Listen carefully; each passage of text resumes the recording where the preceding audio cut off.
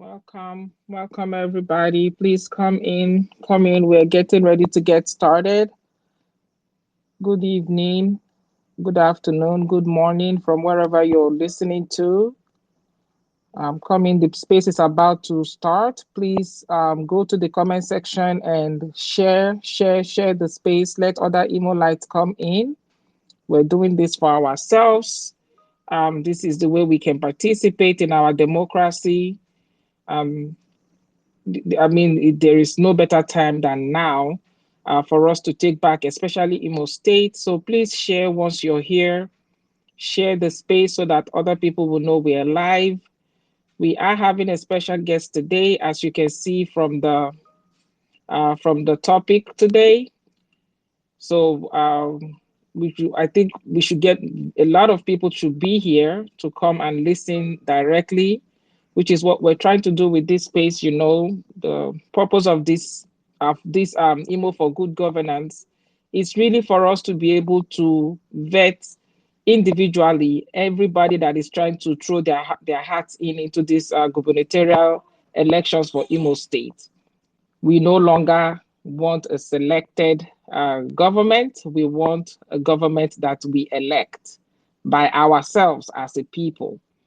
So we want to kind of interview them, so to speak. I mean, if Peter Obi presented himself at every angle in Nigeria when he was campaigning, for him to be interviewed by anybody that wanted to interview him, I believe that our governors should do the same. In fact, every elected officials in Nigeria should do the same.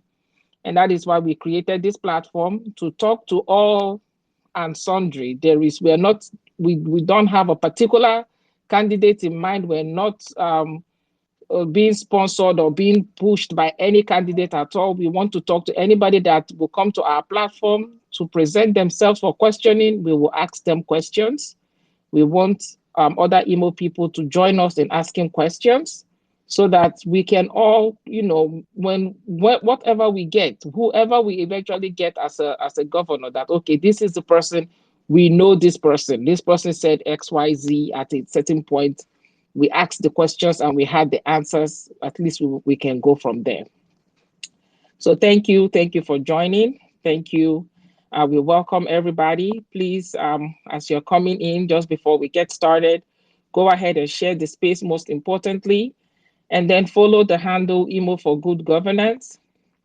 We also have a hashtag today, Imo for Good Governance. Please use that hashtag. If you're asking questions in the comment section or if you're making any comments, just use that hashtag. And then we can, if we don't get to you to speak, at least we can, we will use the hashtag to find if you have any questions and ask those questions also, okay? So welcome. I appreciate each and every one of you. I thank you for being active citizens. That's what we need. I think one of the things that have left Nigeria as a whole in the state that it is today is the fact that we were all passive citizens. We were citizens that just sit down and whatever we get, we get. But that era, by the grace of God, is coming to an end. That era it's dying. It's going to die off completely. We will participate in our democracy because we are educated people as a whole, especially in the Southeast. Especially in the Southeast, that you will not say that our problem as a people is illiteracy. Nobody can ever come out and say that about the Southeast. And when you come into the Southeast, in Imo State people, Imolites are educated.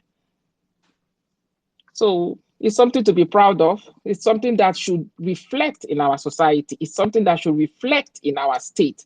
That is not just a bunch of just people that are being led to wherever that are in that state. That these are people that have thinking, that can think for themselves and make decisions for themselves. That is why it is imperative that this time, by the grace of God, we will get it right. We will get it right, God willing. Again, thank you everybody for coming. I appreciate you. We're not going to be taking speakers for now. We're just welcoming everybody, but of course, we want everybody to participate. We want you that you're here specifically to ask your questions once our special guest is available. So we want you to ask your questions. We want you to be heard. We want your voice to be heard. Everybody's voice is supposed to be heard, actually. Um, but for now, just before we get started, we're just welcoming people. I just need to see that the space has been shared. I see so far we only have 2 retweets, and so far we have or what about how many people now in the space? So there should be more retweets than that. Please, if you're already here, retweet the space. You can copy the link and share in other platforms, share on your WhatsApp group, share on Facebook. You never know who has Twitter. I know Twitter and Facebook have some kind of rivalry going on, but you never know if there's anybody on Facebook that is on Twitter. So please share in those groups. Share. You're welcome. I know most people are just coming back from work. It's in the evening for them, and they are just trying to kind of distress for the day. So hopefully this will be a distressing event for you while you listen to our special guest of honor today. That if there's anything that had caused any anxiety today, that some of the answers you may hear here might, kind of calm down your mind, hopefully. Again, I appreciate each and every one of you. And I think I see our special guest is already in the house. Welcome, sir. We appreciate you. Thank you for honoring us. Thank you very much. At this time, we're just still kind of waiting for people to come into the room and then we can begin. While I'm doing that, I'm still keeping my eyes on the space to see if people are sharing it. Please share it. We need emo lights, emo sons and daughters from all over the world. The wonderful thing about this Twitter spaces, you can be anywhere. I have been on spaces with people all the way in Japan, and these people are Nigerians, and I'm like, wow. On a normal day, our path could have never crossed. Never crossed. How? So that's the thing, and Nigerians are everywhere. So you'll be surprised who is logging in from where. And because of this opportunity that we have, that Twitter has granted us, really, we can actually hash out topics, issues now. So it is a great thing. It's a great platform, and I think we should use it to the maximum potential that we can. Thank you, everybody. I'm going to at this point, I'm bringing up my co-hosts that are going to be assisting me today. Again, please share the space. Share the space. I appreciate it. Welcome, everybody.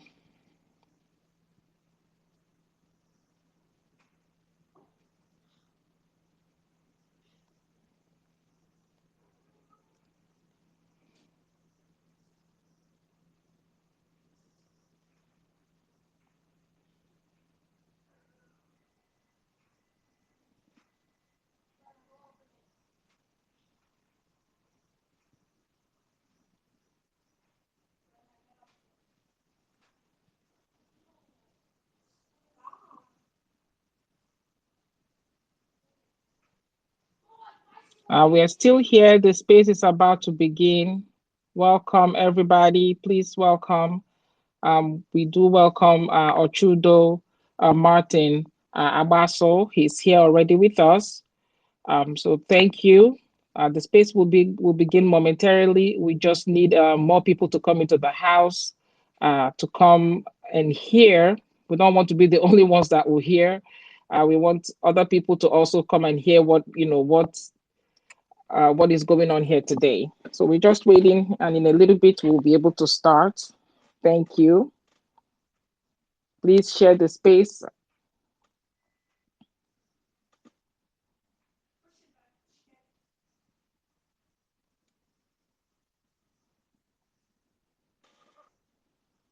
While we're waiting, Dr. Ikenga, welcome. Especially, thank you so much for assisting me with this today. I really appreciate you.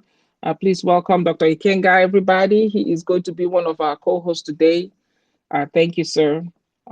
We're happy to have you here. And please, if you have anything to say while we're waiting, you can please go ahead. I'll yield the mic to you.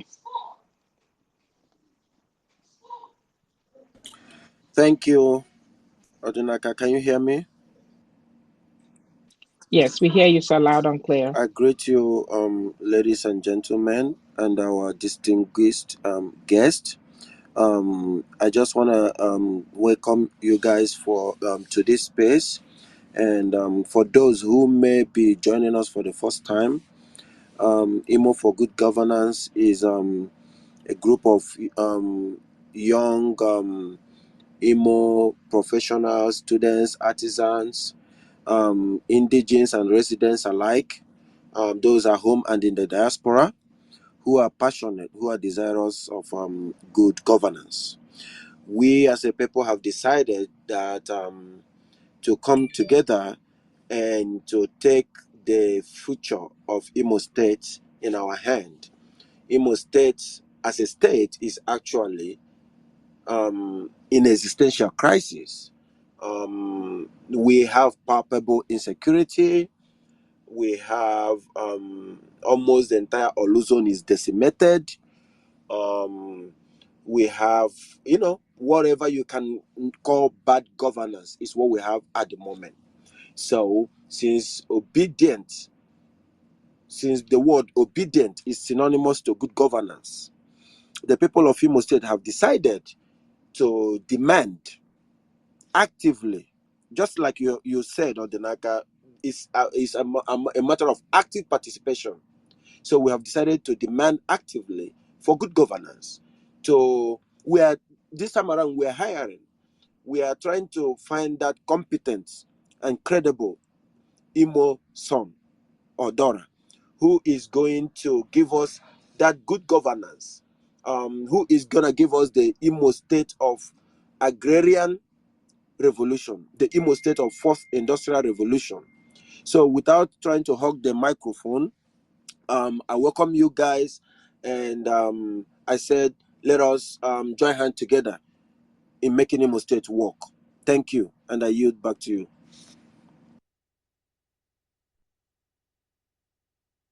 Much. Thank you very much, sir. Thank you. That's right. We are obedient. We are an obedient movement. We are solidly behind P2B. We are waiting that he's going to, take back his mandate, that what was stolen from him will be restored. And that is our hope. And that is, what we're all, that is what is supposed to happen, actually. And so we are obedient. This is what this movement is. And that's why we are interviewing, just as Dr. Kenga rightly said, we are interviewing for our own commander in chief for our state that will come and, take us, help us end this, the impunity really that is going on in our state as it is right now. And with that, also, I want to welcome Praise. He's going to also be assisting us today. Praise is going to be the second co-host. Praise, welcome to the space. Can you please take a minute to make your submission before we start, please? Thank you. Okay, good evening, everyone. Good evening, our guest speaker, and good evening, the listeners. My name is Praise Uchenna from Imo States. Well, like my co-host likely said, we are all here to find a lasting solution to how to fix Imo State back, to put Imo State back to where it belongs to restore that heartland, which everybody know Imo State is. So please, we are here together to fix it together. Please, and like we said, emo for good governance. So we know what good governance are about. Those who are credible and sound-minded, who are ready to take up the mantle, to also face who was on the to conquer him. So I welcome everyone. Thank you.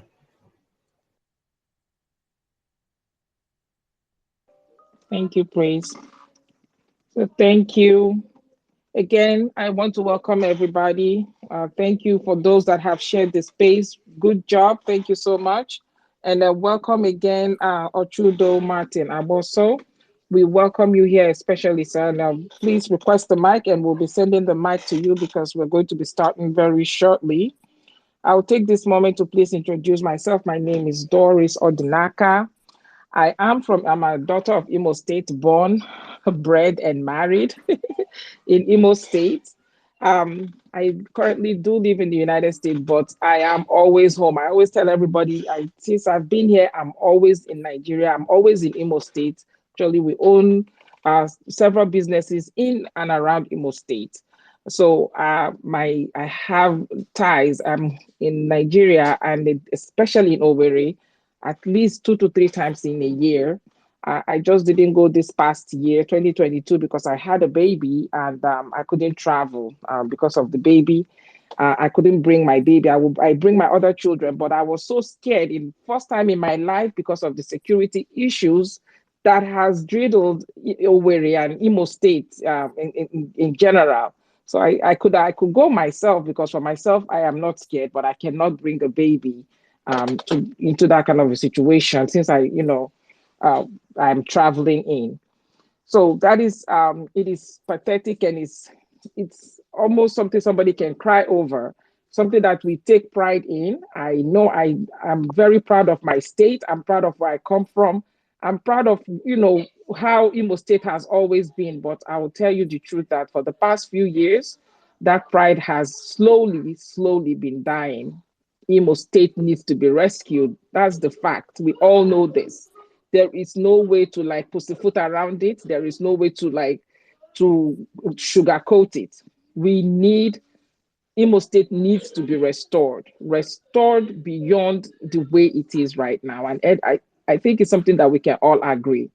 We need somebody that will hit the ground running. We need somebody that will be accountable to us. We need somebody that will listen to us. We need somebody that will, that something that affects us will affect them, so to speak.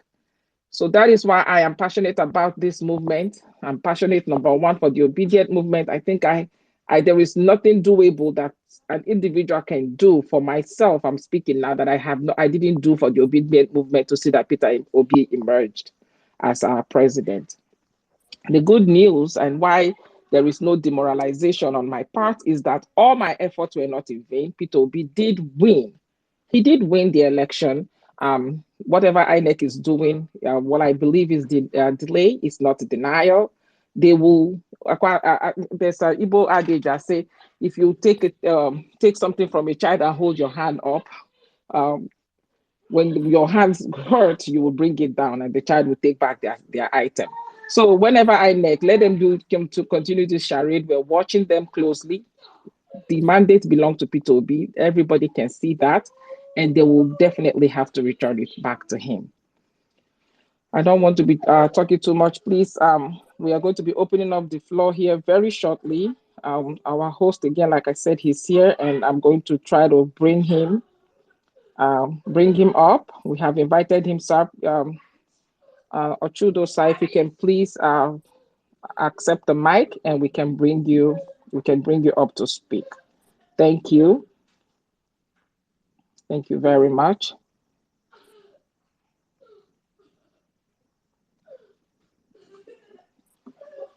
Welcome everybody from wherever you are joining us. We welcome you here. I welcome Akachi. Welcome Akachi. Akachi is part of our this Imo for Good Governance. I also want to welcome a very good son of Imo State, Chigozie. He is here. He is a tireless worker for the obedient movement. I am so proud that he's my brother from Imo State. I am so proud because I know the work that he put on for the obedient movement, and I know if called upon, Chigozie is going to do the same here. So welcome. Thank you. And those on the speaker section already, if you have a submission to make before we begin taking questions, please raise your hand so you can make your submissions while we are waiting.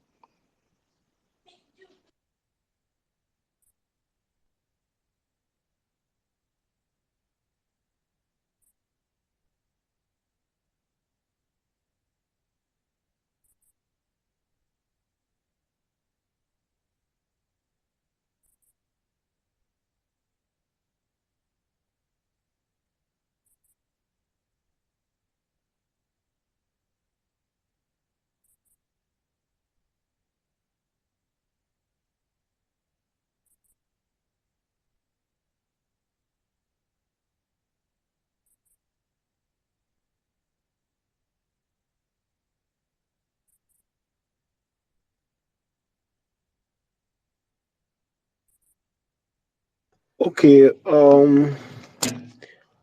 Please remember. Okay. I'm coming. Gentle, I see that your hands are up. You can please go ahead. Gentle is also part of our of this Imo for Good Governance. He's part of us here. He has tremendous help. He has been. Thank you, Gentle. We welcome you here. Please go ahead, unmute your mic and just address us while we wait. Thank you. All right, good evening, everybody. Um, my name is Gentle Godwin Uriak. By God's grace, son of the soil from Ikeduru local government area of Imo State. I want to say it's a great privilege having a leader as pragmatic as Ochoudo Martin Agbaso. We are privileged to have you in our space. I also want to use this opportunity to say thank you to everybody who has created time out of their busy schedule to be part of us, because at this moment, this is a time where everybody needs to tirelessly work and make sure that we see that our very homely state is restored. Thank you very much, and over to the host. Thank you, Gentle. Thank you very much for that. I also want to welcome Oma. Oma is also part of us for the Imo for Good Governance. Oma, we welcome you here. Thank you for taking the time to join us, and thank you each and every one of you here. Honestly, we cannot take this for granted. Thank you for helping us. Thank you for joining us to participate in this quest to make sure that we select this time the best of the best for us. Thank you. And then Okay. without we're going to, yes, please. Okay. Our guest Who speaker wanted is to here speak? already. Our Yes, guest speaker he's is here here. already. I was Yeah. going to introduce him. We're going to go ahead and get started. So thank you, everybody. Again, if you want to speak, we are going to try to take as many questions as possible. We here in the hosting section will not try to hog the mic. We want you to participate. We want you to ask your questions because that is the purpose of this. We do have just a few questions for him ourselves, but we will defer if the question is already asked on the floor to not repeat the same question. So even you on the floor, when you've heard that a question has already been asked, please let's try not to ask the same thing over and over again. Of course, we can ask for clarity, but so that we can, get you maximize the use of our time here together. Let's all try to pay attention. Again, this space is recorded, so you can always go back for whatever you think you may miss. You can always go back and listen to it again because we will have the recording available. Without so much ado, I'm going to welcome Ochoudo Martin Agbaso. Welcome, sir. Sir, I've introduced myself to you. I don't know you that well. I have seen. I know when you went to pick up your ticket at the Labour Party office. I think I actually tweeted that on my own personal handle, Naponzo. So I tweeted that because I am for Labour Party for myself. I'm speaking now, and I was excited to see that. So please, sir, if you don't mind, if you can unmute your mic and please introduce yourself and tell us who is Sir Martin Agbaso. Thank you. Hello, Ndewono. Can you hear Ndewo, me? sir. Welcome, sir. Yes, we can hear you loud and clear, sir. The mic is Nde yours. Ndewono. My name is Martin Agbaso. I'm from Owerri North, Emekuku to be precise. Um, Raised in Emekuku, Owerri. Early education, Our Ladies Primary School in Emekuku High School. Left 76. Enrolled at the prestigious Pontifical University of Rome, Catholic University. Graduated in advanced diploma in 1979. Enrolled at the State University of New York, College at Old Westbury for my BSc and NSD Economics. And married to my lovely wife, Robin, and we're blessed with 3 children and grandchildren. Worked for Prudential Bank in New York, rose from an entry-level position to become a chief financial analyst, became an important member of the stock exchange, and left Prudential Bank in 1992 to run for Senate in Nigeria, in Owerri. I actually won, but was disqualified because of my American citizenship at the time. We didn't have dual citizenship with Nigeria. I mean, Nigeria didn't have dual citizenship with America, and that was enough grounds for disqualification at the time. Was elected senator in 1998, again under the Democratic Party of Nigeria. Ran for governor 2007 and was clearly elected governor in 2007, but due to circumstances best known to the powers that be at the time, that election was cancelled, and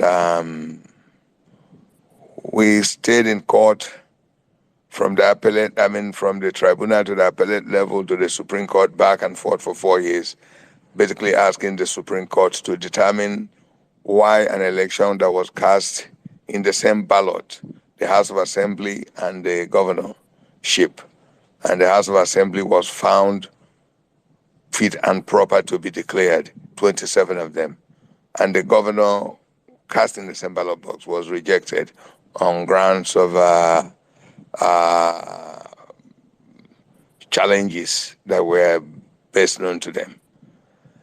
And in 2011, I made another effort to become governor of Imo State, ran for governor in the most negative and heated election I've ever been involved in, directly or indirectly, against Chief Rochas Okorocha. And the events that followed became something, a very negative point in my political history and that of Imo State. So today I am running for the office of governor of Imo State under the Labour Party of Nigeria. And I'm ready to take questions. Thank you very much. Okay, thank you very much, sir. Thank you for that answer. It was short and precise, but it really encompasses exactly who you are. So we thank you for that.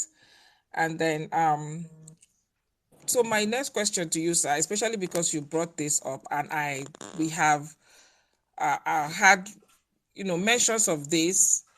I think it is not in a positive light for you to tell you the honest and absolute truth about the your running with Rochas Okorocha. But it is to my understanding that your brother now was the running mate for Rochas Okorocha. So can you please shed some more light into how that happened? Well, like I told you, that's a very sore page, a very bad page that nobody should ever try to remember. What happened was that I never knew Rochas very well.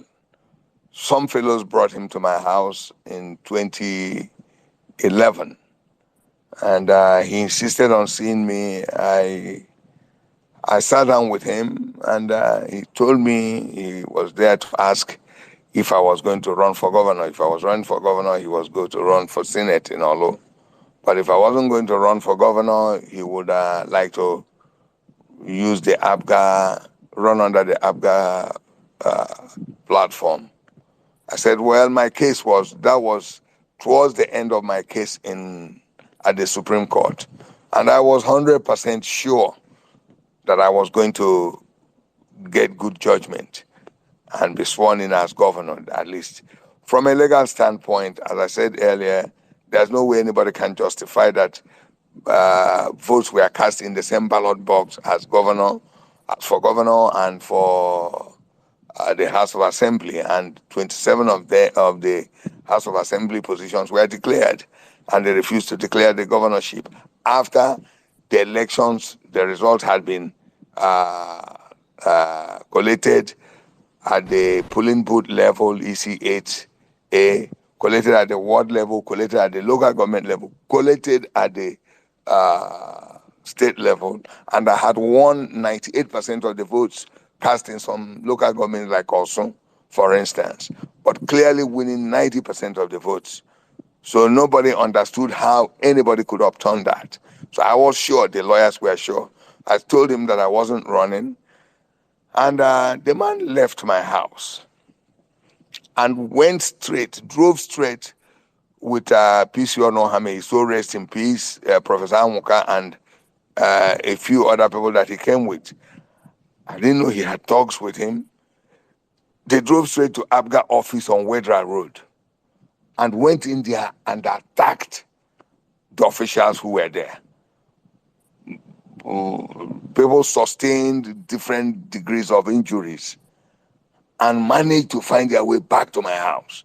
That there's a fellow called Okorocha who came there and told them that Martin was no longer running for governor, that he, being the governorship candidate, he made himself, that he was now in charge, he was the leader of the party, and chased them out of the office. My goodness. I ran off to the party secretariat. By the time we got there, he had left. I drove over to where they said he lived behind Government House. He was not there. I came right back to the NUJ, Nigerian Union of Journalists office, and declared to run for governor. Because the insult was, the impunity was beyond imagination. And that was the beginning of a very horrible relationship. So, while all this was going on, the man now joined ABGA officially with his own organization called AA that he came with from his party. And we now had two parallel structures. The original ABGA structure, which is Ahmed Fula, and this AA that he came with. They opened their office somewhere on Okigwe Road. We had our office where ABGA was on Wetra. We continued till we were moving towards the election. And we had to get the National Working Committee to resolve the issue, the problems we had, to choose which one was the authentic formation of the party. So we all left for Abuja. About 4 days to the final meeting before the structure would be chosen. We had made all our submissions. Unknown to me, this man had taken over the 19 members of the National Working Committee and the Secretary General from the North, who were all Northerners. Nobody knew that. So on that day, I had just finished my exercise, going to take my shower. Victor May, the national chairman, called me. Ochoudo, I need to see you right now, at my hotel. He was staying at Rockview. I said, no, I'm just coming out of the gym. Let me go freshen up. And then he said, no, I must see you now. Now. I drove over to Rockview myself. Victor May was there, head bound. Amadike, what's the problem? What is the problem? What's the problem? This guy refused to say anything. I moved his head up a little bit. His eyes were bloodshot. You know. I said, what happened? Is there any death in your family? Did anything happen? He pointed at the refrigerator that was next to him. I said, what's that?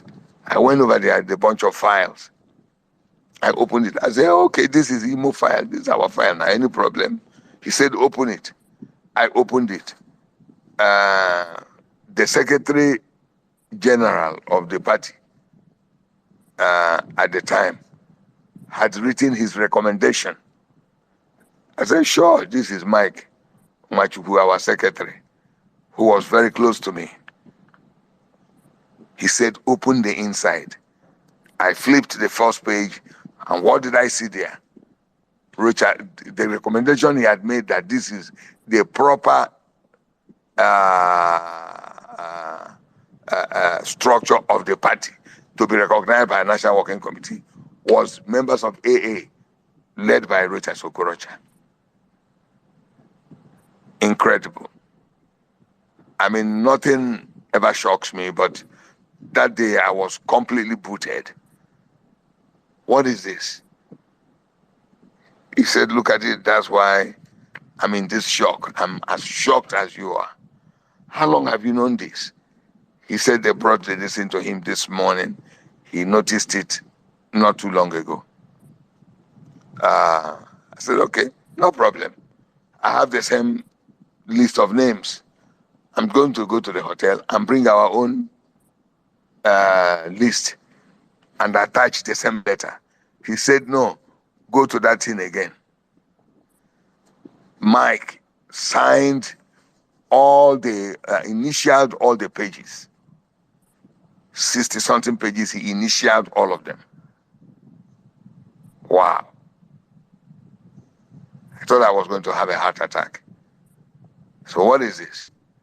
He said, and this has been circulated to the 19 members of the National Working Committee from the North since yesterday.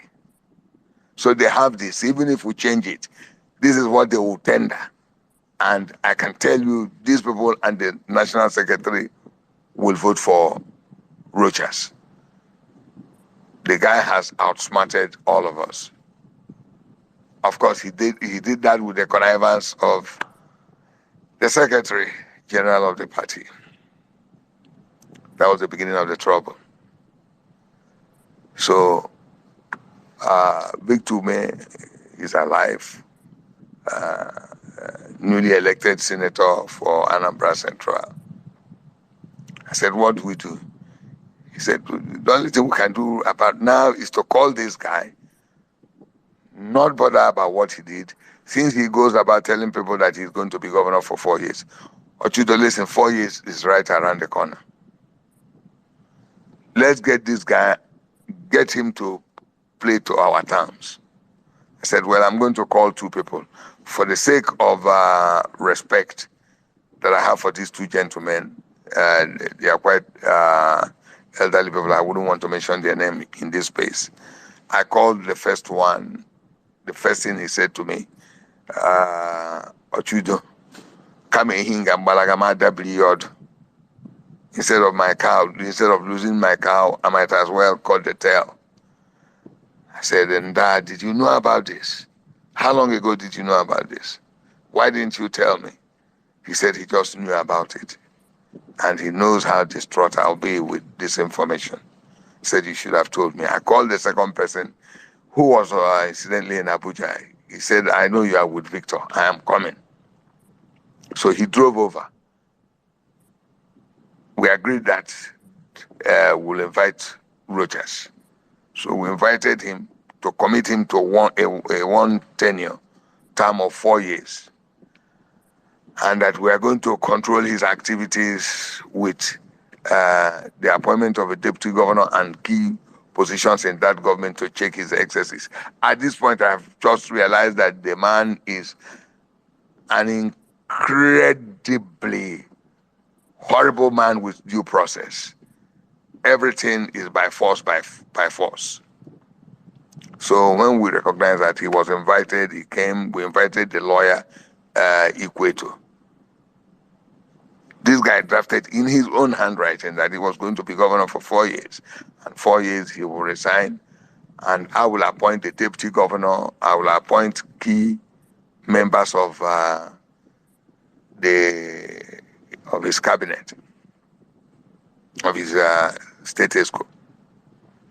All those things were put in writing. And of course, I've had people talk about Rochas paying me, which is the most insulting and annoying thing anybody can say to me, because at the time this agreement was reached. Excuse me, sir. Yes, sir, but you know, I think in the light of without you sharing this information now, you will agree that at that point, this information were not public knowledge. So people will, run away with their own Well, thoughts about what was. Yes, can you sir. Go allow me ahead. finish giving you the information? As at that day in March, I challenged Rogers. If you show me any bank account anywhere where you had 5 million naira, I'll give you $5 million. The man was very heavily indebted at the time and was not in a position to give me 1 naira or $1 or 5 pence or any penny of any sort. He wasn't in a position, he didn't have the capacity to do it, even if he had the desire to do it. And there were no pecuniary considerations. All was important to me was that he was going to leave after 4 years. My burning desire was to begin the process of rebuilding a state that I had vision for. To begin to put Imo State back to work. To lay the basement, to lay the foundation for a holistic development. That was what was key for me. And I said, okay, I'm going to moderate my anger, my disappointment, and all that. Not with him, but with the people that he connived with, who were eating and wining and dining with me every day. But when connived with this guy to do that type of thing. But what I want to say to you, I've said, I'm a very private person. Forget that I'm a politician. What they sometimes tag as arrogance is because I'm private. I don't socialize too much. And if you come up with too much information, I'll let you have your way and get out of my face. So I ignored it. But when I started talking to people, I said to them, let this guy show any proof that he has ever given me 1 naira in any form. He didn't have it. As I speak with you, he's still owing me money I invested in the process and monies that I gave to him as loan. And I challenge him to come out in public, not on an audio platform, on a live television platform, and I show him monies that I gave to him as loan that he was supposed to pay me back that he never paid back. I'm a solid Catholic, I don't lie. And you can talk to Vic to me, and people say, oh, you gave him you sold your ticket to him. How can I sell a ticket? I'm a contestant like him. Now I'm a contestant in the Labour Party. Can somebody say, Ochoudo, you have sold your Labour Party ticket to Mr. XYZ? Because I don't have it. I'm looking for it. I was a contestant looking for the ticket. He was a contestant looking for the ticket in the most diabolical manner. So how would I give him something I didn't have? Something I was looking for. Thank you, sir. Can somebody buy that with all the gold in Timbuktu? What will Yes, you thank you, offer sir. me? What will you offer me to give you Labour Party ticket if I have it? Yes, sir. Thank you. Let's quickly move on. I think you have hashed out that question. I mean, I think it was clear and concise. Your details of what happened and how it had happened. I think my co-host Praise had a question. I had Praise. I saw you raise your hand up at a point. Please, if you can go ahead, if you have a question. Thank you. And then Okay. please, Praise, just a moment. If you're in the speaker section, please, and you want to speak, we implore you to please raise your hand so that we can. I do have a lot of requests Currently, I have 10 people already on the speaker section, so I cannot take any more requests. So I want to, let's go in an order so that anybody that speaks can be dropped down so that other people can get the opportunity to. Thank you very much. I yield back the mic, Praise. Thank you. Okay. So my question goes like this. You talk about good governance in Imo State, and you're ready to fix Imo State. You're using hashtag fix Imo. So we heard that Labour Party form is being sold at 25 million naira, and so far most of those aspirants have been complaining about the price tag, and we all know that how he participated in Obi movement, and you believe in this is Obi ideology. And so far, your Twitter, we have not seen anything when you complain about the fixed price of the form 25 million naira. Please, can you kindly explain to us whether you're comfortable with the amount that the Labour Party has sold their governorship form at the moment, or you have to any complaint? Thank you, sir. Thank you, Praise. Am I correct? Or Ikenga, who is Yes, Praise, it was right? Praise, sir. Yes, yes, yes, sir. Okay, Thank you. great. Great. I think we all have one primary concern, that we have a state that is so insecure.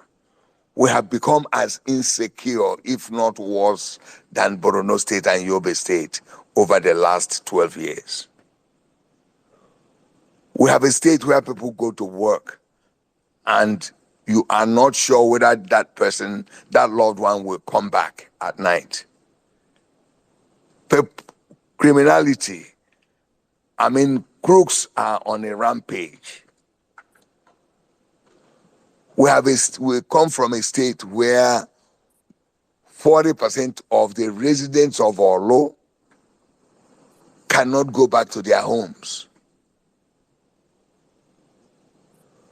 We have a state where more than 520,000 young men and women roam the streets underemployed or unemployed. We don't want to talk about infrastructure because that's the least of my problems. We have a state where the economy is completely shut down. You cannot do anything in this state to earn a penny, apart from petty trading, money is exchanging hands, and you are subjected to multiple taxation on those pennies that you collect. I'm sure anybody wanting to run for governor, those concerns is what you should be focused on. I'm not worried about 25 million or 50 million or 100 million just to call it names or just to say, oh, I'm a right guy, I'm a conservative guy, I'm P2P, we know they give shishi.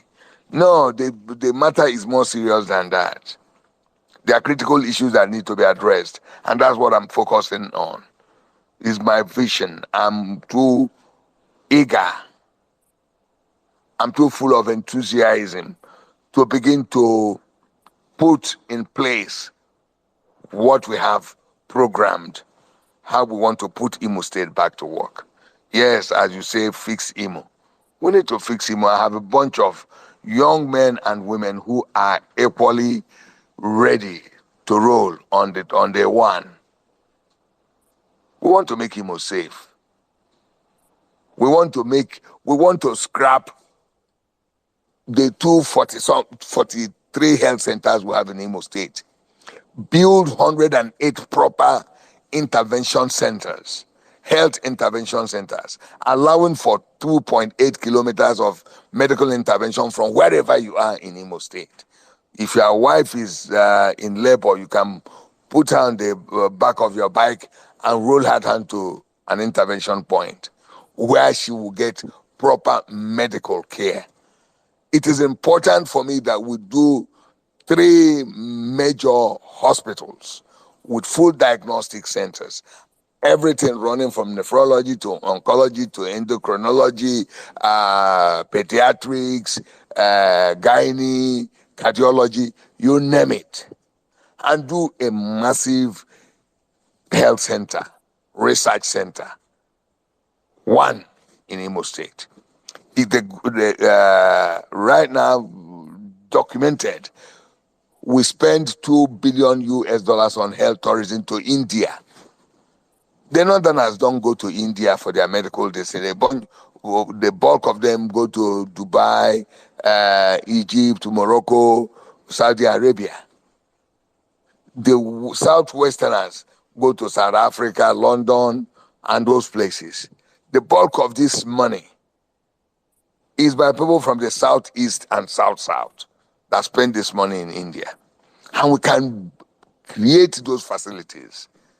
And we don't have to leverage on government funding. This is pure private development, health development. And they make their Oh, money back. so I'm so sorry, sir. I'm sorry for interrupting. It's like you didn't get my question. I'm talking about the Labour I got Party I fee. got your question. Your question is, should I worry about 25 million? And I'm telling you that Yes. that is not my headache. And that ought not to be anybody's headache at this point if you want to be governor. I got your question. There are more critical things that need to be addressed than talking about whether you should pay 25 million or not pay 25 million. Maybe praise you were not listening. Okay. Okay, sir. Thank you. God bless you. Please, host, you can continue, sir. Let me come in here. Thank you very much, Ochoudo Martin Agbaso. You have really, really, in my opinion, in my own understanding, you have taken time to elucidate, explain certain things that I believe are critical to understanding who you are. You see, for me, anybody can come and tell us how he's gonna turn Imo into Japan of Africa, right? We've had in this platform other aspirants before, and it's an easy question. Tell us your plan about security, and they would go about how they solve all this problem and all that. So I have no doubt to your ability to answer that question rightly, but I think that there has been some obscurity, let me use for want of a smaller word, some misconceptions about your person, and you have taken time to actually explain something that is very vital, very important about your relationship with the former governor who misgoverned Imo State. Now, but I think it is also important to the benefit of everybody here and yourself too, to elucidate, to explain more. Because here is the thing, and this is my point. A lot of people among the obedience think that this is a time for a new order, and for a new order they always think that we want a new ways of doing things, somebody new, somebody different, somebody that is not part of the old order that we're trying to fight, somebody who is not part of the people who have put us where we are. Now, to that effect, I would want you to dig deeper a little bit to explain to us as to towards your credibility. Have you served any public office before? Can you tell us, your duties, your activities, and how meritoriously, if so, you've served towards being accountable and having a credible public life? I believe this will be good to let those who do not know you, who may be mistaking you for somebody else, to understand really who you are. Thank you. Well, there will always be, even though I had a call, I lost you in some part of the question, but I think the bulk of the gist of what your question is, who are you? What did you do? Have you held any public office? And I want to put it on record that I have not held any public office, elective office. I have never been appointed minister. I have been appointed SA to the president on ecology. But before then, let me get back to what I had explained in my intro. Maybe because people have seen me, heard about me in the political space for such a long time. So this guy appears to be somebody from the old order. The first time I ran for Senate, I was just 32 years. The first time I ran and was elected, I was 32 years. Clearly, Moka and I were the two youngest people elected senator then. But of course, like I told you, they disqualified me that I was an American citizen and I hadn't lived in Nigeria long enough to pay taxes and all that. Because I had just come back into the country 3 months and decided I was going to run for Senate because I had reached the apogee of my career at a very young age. Of course, the professional recognition, became an executive member of New York Securities Exchange, became a member commodity improvisers, became a member $1 Million Roundtable, and all those things that came with professional recognition and money. I was burnt out working for Prudential Badge. I came to Nigeria and the opportunity came for me to run for Senate. And my people asked, I said, sure, why not? So because people have seen me in this political space, and in 1990, of course, Abacha came and all that. In 1998, I ran and was elected senator again under the DPN. So because for all this time, they have seen me in the political space, and that could have meant that this man has been around. I've never been governor. I've never served as a senator. I have never served as a minister. I've never served as a commissioner. I don't do state government jobs. I don't do state government state government contracts. I have my business interest spans from oil and gas, upstream, basically, uh, construction work, purely for the oil industry and federal government. Now, I have not earned a penny from any state government, directly or indirectly, in my name, never. So, when you talk about issue of credibility and they are looking for a new order, what people should be looking for is competence. How educated is this guy? What level of professional training does he have? What businesses has he built from scratch? What understanding of national, international policy formulation does he have? What type of courage does he have? Is he a courageous man? Is he a man who will stand tall against corruption? Is he a 419 man? Is he a drug dealer? Is he a criminal? Would he bring disrepute to our state? That's what you ought to be concerned about. And that is what I bring to the table. On all this, I stand tall. Thank you.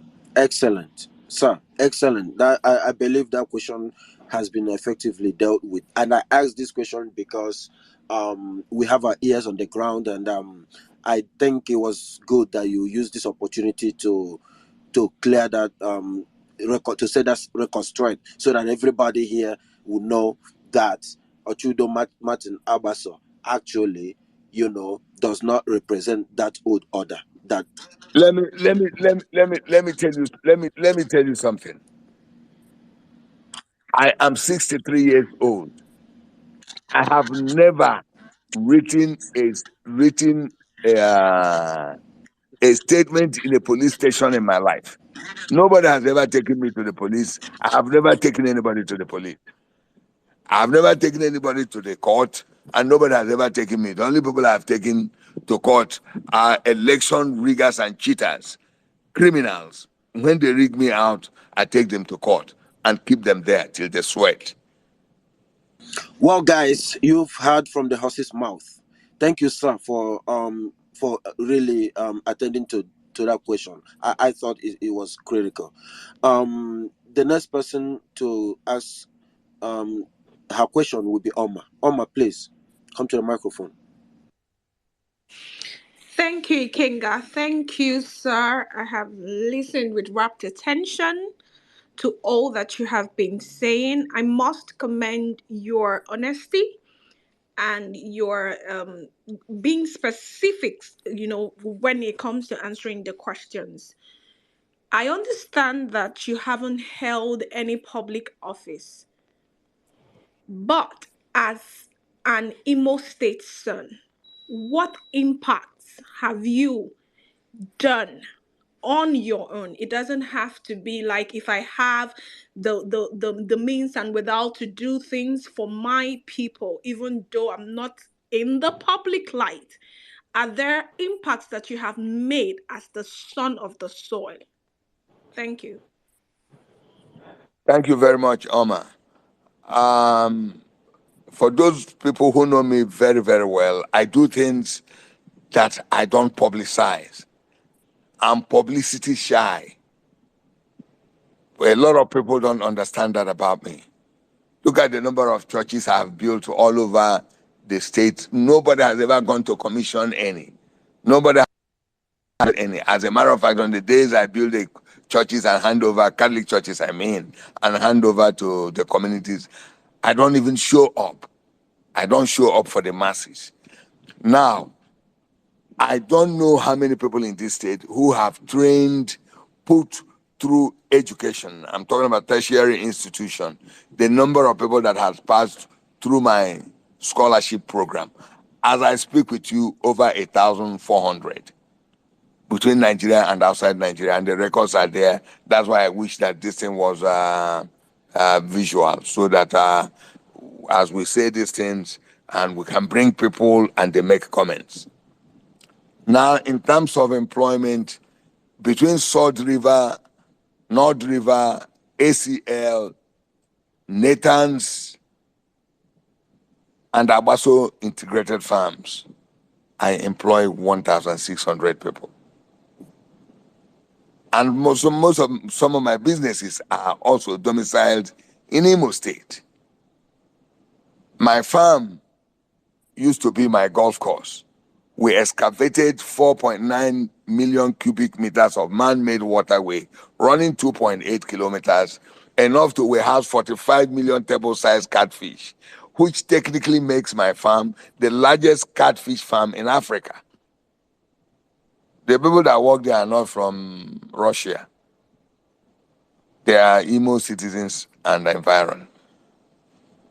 And I can go on and on, Oma. Have impacted on our people.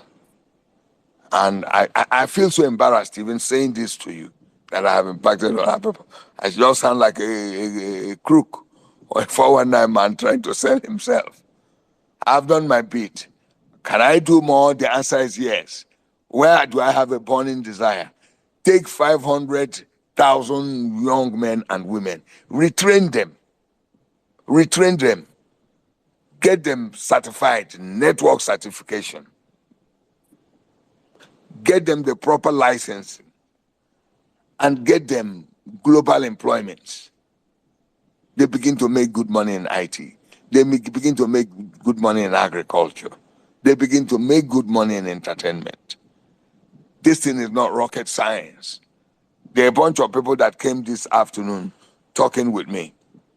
Earlier in the morning, talking with me.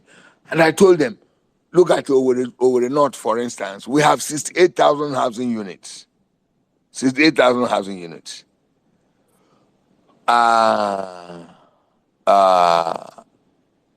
NERC, which is the regulatory agency that controls power, allows you to do 1 megawatt or under of power to generate and distribute. If you have 5 generators running from either $1.2 million if you're using General Electric, or you're using Kiloska, which is about $680,000, 5 generators plus 2 standby will give you power, uninterrupted power in Owerri North, 68,000 housing units. Now let me tell you the arithmetic of that. Please round up, sir. Thank you, sir. Please round up. No. Okay, let me give you the arithmetic of that. EEDC or whatever is selling power to us at 35 naira per kilowatt unit an hour, 35 naira per single residential dwelling, to 102 naira for commercial. Now, if you are doing 68, the cost, even if you are trucking gas from Eleme, under 10 naira, you will generate it will cost you 10 naira per 1 kilowatt unit an hour. Okay, per kilowatt unit an hour. So when you break that down, I say to you, don't sell power to my people at 35 naira. Sell it to them at 20 naira. Give them 15% discount.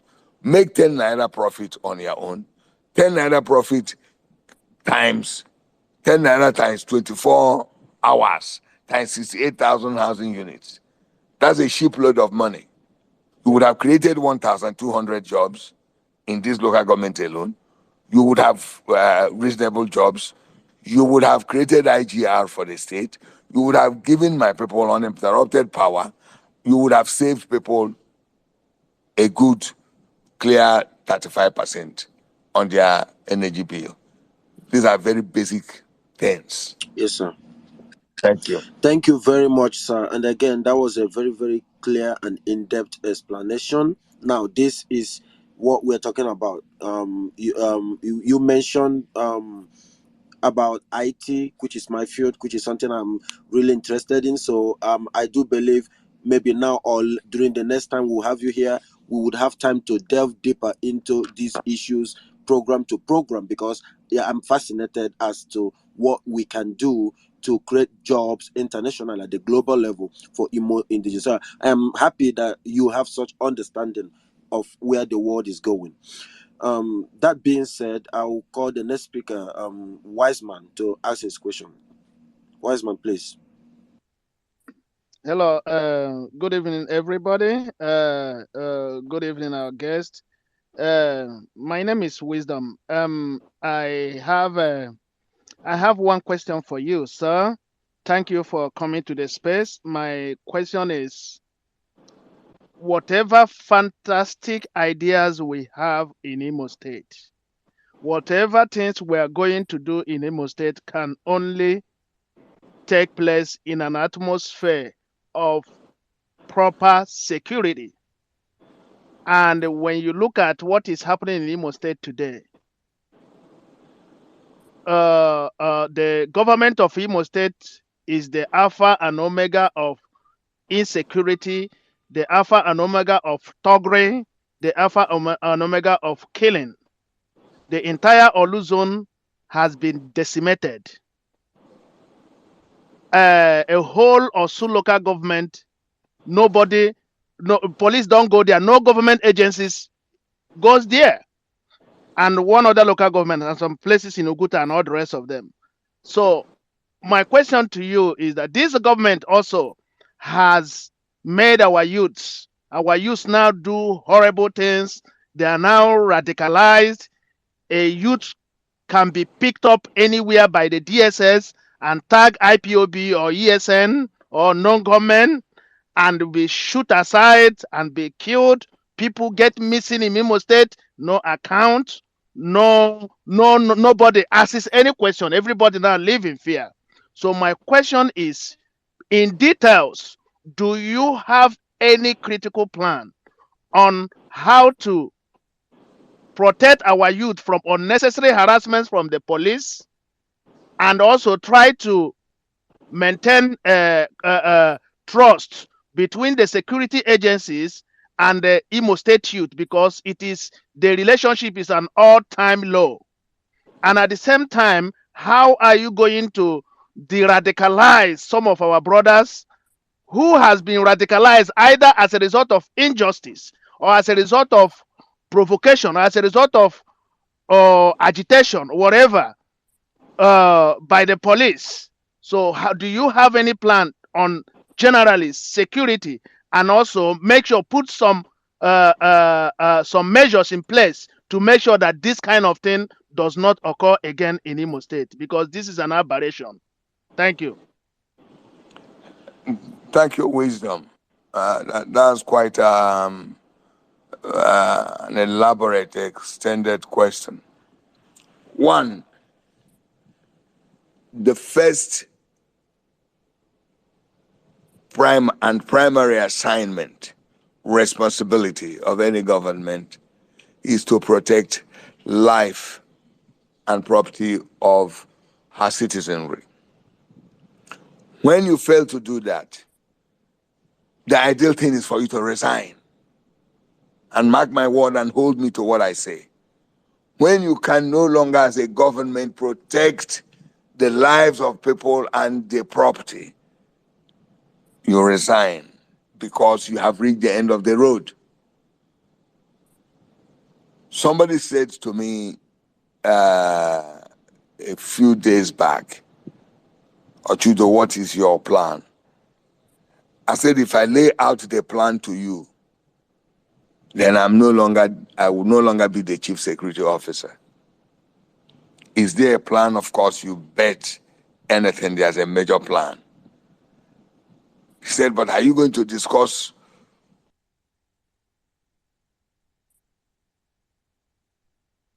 terrorists? Oh, Hear me? Can you hear me? Yes, sir. yes, We sir. hear Yes, you sir. Go now. Go ahead. ahead, sir. Good. You must define the critical issues first. Who is a terrorist and who is not? We have three categories of people here. We have criminals that bailed out of Owerri prisons and other prisons in different places. And these are outright criminals. They are out there on the prowl. There are people who are, like you said, agitating for one reason or the other. Whether it is right or whether it is wrong, the most grueling war in the world ends up on the table. You must sit down and talk with people. You must understand what's driving them. I used to go to Asu Blielem in the night. I'm talking about the heart of Osun. I used to go to Ekototo in those days to go see my friend Festus Odimebu. But those are deserted places. Does that give you any warmth? Does that give any reasonable person good feeling? The answer is no. Do we have the capacity to wipe out all that? The answer is yes. If I cannot do that as governor in 6 months, I will resign. Am I going to sit down here in this public space and tell you this is the plan? I'm not going to do that. That will amount to irresponsibility. But you can be sure that under my watch, Imo will not be the way it is. Thank you. Thank you, sir. Thank you for that question. We understand that issue of security is a sensitive. It's not something you throw up on the public space. So we do understand that.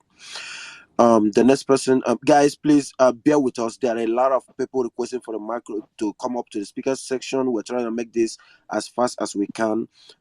If you're on the speaker section, kindly raise your hands up, and if your hands are not up, I may have to drop you down to accept new speakers. Chief, over to you, please. Thank you, my brother Ikenga. Good afternoon, sir. My name is Nick Ben Jr. I would like to thank you for coming to this space to dialogue with fellow citizens of Imo State. In my opinion, you remain a respected man, I know.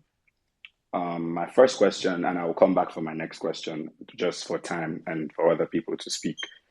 You mentioned that you were a dual citizen at the time that you ran for senator, and eventually you got disqualified because of it. Now, I know for a fact that if you are able to secure the gubernatorial ticket for the Labour Party, by means of the support of the people, you will win and be elected. My question to you is, have you ensured that there are no legal boundaries restricting you from the office of the governor in the 2023 elections? That's my first question. Well, Nick Ben, thanks. In 1992, I had just turned about 32, 33, young man full of enthusiasm. And as a matter of fact, I came home for my mom's Thanksgiving. And somebody took me to La Pech Hotel, where what was called over the Elders Forum had a meeting. They said, listen, we have won the governorship of Imo State, Evan Enwerem then. Now the Senate is on the table. The subsection BC had always gone to the Senate. We are looking for somebody from Owerri. Any of you, we were looking for Owerri person, Owerri Federal Constituency person on Gobala, who has capacity to run for Senate. And about 5 or 6 men stood up and talked about, ran their CV through the 150 or 160 elderly people. And while all that was going on, I asked, can I invite you over to my house in Emekuku? They said, yeah, sure, why not? They came. And right then and then I spoke with my wife. Listen, I'm going to be running for Senate. She didn't understand what I was saying. I said, come, let me show you the people who will make me a senator. And I took him to these very successful people representing different parts of Owerri. And I announced that I wanted to run for Senate. One, I am professionally, academically more educated than all those people that talked about going to the Senate. I have better exposure and I have more contacts that I could deploy to help Owerri Zone. At the time, they were looking for 500,000 naira. That was the amount of money that was required. I told them I was prepared to deploy $2 million, earning from dividends, salaries from Prudential. Of course, I got the approval immediately. That was preparing me for a race that was going to start in the next 1 month. So it was a spur of the moment thing. But today I'm a seasoned man. I have lawyers that work for me. I have constitutional lawyers that I talk with, and there are no issues. Like I told you, there are no limitations. 1, 2, as I said earlier, I've never written a statement before in the police station, either here or anywhere in the world. Nobody has ever challenged me for anything, and I've never challenged anybody. So you can be sure that there are no limitations. Thank you. Thank you, sir. The next person, please, guys. If you're on the speaker session, raise your hands up. Otherwise, we may have to drop you to bring others up. We have over 23 requests waiting. Follow the handle and follow the Wow. co-host so that you can get updates subsequently. Cardinal, over to you. All right. Thank you very much. Good evening, everybody. Good evening, Ochoudo. Move straight to the question. I have 2 questions. One, since you are one of the front runners of Labour Party in Imo State, now the outcome of election, Imo House of Assembly election tomorrow, will go a long way and will determine how November 2023 will be in Imo State. So, how are your plans? What are your plans with the Imo State Labour Party on how to make sure that and ensure that the elections tomorrow we are all successful, credible to the Imo lights, because it will speak loud on November. Now, secondly, there is something that happened during Okigwe Senatorial Zone. Cardinal, excuse Yes. me, thank you. Please, we have to limit it to 1 question per person. Like we said, there is a lot of people requesting to ask their own question. So let Ochoudo go ahead and answer this question, and then we will. If there is time, you can come back for your second question, please. Thank you. All right. Thank you. I'm sorry. I got distracted with calls there. I got the first question. I didn't get the second question. The first question is, how would the results tomorrow affect what will happen in November? Am I correct? Yes, sir. That was the first question, and he didn't get to ask the second question because we are trying to limit it to 1 question per person, sir. Thank you. Okay, perfect. And I'm going to start cutting my answers short. The two elections are totally different. DNA completely different. We are going to do every bit of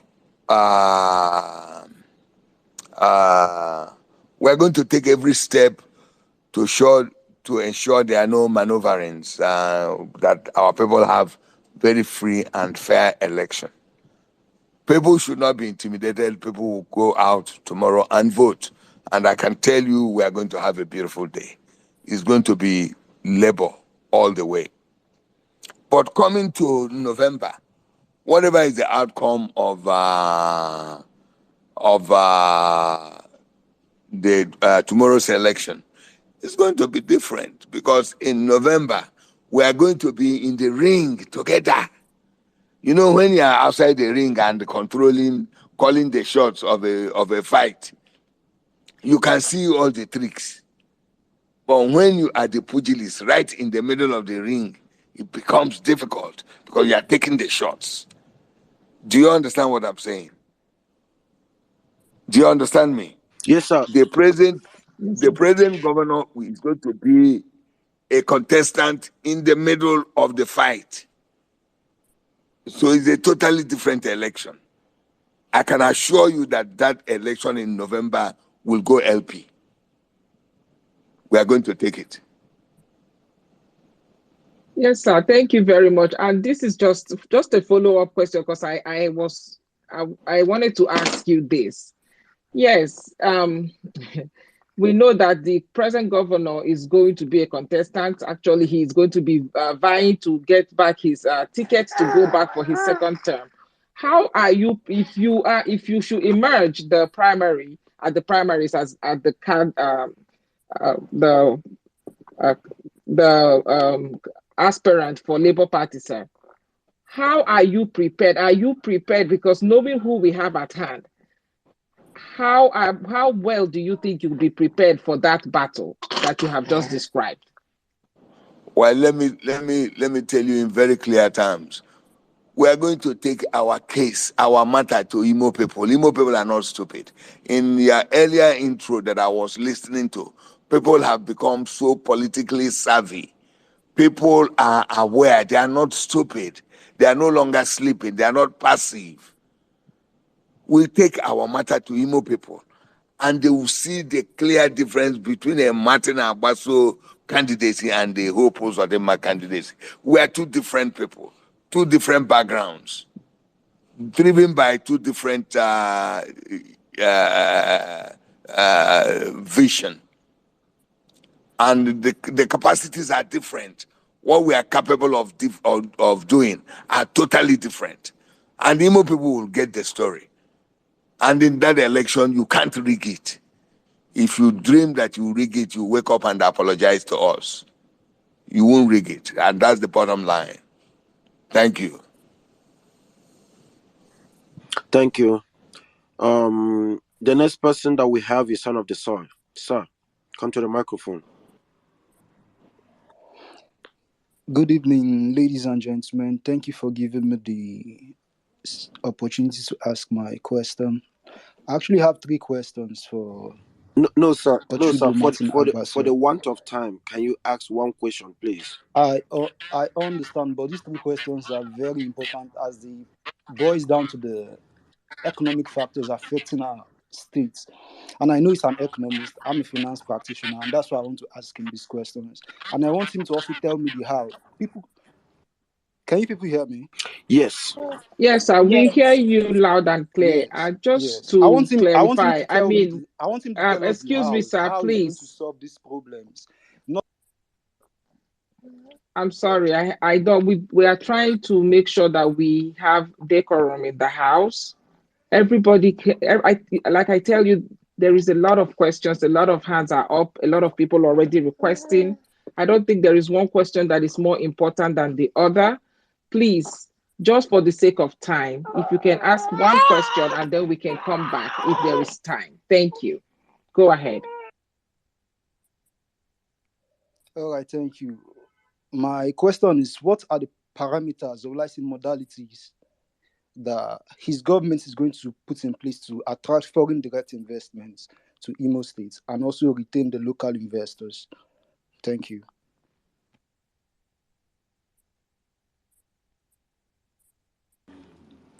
Hello, Ochoudo. Did you get the question? Hello, sir. Are you here?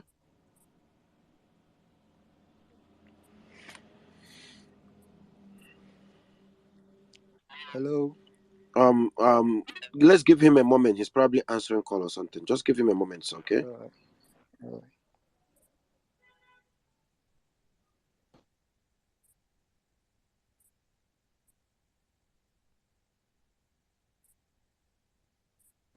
Hello, are you here, sir? Okay, just since that he's not here, can okay, I Can you think hear me? Yes. Can you he's hear here me? now. Yes, sir, please go ahead. Okay. Yes, sir. We can hear you now, Primarily we sir. have My we have question spent is, we have spent all evening talking about insecurity. No single investor, no single investor, be it local or foreign, will have the confidence to come and invest money in an area of insecurity. The whole essence of investment is to have your returns. And when you are not certain, you are not certain you'll be able to find the means of production. You are not certain that you will be able to operate in an environment of safety. You have no control over the market. You cannot uh, uh, open new markets if you have to. And the banks who do the credit analysis, who do the risk analysis, will never give you a penny to invest in an unsecure environment like Imo. So the first question is to deal with the security issue, get it out of the way. Once we get it out of the way, there are so many ways to attract fresh investors. Primarily, what are you looking for? You have investments that you are targeting just to create jobs. You have investments you attract to create IGR. You have investments you are attracting to create uh, uh, environmental upgrading. So for each one, you know what breaks you are going to give. An investor, a foreign investor or local investor that you are targeting for IGR, you are not going to be giving tax breaks. You look for other breaks that you are going to give, you are going to create to make that investment lucrative for the person, thereby raising the investor confidence. So security, security, security. You must get that out of the way. Once that is out of the way, the rest of the beans is put in compartments to suit what you are targeting. You can find a company that you are hoping will employ uh, 5,000 people, creating disposable income of X amount. You give him all the tax breaks. You are not looking to make money from that person, but you can make money from income of your citizenry. So there are different pots, modules that you can create for each industry, depending on what you want to get out of it. And of course, there are basic things that companies want. We have gas is the future of this country. Gas is the future of the world. And the IMO is the harvest belt for gas in Nigeria. IMO is. And just the gas will flare alone, if modeled and channeled towards proper usage, will create more than 5,000-10,000 jobs. But beyond that, create direct impacting on companies that will come to benefit from the cheap gas that we have available in Imo. We have a workforce that is young, very healthy. All we need is skills. Thank you, sir. For an economy like ours, 7 million, a population of 7 million people economy, you need a minimum of 700,000 skilled workers to drive it. So you have to train 700,000. You need skills in production, in chemistry, in physics, in IT, in agriculture, in biology, in medical laboratory, in sciences. That is the future. As we keep creating new energy, new talents, then we feed new industries. It becomes attractive for people to want to do business in our space. Artificial intelligence is key, but it is only complementary. It's complementary, but it opens the space for opportunities for our young people. Today, you have young people who earn $200,000 a month. You ask yourself, what am I doing in this country? This guy is earning $200,000 because the guy is sitting down working for 5, 6 different companies at a time. All you need is walk into his living room. He has 5 laptops, 5 systems, dealing with 5 different companies in 4 different continents. When you want to make a reservation for your British Airways ticket, you'll be calling for reservation. You don't know that a little woman in Bangalore is just making the reservation for you. You think you are talking to somebody in England. You are making hotel reservation in Marriott in Frankfurt. You are dealing with one woman in sitting down in one small village in Bali, Indonesia, making those reservations. Why can't we train those kids? All the banks you see here are running helter-skelter because the ICT departments are empty. The boys are making good money in Canada, UK, New Zealand, or every other place.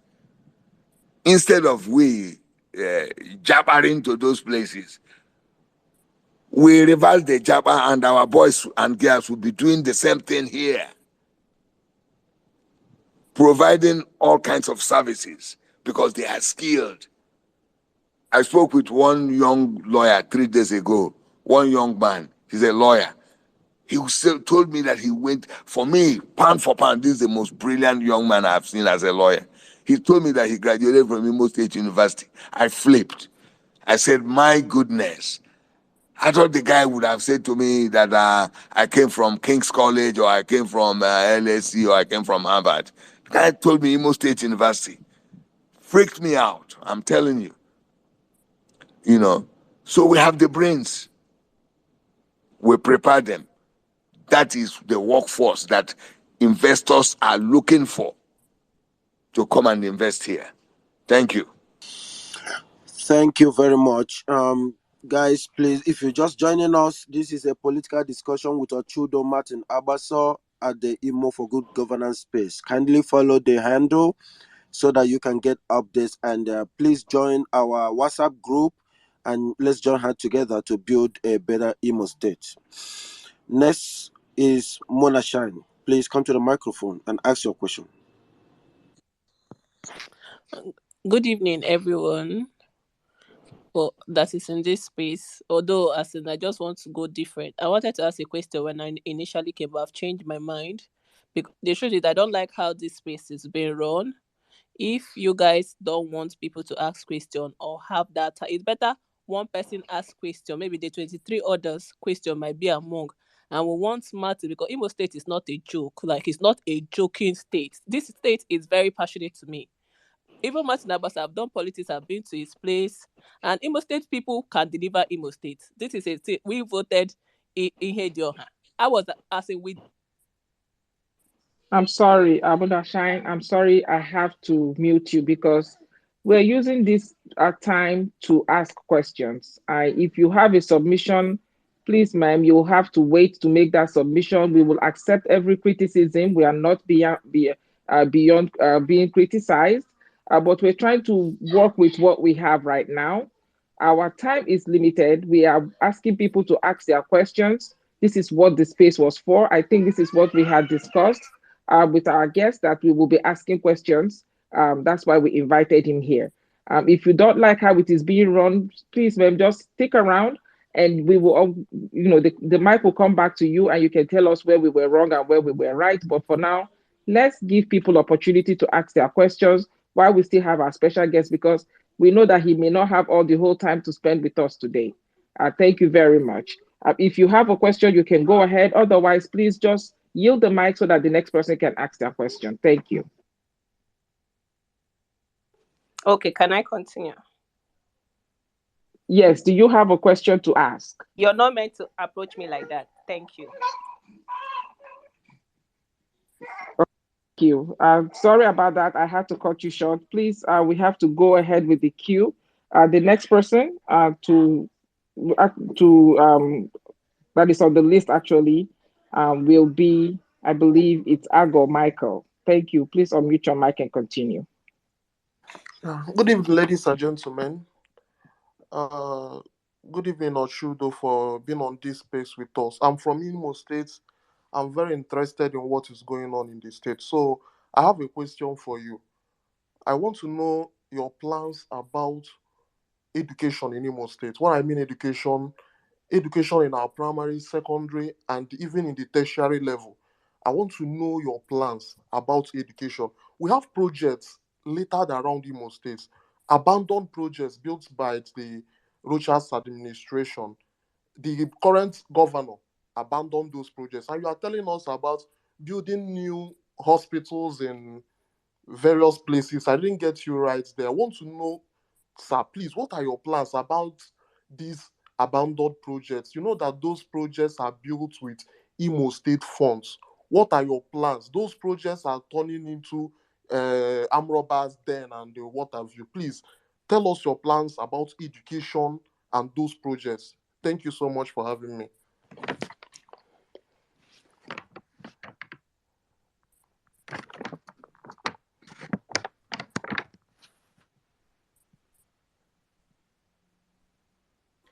Sorry, it was please. Hello, Chudo. Are you here, sir? Okay, while we wait for him to respond to that question, guys, please kindly. Can you hear me? Okay, go ahead, sir. Can you hear me? Okay. Now, right, currently we have 1,297 primary schools in Imo. That's why I like television. I like visual. I would have shown you some schools now that almost 100% of you will collapse if you see where your younger ones go to as primary schools. I'm talking about infrastructure. We have 1,297 primary schools in Imo.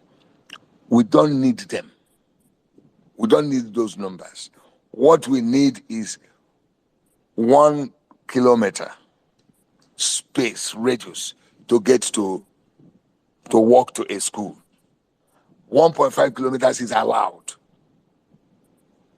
Now we are going to renovate, refurbish, bring the schools to the standard of the best private schools anywhere within the country at a cost of less than 7 billion naira, which is nothing when you cut off all the fat in extra budgetary expenditure that these governments embark on, all the waste they embark on. 7 billion naira, you would have refurbished also. And I'm telling you, this is after extensive infrastructural audit of all the schools we have in Imo State. I wish this was visual. I would have shown you things that will shock you. We have 314 secondary schools in Imo State. We don't need 314 secondary schools. We are going to scrap 100 of them. But what we put in place of those is 54, 2 per local government, with emphasis on science and technology. Boarding schools, the schools that I went to, people of my generation went to, what a boarding school looks like. And we begin to use it to showcase that we have returned back to our normal life. We have fought and retrieved our lives. We can no longer succumb to the pressure of terrorists or criminals. Now, when you now get to the soft tissue, we have to determine what curricula vitae are we going to use. What curriculum are we going to use?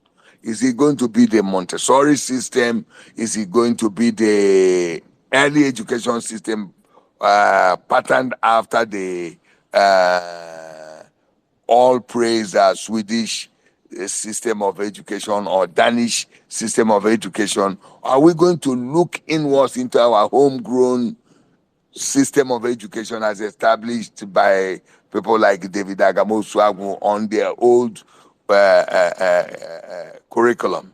We must determine, because right now there are different standards. It may shock you that out of the 25,524 teachers we have in Imo State, almost 45% of them don't have first level computer appreciation. They can't check email. It will shock you that teachers get to school in Imo State with their Okada, with their motorbike, write things on the board for the children to do, and they drive off, go do their taxi runs or Okada runs, and come back in the evening and close. Goodbye. That's not preparation. That's not holistic education. That is not preparation for the future. The concern of what will happen to the infrastructure that the previous government put in place and allowed and abandoned and all that is not of concern today. Those things can be put to use for other things.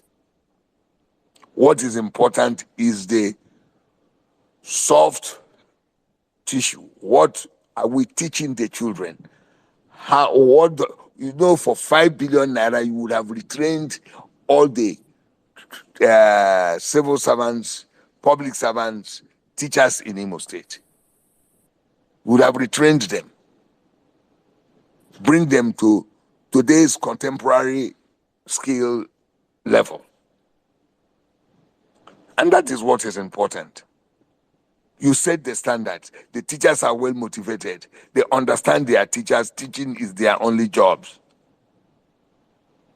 And they are well looked after. They are motivated to go to school and teach. If you build skyscrapers and put people there, that is physical infrastructure. Psychic infrastructure. That's what my government will be putting in place. How do people see Imo State? What is our attitude?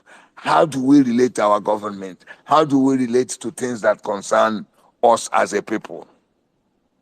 How do we ensure that we don't take our people for granted on critical matters that concern them? That's what we're going to be bringing to the table, my friend. I will pray to God that we get the chance. Thank you very much, sir. And he also, I think the last person that asked the question was asking about the abandoned property from the previous government. If you can touch on that, sir. Well, I said to you that those properties were built and called labeled schools. Some were labeled hospitals. Why did you put them there? Why did you locate them there? You put a school in a place where you have 4 other schools within half a kilometer range. That doesn't make sense. Do you understand me? Yes, Are sir. you hearing me? Yes. Yes. So Thank you. it doesn't make sense. So that structure, concrete structure you have there does not mean too much to me. What means something to me is that everything is planned. Today you use GPS to determine what you place where. Where do you place Today, as I'm speaking with you, we have 987 kilometers of state-owned road network. I can tell you where these roads have failed, the failures, where the roads have failed, where we are going to intervene first, how much, what quantities, bill of quantities we are going to use for, say, a road in Amoro and a road, say, in Owerri North or in Olu or in Mbise. That's what we use technology to find out. We use GPS. We have dynamics that tells me Absolutely. this portion of road from Isieke 7.5 to Aba branch is bad, and I know what quantities that is required. We have 1,426 kilometers of local government link roads. You don't have to pave them. You don't need to pave them. All you have to do is clarify, surface dress, and use roadzyme, which is an enzyme that binds the ground, the soil, so that water does not permeate through it. It gives you 15 years of hardness, hard road.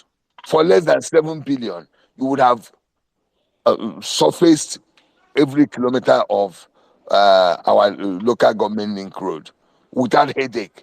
And of course, this you are doing through the local government administration, because in my administration, we are going to allow very free and competitive local government elections. Yes, Because sir. Yes, sir. Thank you. that, I think you have answered that question, sir. Um, I know we have questions, somebody that people are waiting to ask you about the local government election specifically. So, okay, I'm ready. maybe you can take this time and touch on that, sir. Thank you.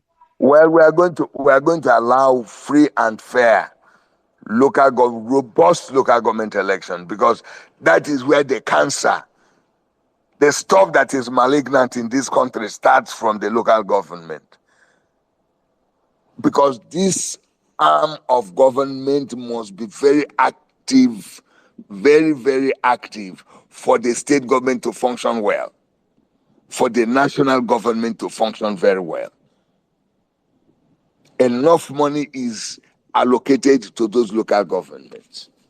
And I will use my extensive knowledge of what goes on with extractive minerals, what goes on with agricultural products, to make our local governments economically viable and independent on their own, in conjunction with the state government, so that we can have a healthy environment and the schools will be run properly, the local government link roads will be well maintained. There were people who earned a living out of the local government headquarters in their local government, without coming to Owerri to ask for, hustle for contracts, without coming to Owerri to hustle for jobs. The vaccinations they do in their local government, immunization they do in their local government, road grading they do in their local government, tree planting they do in their local government, sustained them, sustained the economy in that local government. People earn good living from the local government. It is no longer not the way you have it now, one man business. You take one guy who has two left hands and no head, who has never earned a penny in his life, who doesn't know anything about the economy, who doesn't know anything about public administration. You put him there. The first thing he does, he builds a big house for himself, buys an SUV for himself and his wife.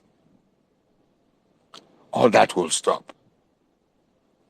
God has blessed me immensely. He has given me way more than enough for 5,000 men.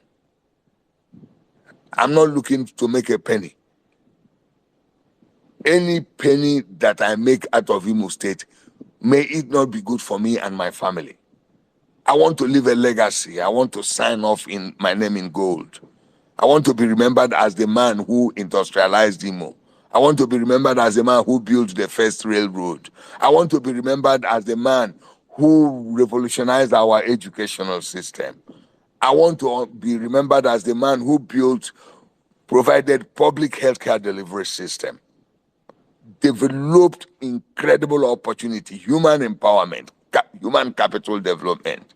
That's what I want to be remembered for. And listen, guys, after that, I'll sign off. That's what's Thank driving you. me. Yes, sir. Thank you very much. Honestly, this is what we are looking for in Imo State. Everybody that is on this space, anybody that is from Imo State will know this name, Sam Mbakwe. He is our pinnacle for good government in his time. I don't think we have had anybody that has surpassed Mbakwe till today. So yes, that's what we want, somebody that can come and surpass him. And that person name too, we will write that person whenever, wherever we will be nostalgic for that person when we remember how good the person was to us. Thank you very much, sir. We really appreciate you. Thank you for taking your time today. We will go ahead to clear the speaker section because we still have like a few hands raised right now. So once we're done with these people that their hands are raised, we will bring up the next set of people that are requesting. Please, if you're in the speaker section now and your hands are not raised, I am going to be taking you down. For now, we will go with Chinedu. Chinedu, the mic is yours. Please unmute and speak. Thank you. Okay, thank you so much, the host, Ikenga, and everyone. Mr. Martin, I've been listening to you, quite impressive. I've read a lot about you. You've said a lot, but I just want to ask a very simple and short question. So, my question is this: if you were given $1 million grant for you to do anything with it for Imo State, what will you do and why? Thank you. There are critical takeoff points. There are critical takeoff points. It's like you find somebody who is almost hallucinating because of massive hemorrhage, and you say, what do you do with the first pint of blood that comes? You know? So there are critical things that are begging for attention.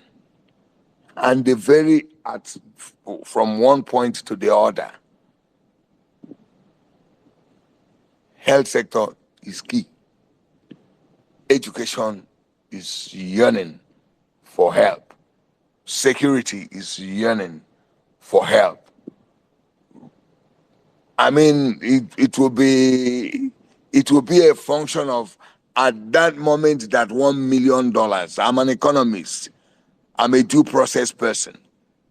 At the moment that you bring that 1 million, what is the critical need issue? You do a critical need analysis and determine what has to take that 1 million. You are not going to wear it like a shirt. If 1 million comes, I will do this.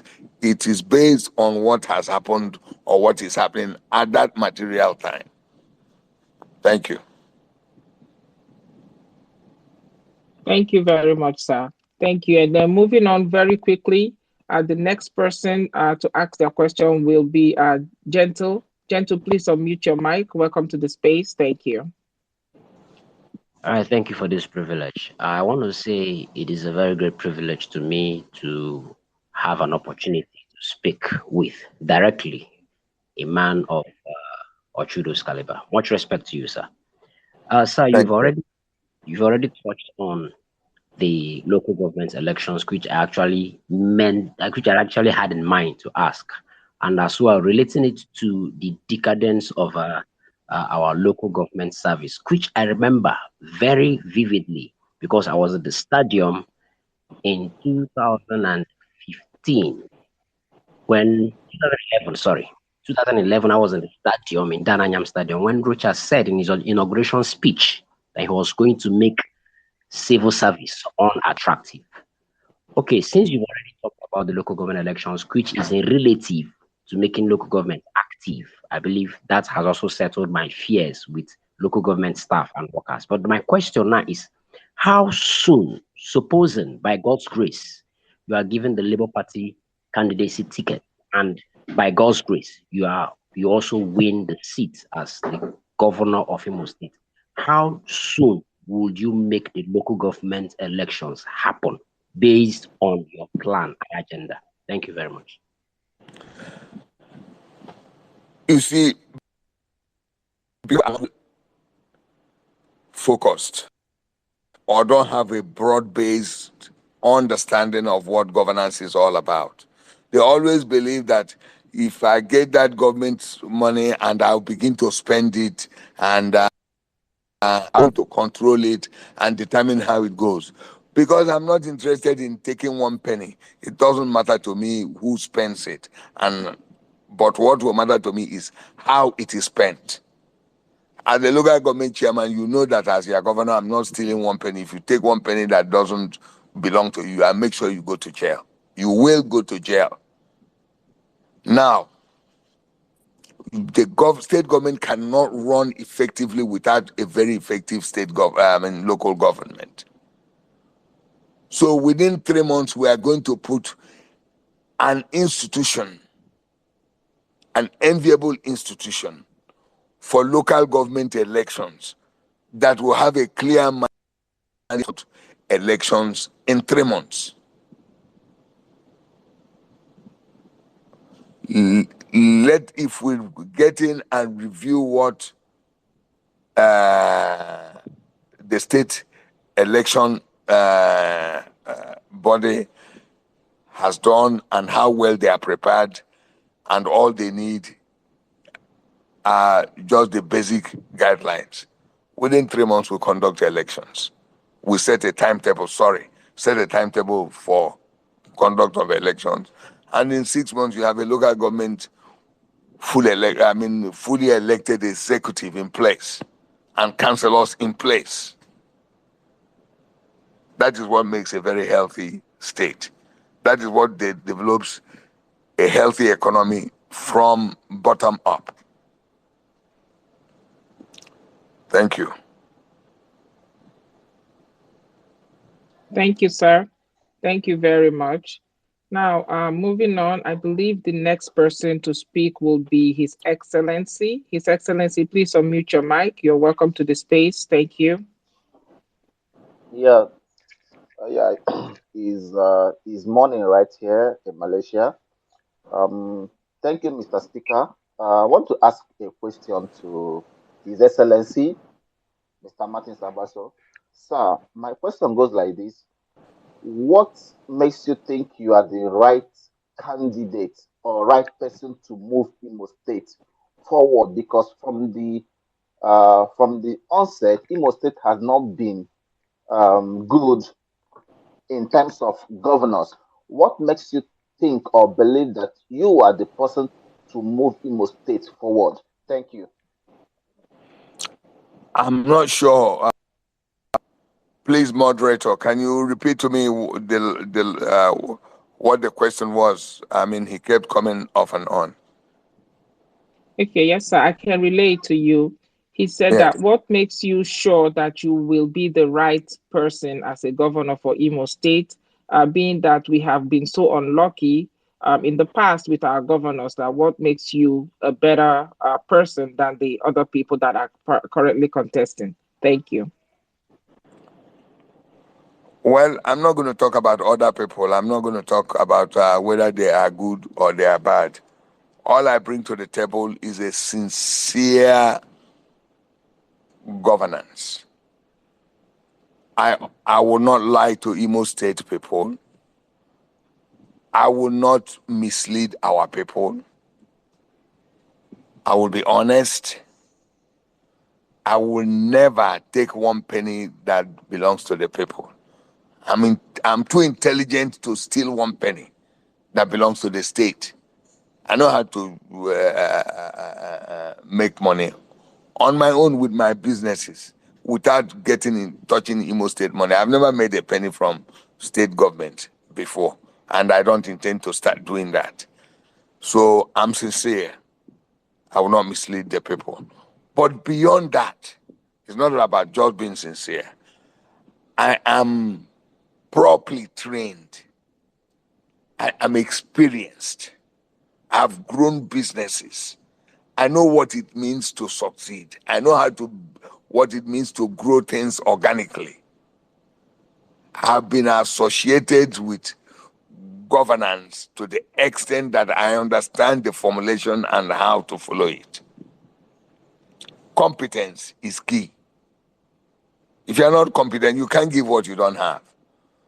Some people got into governance by accident.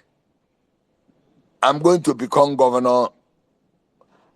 Right now, as I'm seated here, I can tell you what I'll do as governor of Imo State every day for 4 years. Give and take 10%. Because I'm prepared for it. I know what needs to be done. And I'm willing to do it. And I have the heart to do it. Thank you. Thank you, sir. Thank you. Chief, I see you're back on the speaker section. Please hold on. Let's get to people that have not been opportune to speak yet, and then we can come back to you. Please, Omar, go ahead. And I'm sorry, Omar, I think it's Maduago. Maduago, please unmute your mic. Welcome to the space. Okay. Good evening. Thank you very much. Good evening, sir. Good evening, everyone on the space. My question is, I wanted to ask on the economy. I'll be very direct. My question is on transportation. Now, Imo State has a very, very slow and frustrating transport sector. What will you do and remove the Agbaso system on our roads? Number two, make sure that transportation is seamless and easy.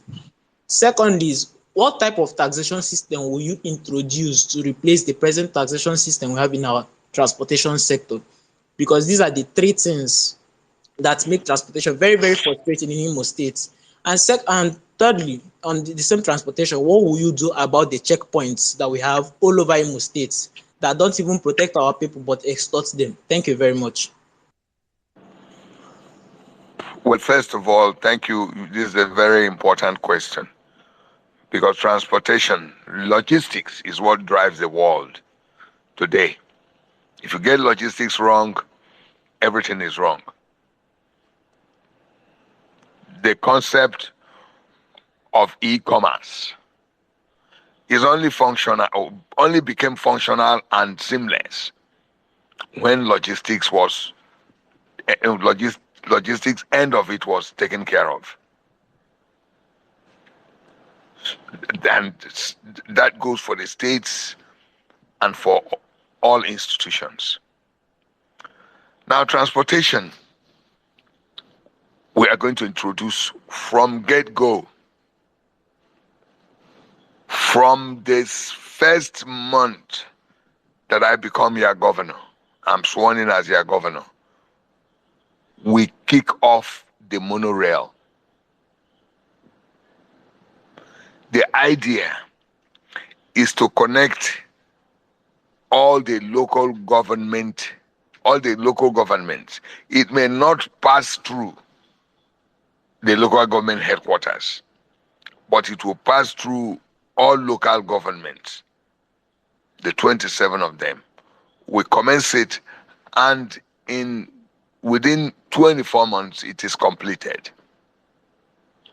And the state government will not invest 1 penny in it, apart from goodwill, the political will, to get it halfway.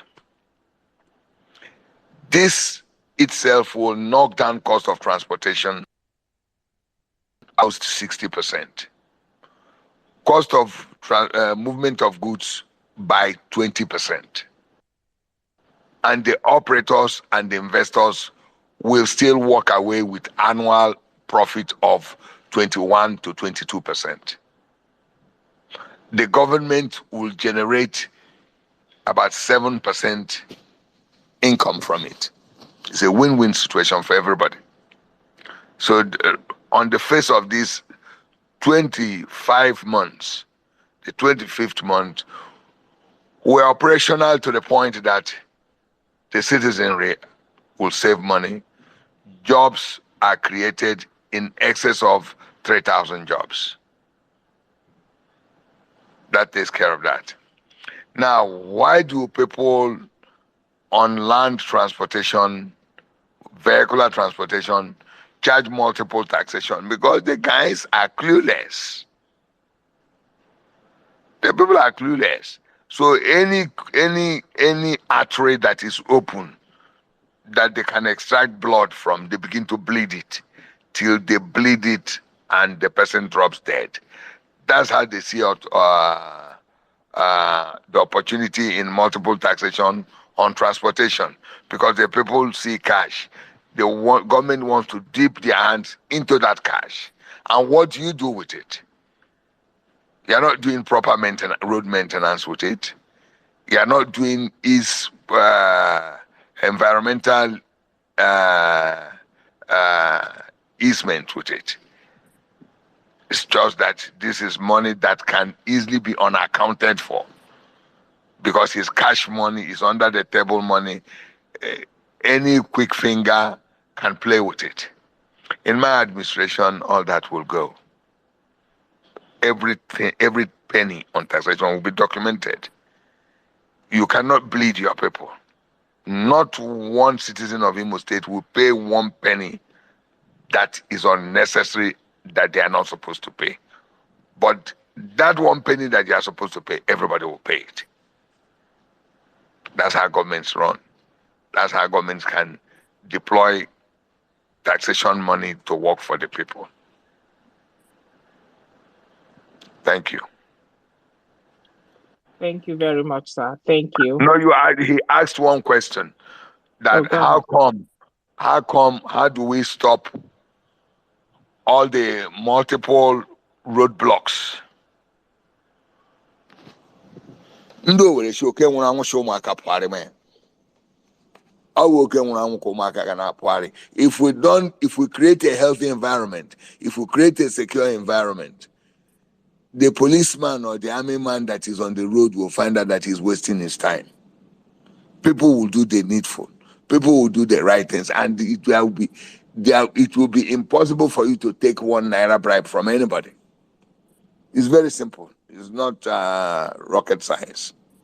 Thanks. Thank you. Thank you very much again. Welcome everybody. If you're just joining us, we do have Ochoudo Martin Agbaso on the speaker section with us today. He is our special guest. He has been taking our questions now for at least, I believe, it's almost an hour and a half now that we've been on here. So thank you, sir.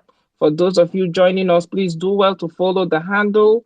Follow the handle as we hope to bring, more people to the candidates for the same kind of session. So follow us. And if you're on the speaker section, you're waiting to get the mic, it hasn't gotten to you, you can ask us a question with the hashtag Imo for Good Governance, and we can always come back and ask our special guest here on your behalf.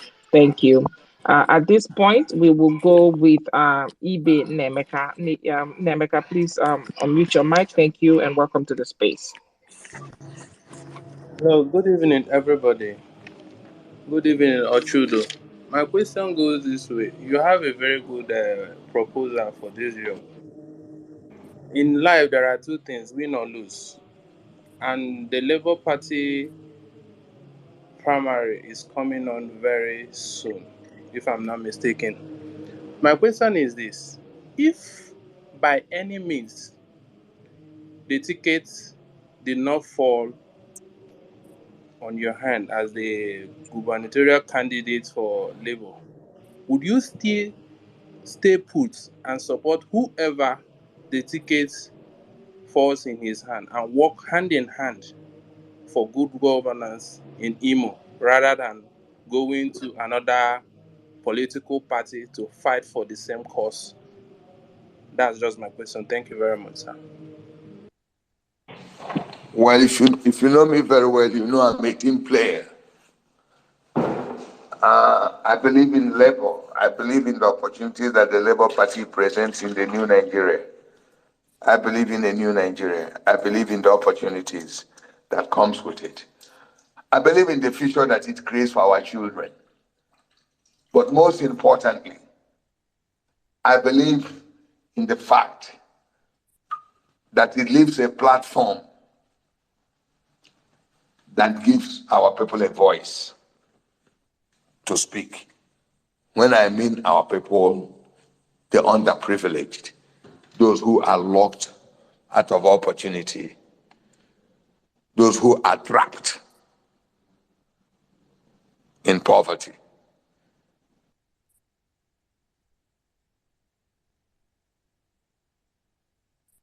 Breathe.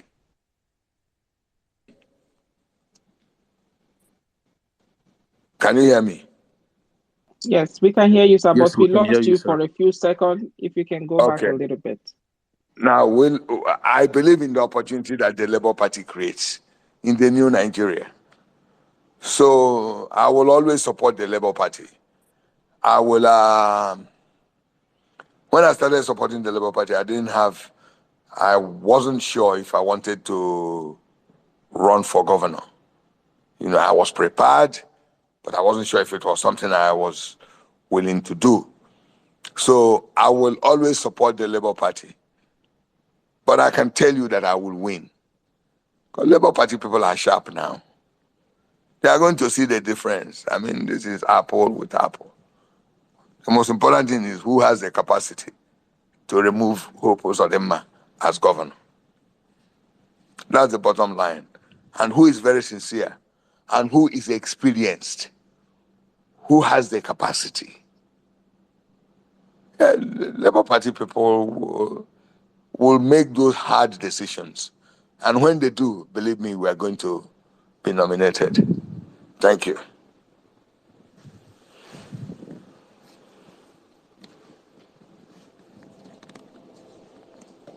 Hello? Yes, Okay. we are here. Thank you.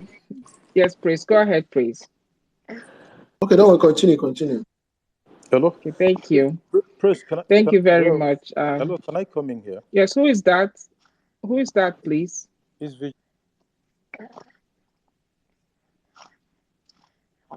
Thank you, Vigilus. We see you. Please, you need to raise your hand. Your hand has not been raised so that you can be called upon. But in the meantime, we're finishing up a queue for people that came before you.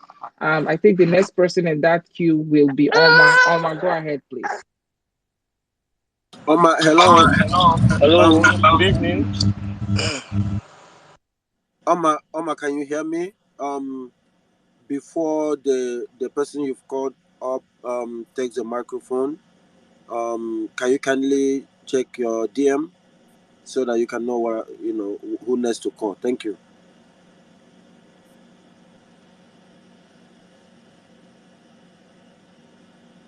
Go ahead.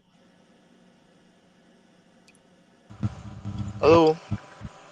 Hello. Good evening. Can you hear Yes, me? Oma, we can hear you. You have the mic. Thank you. Okay. Good evening to Ochoudo.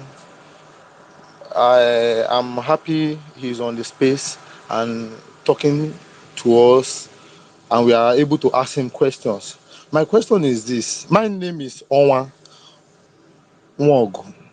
I'm from Ngopala, one of the prominent family in Ngopala. But I have a question. My question is, what will you do to stop the stealing of public funds by local government caretakers or local government chairmen them, when monies are disbursed to them to do one or two projects in their local governments? How will you monitor and know if they actually execute the contract or plans the way they requested for the money? Because my reasons are, I have one caretaker, local government caretaker for just 6 months. One of my cousins for just 6 months. After that 6 months, Uzodinma kicked them out. They were put in place by Rochas. Uzodinma kicked them out. But within that space of 6 months, if you see the mansion the guy just dropped in my village, you'll be marveled. No educational background or working experience that I say this guy has already gathered money before, just coming into politics and making millions of naira out of taxpayers' money. So what are you going to do to cook all those excesses? Thank you.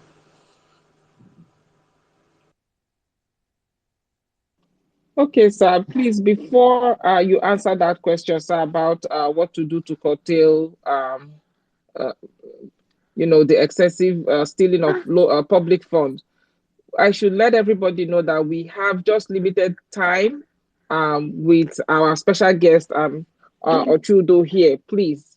So we will just limit to one minute each. So after Oma now, I think we will just open the floor for two people to ask their question at the same time, and then we will do that. If you don't mind, Ochoudo, sir, is that okay that we two people ask questions and you can answer them back to back, just so that we can maximize time, sir?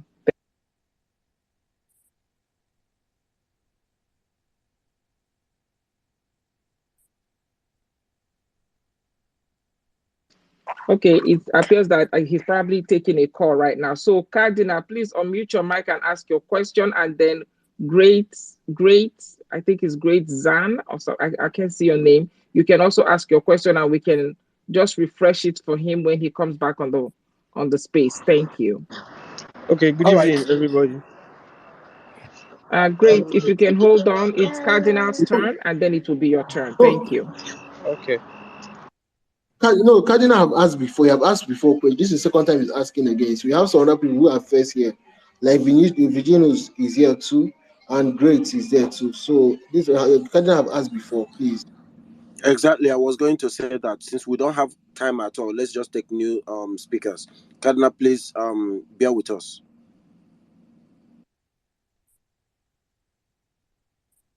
All right. So, great. Please go ahead. Okay. Good evening, everyone.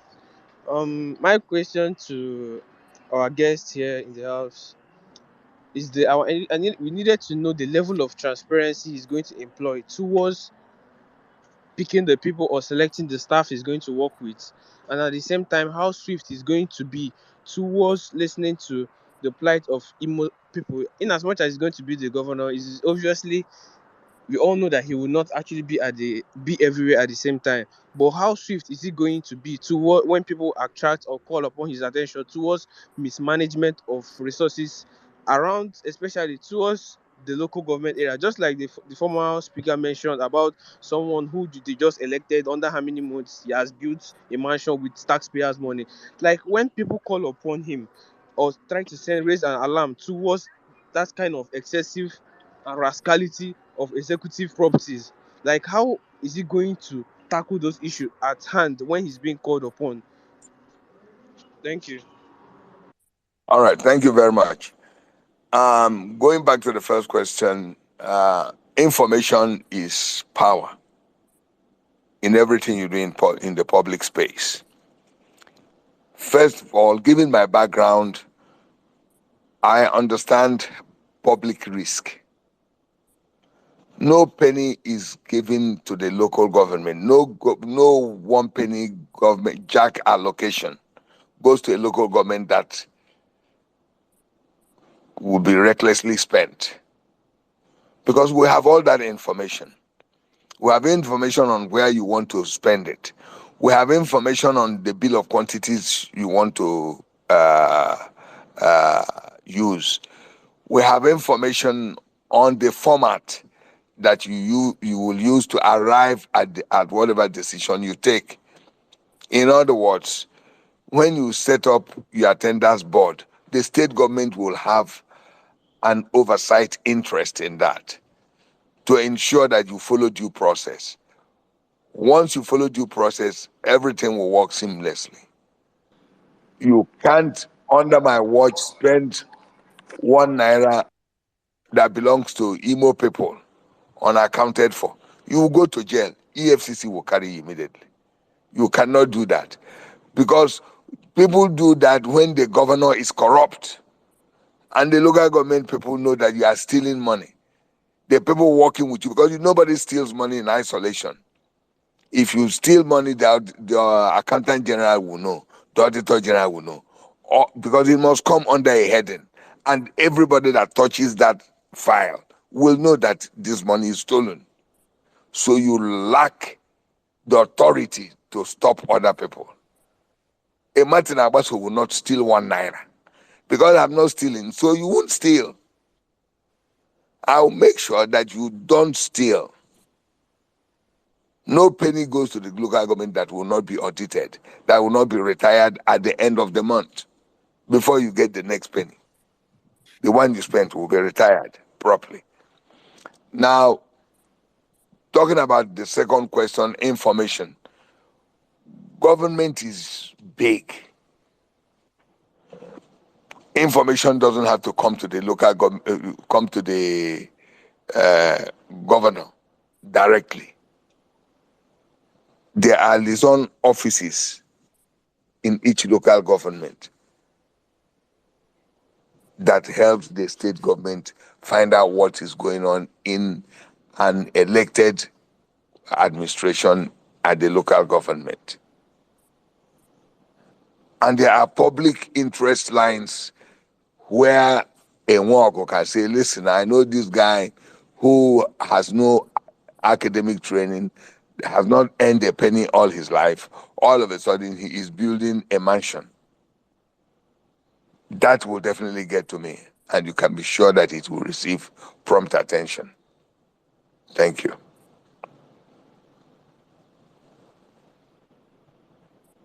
Thank you, sir. Thank you very much. Okay, so now because we have limited time, if your hands are not raised, I am not going to be calling you and I'm going to be dropping you.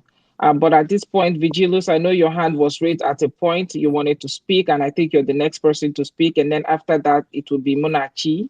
Munachi. So, Vigilus, please unmute your mic. Welcome to the space. Thank you. Hello, can anyone hear me?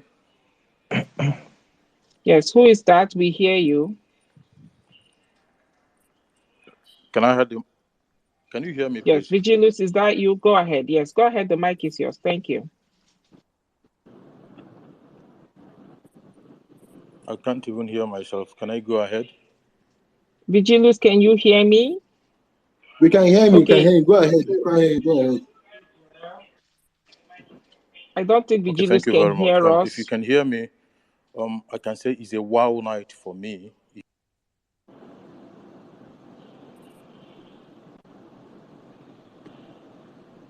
Okay, so it appears you are having connection problems because I just see that it says connecting for you. So we'll come back to you. Munachi, please take the mic.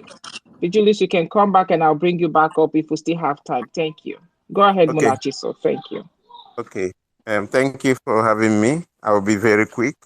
The first, I don't know, probably you may have answered this question, but if you have, then I would love to know maybe in a nutshell what the answer was. Because I remember there was a time we voted you, Ochoudo, Martin Agbaso, as governor under APGA, if I remember very well. And it was a massive vote. I voted in Mbise. We won the trade government of Mbise.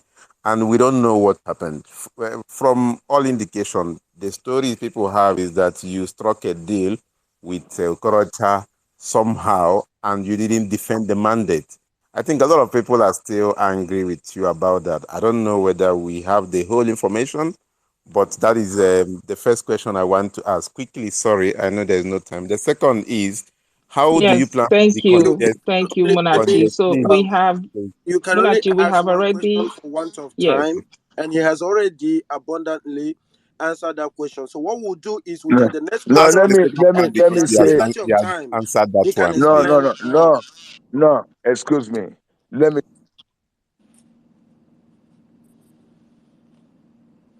Okay, thank you. Ikenga, please go ahead. Thank you.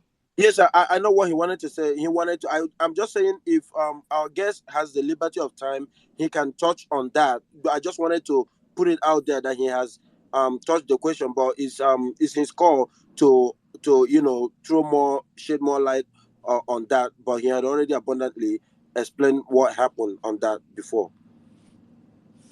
Absolutely. That's absolutely correct. And I think that was my first question to him. And he really took an extensive time to explain what occurred that time with that election. And since the space is recorded, anybody can go back and listen to that answer. I think he did justice to the answer. It wasn't a short, brief answer. It was a very extensive answer. So we will give you an opportunity to ask your second Can question, I ask you my since second that question first then, question please? will not Please. be Okay. asked. Thank Okay. you. Thank you. Yes. My second question is: how do you plan to decongest Owerri? There are so many. If you look at Aba and Enugu and Anambra, you see that they have more than one cities that thrives industrially or economically. But in Imo State, it seems that it's only Owerri. For you to have any sense of township or city, you have to go to Owerri. What is the plan about Mbise, Obo, Okigwe, and Olu to industrialization or way of driving development down to these areas so that people don't have to go to Owerri to see that Imo State is working? That is my question. Thank you.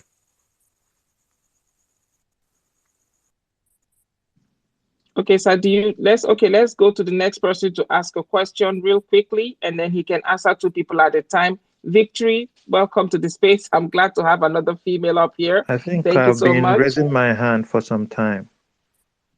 I'm sorry, who is that? I think Victory is next. Chikochi, I'm the one pulling people up. Victory is next, and then we'll come to you. Thank you. Victory, please unmute your mic and ask your question. Thank you. Okay, good evening, everybody. Can you guys hear me? Yes, ma'am, you're loud and clear. Thank you. All right. My question to the governorship aspirant of LP Ochoudo Agbaso is, what do you have to offer to the state when you become the governor? What are the things that you plan to do for the states when you become the governor of the state? In terms of generating revenue, industrialization, etc. That's what do you have to offer the citizens of Imo State when you come in as the governor? That's just my question. Thank you. Okay, thank you. Thank you for that question. Ochoudo, sir, are you here? Okay, we can always recap him on those questions. And actually, he has been very good. I think even if he's receiving a call, one of his ear is with Can us. you hear me? Can Okay, you yes, hear me? sir. Thank you. Yes, sir. Go Okay. ahead. Thank you. We have two questions. Do you want me to recap them for you? No, I have them. Okay, thank you. I sincerely hope you will appreciate my situation tonight, and I look forward to coming back to talk with you guys sometime in the very near future.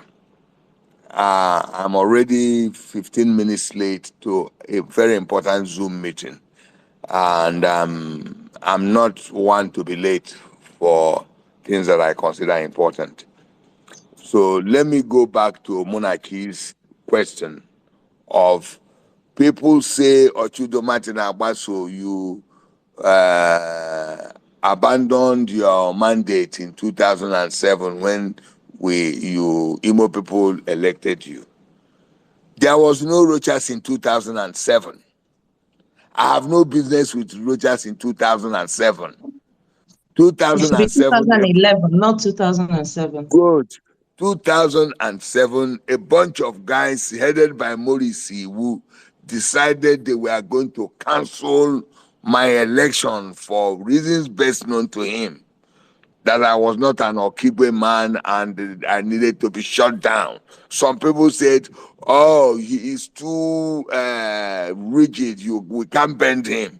Oh, he cannot.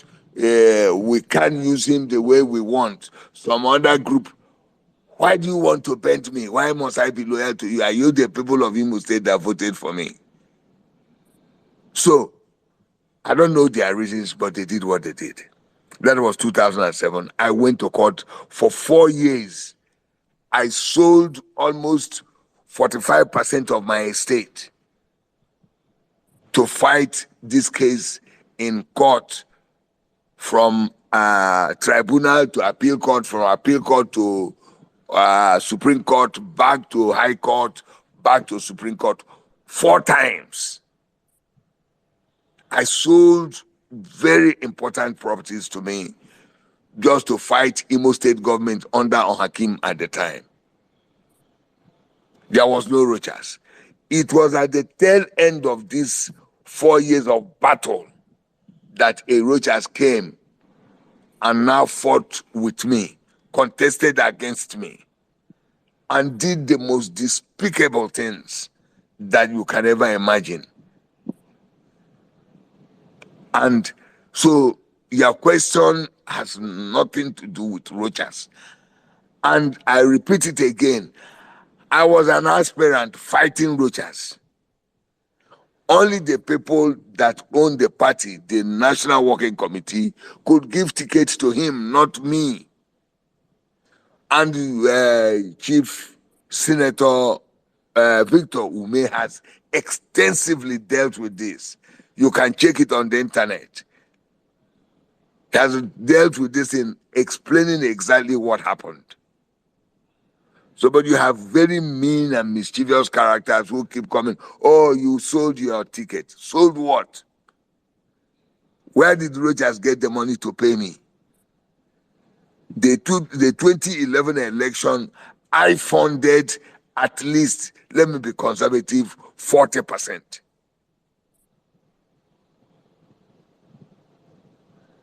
So that takes care of that, and I don't want to entertain that anymore. It's so annoying. I'm not a man that gets angry at all, but this is one sore stuff that get me very, very angry because it is so insulting. There was earlier somebody, the same characters, wrote that Ochoudo was being sponsored by Hope Uzodinma in Labour Party. That was another. I say, where do these guys come from? Who are these characters? Are they from hell? What part of hell do they crawl out of to come up with these things, and they begin to write it and write and write and write and write in the social media? It's very, very annoying and insulting. So we've taken care of that. Now, coming to the congestion of Owerri. Look at someone like De Simon Bakwe, as far back as almost 40 years. That man had the vision to take glass industry, put in ceramic industry, put it in Omaya, glass industry in Aba, Afutu poultry, Obo, clay in somewhere in Onimo. Wherever you industrialize, you create habitat in those places. In Imo State, we are going to create 6 industrial zones. We are going to create 6 commercial zones. We are going to create 6 technology zones. And each one will be capable of moving people and creating new towns, new communities. That is how you create new towns. That's the easiest way to do it. But because the people who are clueless sit down there muscling around how much money they will scoop. And today, there is so much you will do. 60% doesn't require government money. There are too many private sector initiatives. Create the proper environment. Put Imo State back into the hands of Imo people. Create safety nets. And then people will come. There's money glut around the world. People are looking for where to invest, especially in gas, especially in agriculture. Today, starch, cassava starch commands more income than gold.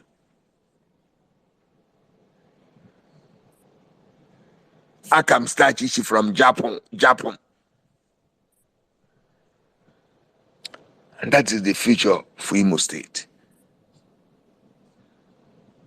Ideas will work.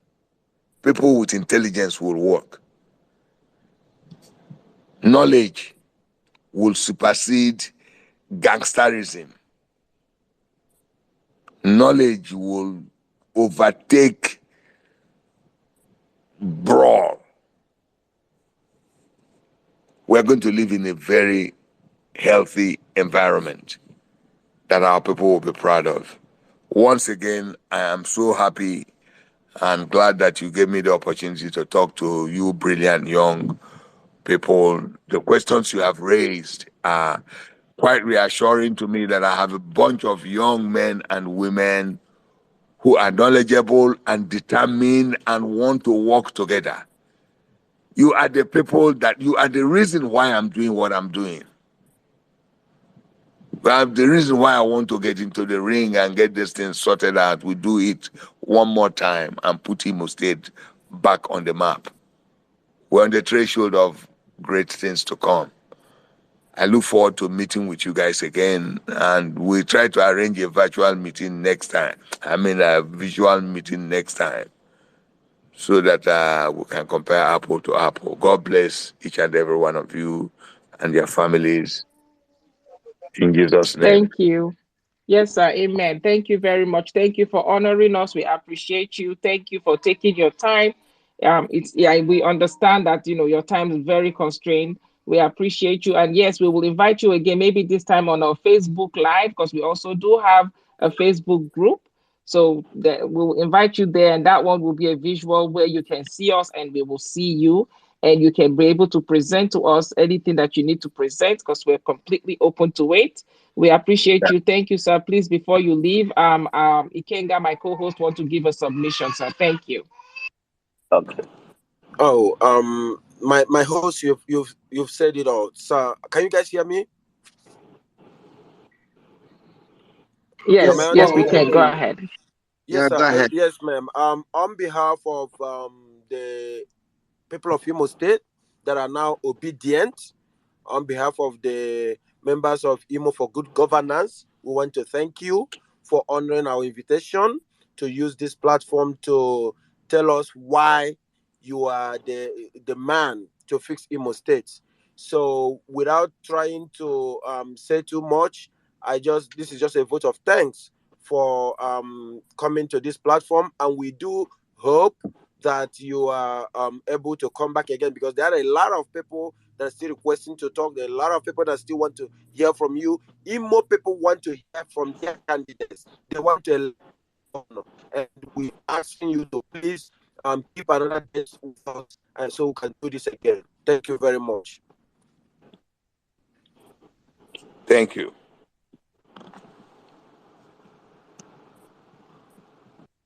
All right. Thank you, everybody. So I mean that's how the space goes. Our guests don't have all the time in the world. I do apologize for anybody that wanted to speak and didn't get a chance to ask their questions. We will all agree that Ochoudo did. He's a little bit long-winded and he took a lot of time to answer some of the questions, but it's some answers that we needed to hear. We didn't want to cut him short and people will say, we didn't allow him answer his questions the way he was supposed to. So, that has been done. Hopefully, we'll get him back again. Please keep a date with us. That is why we keep emphasizing follow this handle so that if we get him back, you can come back and ask your question. But we'll continue. Monachi, I think you have asked your question. I see you're the only one that have your hand raised. Please, if you want to speak, the space is going to continue. Raise your hand so that you can speak. If you have a submission, Yeah, Monachi, I have please. something I would want to say. Okay, please. Who is that? Chikauche. Chikucheke, go ahead. Thank you. Yeah. Good evening, everyone. It's a question that I wanted to ask Ochoudo, though he has gone for a meeting, like he said. But I believe for future sake, when he comes around again, he talked about industrialization. The truth is that no industrialization takes place without the driving force that drives it, which is power, energy. And it is now clear that Imo State is the gas reserve of Nigeria, which all of us can see that there is a gas line, gas trunk being piped from Imo State down to Abuja, Sokoto, across the border to the other side of Africa. Now, my question is, I will submit this whenever he comes around, moderator, you can ask him, what are his plans to get gas piped at least to the industrial zone where there is an industrial zone along Owerri Onitsha axis, so that that place can be active. If we look around Ota in Ogun State, doesn't have the best road network. Most of the times people will say road network and transportation brings industrialization. That's true. But Ota does not have the best road network in Nigeria, yet it houses the largest number of industries. Reason being that the government of Obasanjo was able to get a gas injection plant around that axis, which now attracted these industries. So I think what we need more is for us as a state and him or whoever that will rule Imo State come January next year to begin to think along that line so that we begin to create that enablement for people to come back home and begin to congregate around where such facilities are possible. That is my own concern because while I was still around, I had this discussion with a group of friends that why is it that most of our governors don't think along the line of tomorrow. They only think of come to power, pay salaries of teachers, which sometimes they owe 3, 4 months, and they will leave. Thank you. That is my own submission.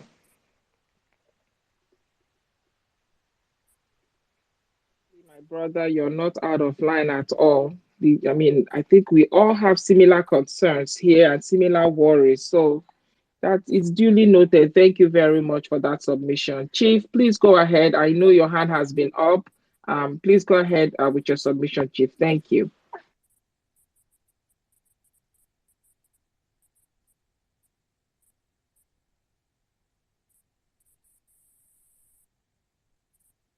Hello, Chief, are you there? Okay, it's like Chief is not there with his mic, and everybody in the speaker section, their hands are not raised. See, this is My hand was raised. okay. I'm Yeah, sorry, who is that? can I go?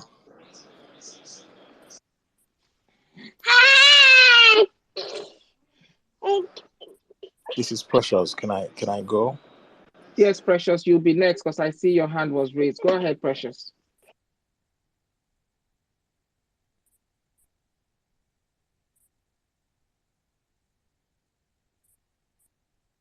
Precious, unmute your mic and go ahead. Thank you.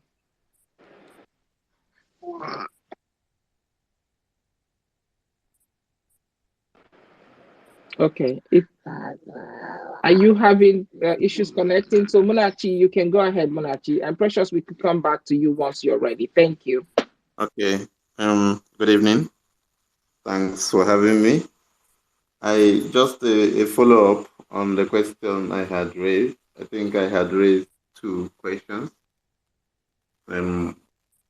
One, I think one got the aspirants irritated, and rightly so, because even many of us are. But I think it's something that because what he explained made sense to me. But before now, most of us around this place believe that he didn't do enough for the mandate because he was duly voted for, or somebody bought him over. And it's not something that he needs to be angry about. It's something that he needs to, even if he's to write 5 pages or so on Facebook and Twitter, explain what happened. The people need to know. The problem with the politicians is that they believe that we don't need answers for the questions we ask. For a very long time, our politicians do not talk to us. They are taciturnic. They seldom speak. they only speak when they think it's now directly involving their re-election or something. But they are for people who went all out and voted for you, even as this was going on, you are going through litigation. There was need for you to inform the population about what you are going, where you are, the difficulties you are having, so that people are carried along. If not, there will be other narratives that will be spawned, and without any story to the contrary, those narratives will become the truth. Because I mean, they are single stories. Single stories definitely become true stories if there is nothing to contradict them. That is one. So I think for those who are close to him, if he can do a write-up or even a meeting like this one where that question is the only question, and he will take it calmly and clearly articulated or written and post in several social media so that people understand what really happened at that time, because many people do not know. Secondly, he spoke about 6 industrial areas or 6 industrial zones, economic zones, and other. But I was expecting that he mentions those 6, where those 6 industrial zones will be domiciled. Would it be like I had mentioned, Okigwe, Obo, Mbise, Olo? We have a way already. Or is there probably Ohaji, because I mean it's a little distant, and we have other Pam there. And he mentioned some Mbakwe, which is, I think, so everybody can borrow a leaf from what the Mbakwe did, because he was erudite, he was calm, he was sincere. And if not for Buhari, he would have done another 4 years. And if Mbakwe did another 4 years, we wouldn't have been having the problem we are having today. So I felt that question wasn't properly dealt with, which I think probably next time he might have looked at it again and maybe give it the justice it deserves. Thank you.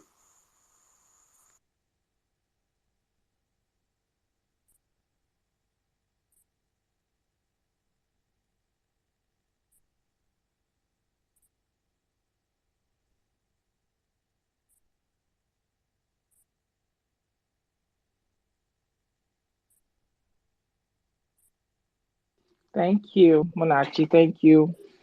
Yes, maybe I was just contemplating. You say that the Ochoudo probably got upset with your question. Maybe he was slightly irritated because, like I had explained before, he really did take his time to answer that question. But yes, I don't think he should get tired, because even me, without knowing him at all, the only thing I've heard really about him, number one thing I keep hearing is how he probably sold out to Rochas because his brother ended up being a deputy to Rochas. But he explained the reason how that came to be. He really did. I'm not going to take it away from the man. He did explain the reason why. But yes, you're right. If you're vying for political office to serve your people, there is nothing that you can say too much. Say it again and again and again, especially in areas that you know that people find questionable. If you can explain it over and over, explain it. If you can make publications about it, anything you can do to clear your name, so that it will not be muddled with or riddled with a suspicion, or you know things, or wrong, like, so that the story will not be run away with. People can make up their own story with it. Yeah, I agree with you there. Thank you. Again, Chief, I want you to come and if you wanted to speak, I see your hand is still raised. The mic is yours if you're available right now. Otherwise, we will move on to Nnamdi. Nnamdi will be next.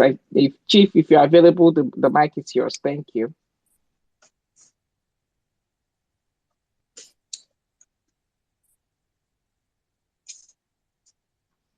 Okay, thank you. Yes, go ahead, Nnamdi. Thank you. Welcome to the space. I was Thank you very expecting much. that. Thank you very much. I'm sorry. Just one moment, Just, Nnamdi. Please, if you're on the speaker section, you need to raise your hand. We still do have a lot of people still requesting for the mic, even though our guest is not here. I think it would be fair to hear them out. Please raise your hand if you need to speak. If you don't need to speak, you can just go back to the listener section and listen And whenever you're ready to speak, then you can come back up and we can and then speak at that time. Thank you. Go ahead, please. Thank you, sir. Thank you very much. It's unfortunate that he has left.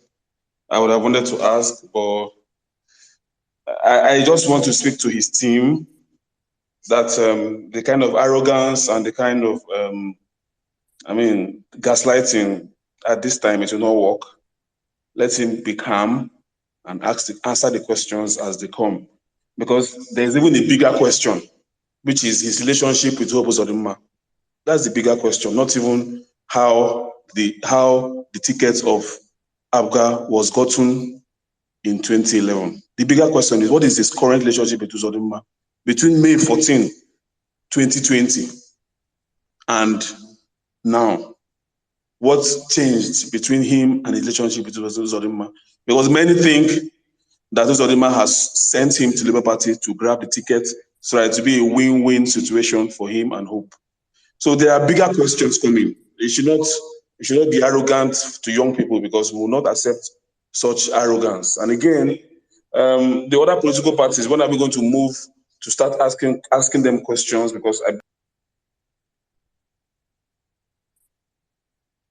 PDP, about APC, about ABGA. Thank you. He has left, so I think I should just rest here. Thank you. Okay, thank you.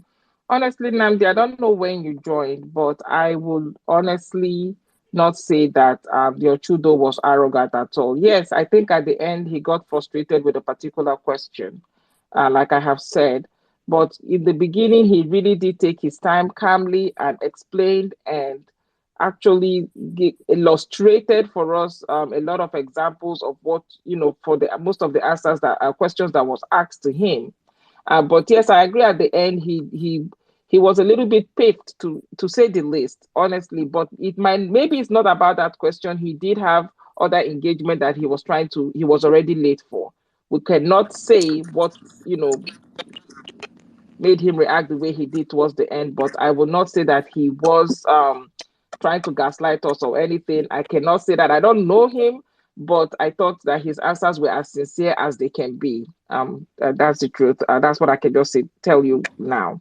But Let me thank you can so I much. can I It's add duly some can noted, I add and I something? think you're. Can you hear me, Odinaka? I want to add something to Who is that. speaking? It's me. It's Okay, yes, please Can go you hear ahead, me very Ikenya. well? I'm not sure the network is favorable right now. Can you hear me? No, we hear you Okay. loud and clear. Thank So you. I Yes. again, now this is my personal opinion, and I'm not making a case for him as a candidate. But before that question, he did inform me 20 minutes ago that he needed to leave, and I believe because he was running late and because of he did ask me twice to round up. I think that's why he kind of felt like, okay, he's running late and he has answered this question before. But again, there is no it's never enough. That this question definitely is going to come up anytime there are, millions of Imo voters who are not on this platform. So he should actually get ready to be hearing these questions, and he should always be ready to answer it over and over. But if you started this space with us, if you listened, and of course this thing is recorded, you can always listen. I think he did well. But we literally started by asking him, tell us tell us who you are. And when these questions came up, and when the question about his credibility came up, I do think that he took time to answer it very well. And if you have some questions to ask, I would say let's hold those questions, and next time we see him, these issues definitely will be treated. They'll be on the front burner.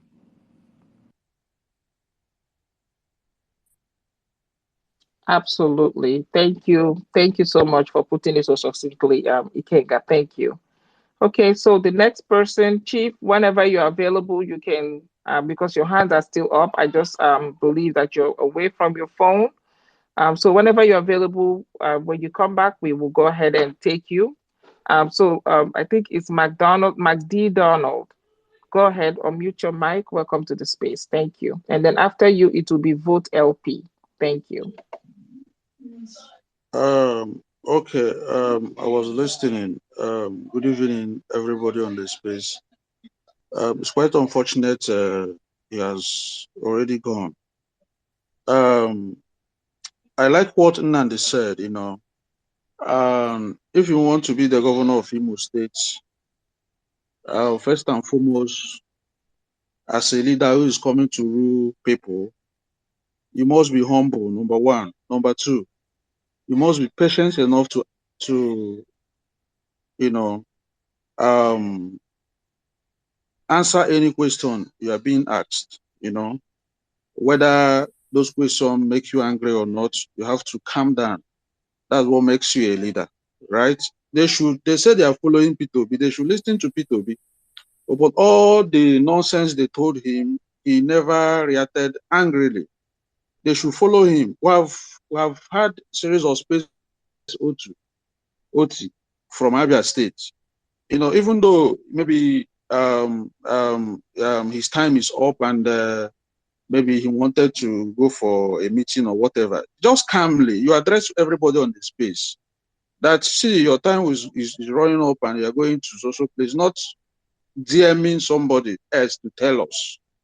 In the first place, I don't like it anyway. That one is by the way.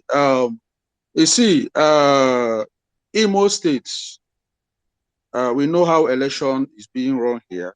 And anyway, I don't have much to say because Labour Party has not done the primary and they have not given any person their ticket anyway.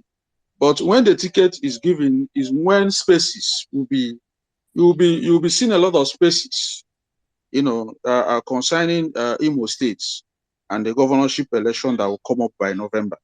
That's why I didn't ask him much question and I was listening. But we need to scrutinize the man very well, right? And why I don't want to be direct, because Labour Party has not given him ticket yet. He has bought the form, he's vying for the ticket. Then when the ticket is given to whosoever, then we'll compare and contrast. This time around, if Labour Party gives ticket to somebody we don't like, we won't support him.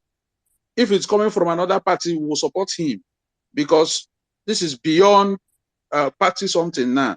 He will not just come and hide under the umbrella of LP and you expect vote from us.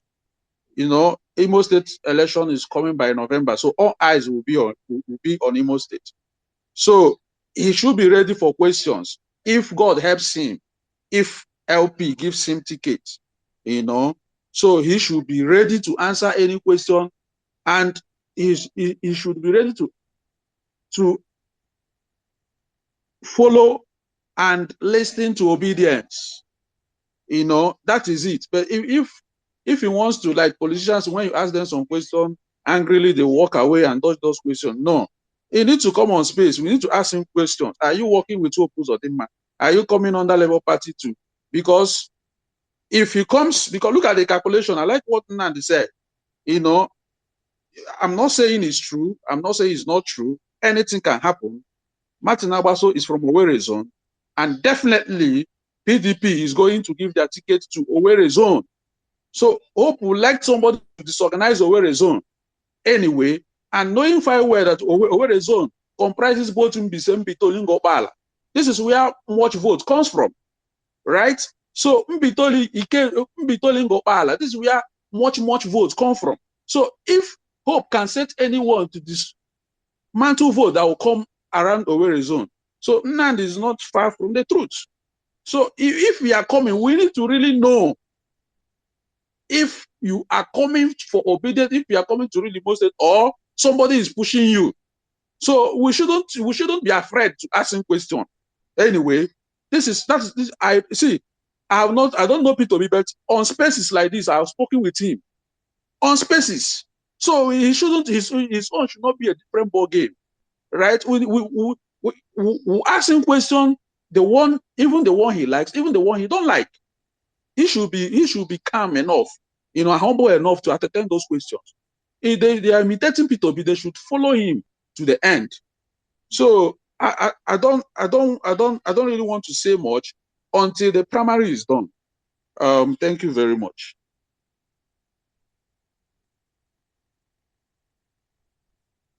Yes, thank you. We thank you very much for that submission. We hear you. Thank you. Um, I think it's duly noted. I think we're all still doing the same thing. We know that the primaries have not held for Labour Party. For now, we don't have anybody that is a flag bearer for Labour Party. What we're doing really, using this platform to do, is to talk to these people before the Labour Party gives their ticket.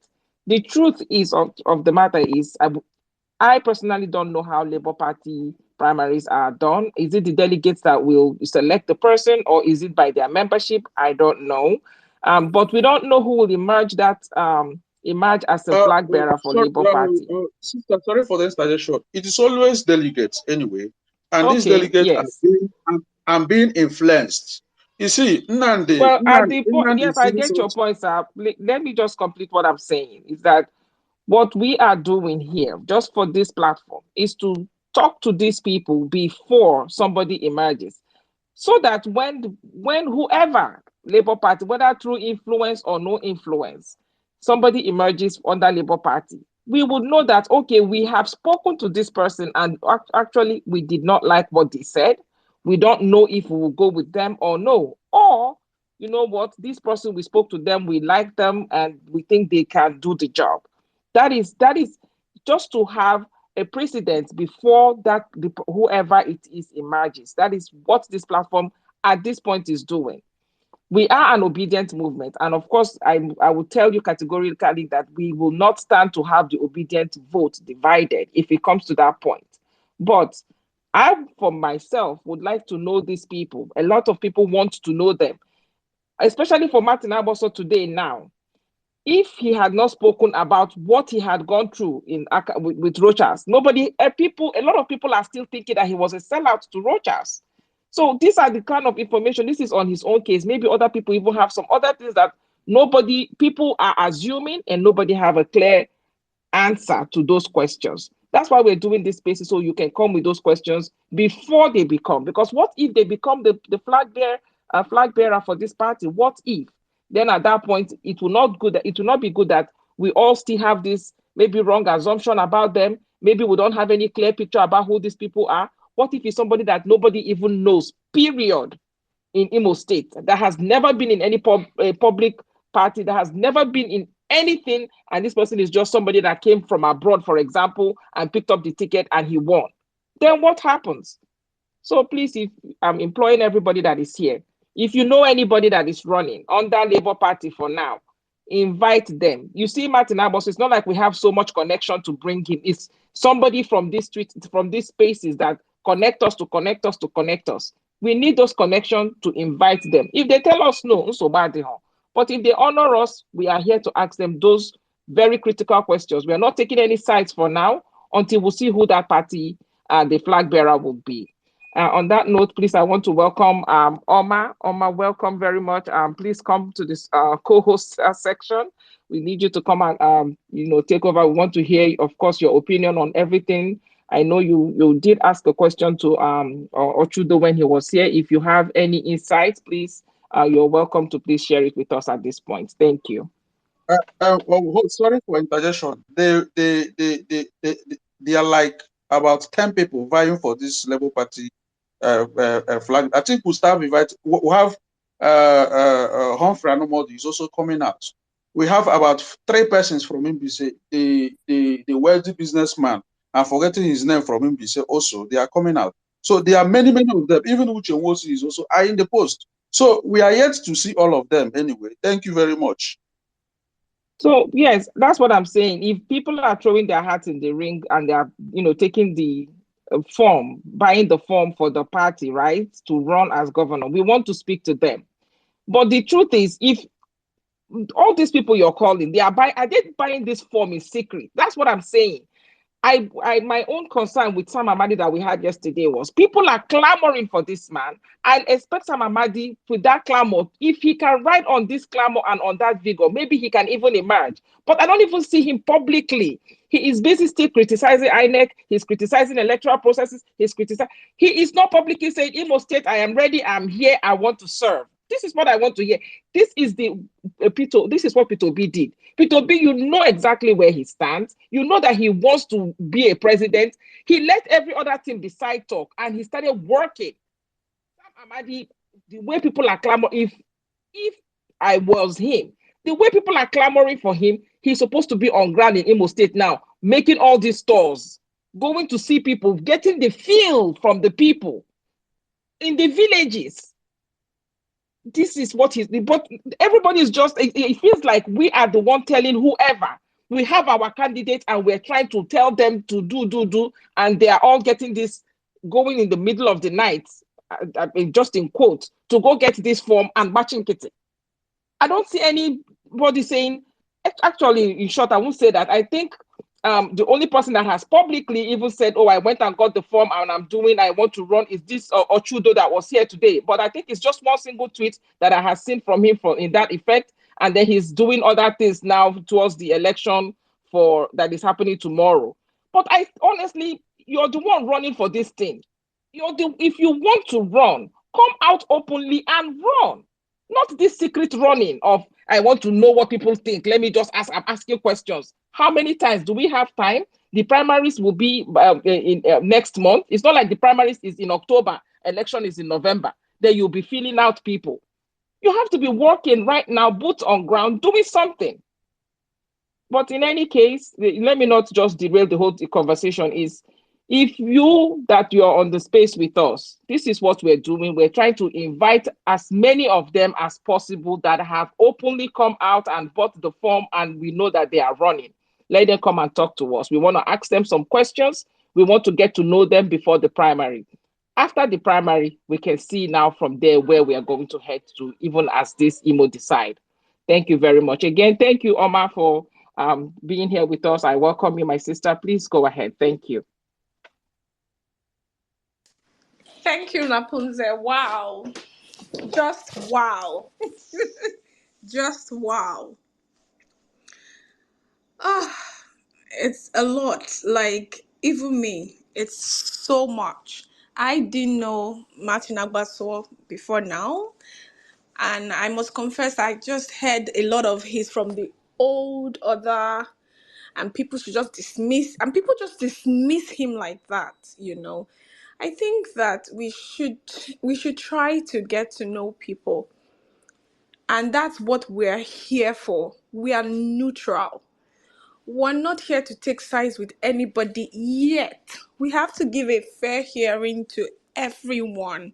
That's the right thing to do. Let's give everyone a fair hearing. Let's, listen beyond the words they are speaking to us. Let's do our own, findings on our own. Let's go and let's know these people beyond what they say they are or what the world thinks that they are. Let's do our homework very well. I lived in River State for so long. I'm very involved in River State politics, very involved. I'm one Igbo girl that they call Ikwere girl in River State, And I didn't like their type of politic in the tribal politics. I don't like it. The party politics, I don't like it. I don't want, because he's my brother, I will vote for him, even though he's a murderer, even though he kills people, even though he's corrupt, even just because he's my brother. I don't like that kind of politics. It kills the state fast, and that's why I don't like the state. The sorry state of River State, as to speak. Not like Imo State is any better. And these are the things that kill it, because we are not open to just looking at doing the right thing. We want to say, oh, is it my brother, is it my sister, is it, oh, I'm standing for him for this, for that, look beyond old order, look beyond young person, look beyond look for strength of character. Let's look for strength of character. Don't I have a lot of people talk about Martin like they know him. They don't even know him. It's just from hearsay.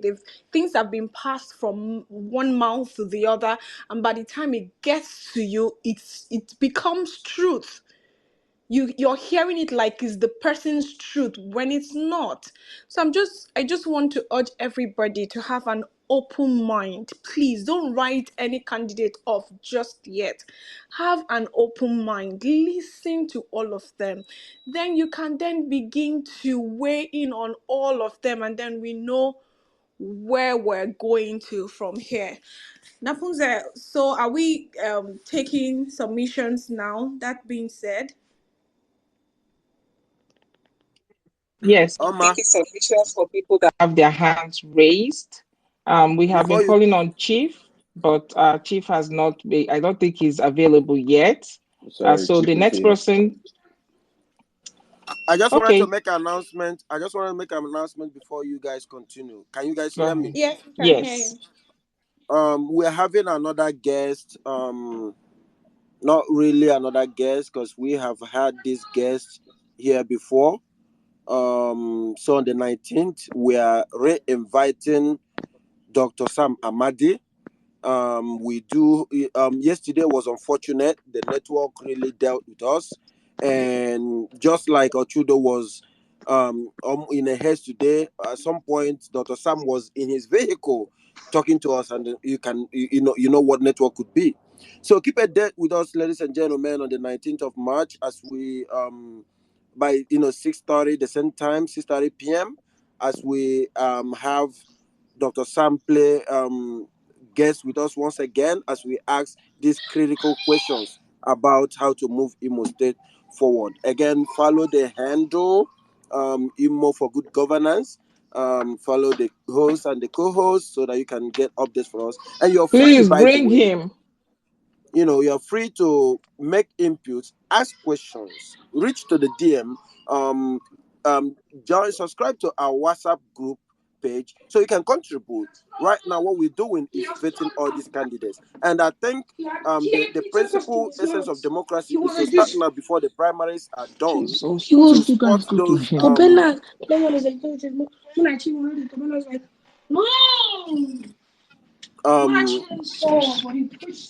Adaka, can you mute your Nafunze, please, can you mute your mic? See, so to vet these candidates to know our ideal governor with a difference. So I do not think that we're wasting our time here. I think this is something that is worthwhile, and we're urging all Imo indigenes and residents both home and abroad to participate. So thank you guys. Oma, over to you, please. thank you, Kinga. Thank you. Please let's draw all the Imo State people, all the lovers of Imo State. In fact, every Nigerian should be a lover of Imo State. Okay, that's how to be a patriotic Nigerian. We should draw all of them to this space so that we can collectively rebuild our beloved state Imo. Okay, we'll be taking submissions now, and if you're in the speaker section, please can you raise your hands up because I'll be taking my cues from there. Okay, Chief, I see you. Napunza says she's been calling you and we couldn't get you. So please unmute your mic and speak, please. Thank you so much, Omar. Good evening, everybody. Sorry, it's been a long day for me. I heard my brother speak when about his own submission on Mr. Martin's Agbaso. I want to say that for me, I think he answered all the questions with honesty and also being real. We don't want a leader that will come here and be acting a Peter Obi and enter inside office and change to his real self. I think it's best if we are seeing people the way they are originally. He has come here, he has given his part of his manifestos and his ideas and his projects for what he wants to do. And for me, it resonates well with me. There's no question he didn't answer properly. The question, even the question that everybody, like, sorry, not everybody, my brother said he kind of was agitated about was a question he had already answered, like detailed, in full detail when he came in the beginning. I think that was like the first or second question that was asked. However, it's always good to listen to other people. We've not chosen anybody. I also like when he even said, like, spoke about capacity with, it's something I've been talking about for the past 4 days now, with the situation of Imo State, who we are trying to collect this power from, you know? So at the end of the day, I was pleased with his submission. I was 100% taken off my seat multiple times. There are times when I had created questions to ask and he would just answer it right off. I was wondering if he was reading my mind. Anyways, I love this space and I'm very appreciative for this space that has been created for the good governance of Imo. We hope to listen to more aspirants so that we can make a proper decision as one collective, because the moment Labour Party chooses their candidates, we hope that it will be a candidate with character, competence, and capacity to govern Imo State properly. Once again, if anybody is interested in joining the party, please join, so that we can also make impactful change towards party levels. Thank you very much again for this space. I'm really grateful to all of you, Omana, Puzai, Kinga, and Praise. Thank you very much for this space. Without this space, I don't know how we'd be listening to our leaders that are hoping to govern us in Imo State. I would use my mic for now and come back if I have anything else to add. Thank you. Thank you, Chief. In all fairness, I must admit, that he was, sincere with his answers, and that's his truth. We can't invalidate his truth until proven otherwise. And that's what we do here. We give fair hearing to everyone. Okay, I see your hand, Chinedu. Please unmute your mic and speak. Okay, thank you so much, Omar, the host, and Ikenga. So, um, I I have my reservations, but what I want to say is I appreciate the fact that this space was created, because it is important to know these people before, even before the primaries, because it is very important. And I think this is one part of the Nigerian politics that is missing. You know, people just, we don't know who are the people coming out in the party, and at the end of the day, someone just emerges and we are forced to, support the person because we have this loyalty to Peter Obi and maybe some of us to Labour Party. So I really appreciate the idea of, hosting a space and trying to get these guys on the space and then talking to them. So for me, I was trying to ask him a question, and the way he answered it was very, very, very, very satisfying to me. The man himself is someone I've read about, even before coming to the space. I found this space by mistake. I didn't plan on being on the space. He himself, Mr. Martin, is a very interesting person. But the only thing that I kind of found quite not satisfying with, and I know nobody is perfect, is the reaction he had to some of the questions that he was asked. Personally, I believe if you're a public servant, you should be able to be, compassionate. Let me use that word. You should be able to, take those questions, because people will definitely ask you questions and keep asking you the same questions. That person that asked the question might have not been on the space when he answered the question, and all these things are things that should be put into consideration. But for me, I don't have an issue with him. I'm not even going to grill him for any reason. He's not the representative for the Labour Party yet. We are just getting to know these people. That's all I want to say. I just want to thank you guys for organizing this space, and I hope you guys, try to bring more people on, because for me, Imo State is very, very, very dear. I've been in Imo State. I don't live there anymore because it's now a joke. The height of insecurity is too much, so I had to run away from my dear life because the place is not secured. So I really want to see Imo State go back to where it used to be, especially in terms of security, and all that. So that's all I have to say, and I'll be watching out for other spaces you guys create. Thank you. Thank you, Chinedu. Thank you. I love that you mistakenly got in here. Please mistakenly keep coming. Mistakenly bring a lot of people here. It's a good place to make mistakes in a good way. Thank you. Thank you for your beautiful submission. Thank you. We hear what you have said about we were all here, so whatever Martin did is different meanings to different people. People interpret things their own way, but in all we should be fair to judge what's right, I think. But thank you for your beautiful submission. Okay, I will take Praise. Your hands is up. Okay, good evening, everyone. Please, I just want to ask request for the members to actually follow all this Twitter handle, Imo for Good Governance, and for the other updates, especially on Sunday, that Sam Ahmad is coming back here again to speak with us. And also, please try to follow the co-host and the host, and also for one another. And for those requesting for WhatsApp group link, kindly follow me and then send me a hi. Then I'll send you the WhatsApp link. Thank you. Thank you, Praise. Thank you, Praise. That's why we're here. Please, we are brothers and sisters as Nigerians first, and then brothers and sisters from Imo State too. We should network, get to know one another, follow one another, follow this space. Check for on the Jumbotron. You see our WhatsApp, links and Telegram. Please join in. Also join the host, the co-host, follow them so that we can get notifications, when we have Twitter spaces, going on. So please follow us so that you get informed about like so many people said they would have loved to hear Sam Amadi and they were not here. Thank God he's coming back again on Sunday. So please make it a date with us on Sunday. Be here.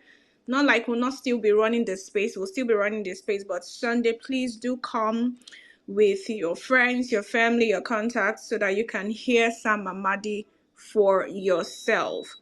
Okay, Munachi, your hand is up. Please, can you unmute your mic and speak, please? Okay, thank you. Can you hear me? Yes, I can. Yeah.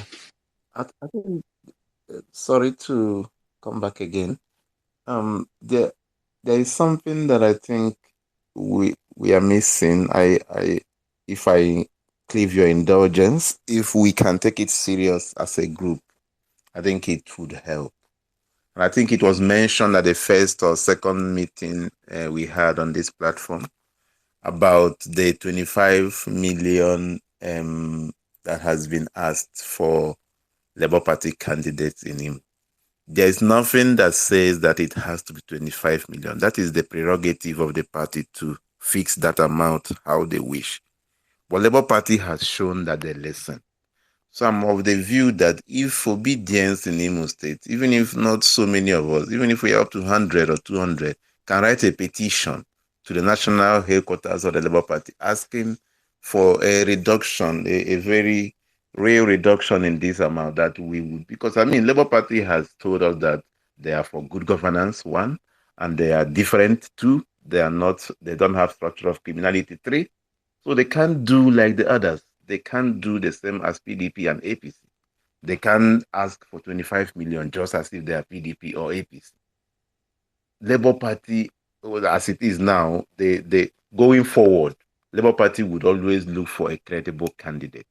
When you have a credible candidate that comes from a zone that people believe is the right zone, where we talk about fairness, just like the way P2B came from the Southeast, everybody believed it was the turn of the Southeast for the presidency, and P2B is competent, is credible. Once you have that, you don't need money for campaign. Nigerians are people who see a good person who acknowledge a good person when they see one. They are not going to be one that will see credible candidates and go otherwise, especially when you have given that person the momentum the person needs, the amount of coverage and information and getting information out there about this person's status or CVs. So I think if we can maybe probably personalize that and see it as something that we can do, because we do not, if we really want the credible candidate to appear from Labour Party, they shouldn't be bound by their inability to raise such an amount of money. It's so much to raise. And while you are raising it, you are not even sure you will win. So it has to be an amount that somebody can raise. And if the person can still continue with Labour Party, knowing that the process that brought them there was genuine, was credible. So that is one. The second one is the primaries. What type of primaries would Labour Party go for? I know that with the delegate, when Peter Obi was chosen, the party would have given the candidacy to Patu Tom. I don't think there was any other person angling for that post at that point in time. But when he came, Pat knows that the appeal that P2B draws. So Pat withdrew for P2B. So it was straightforward. There were delegates, but I don't know how many they were.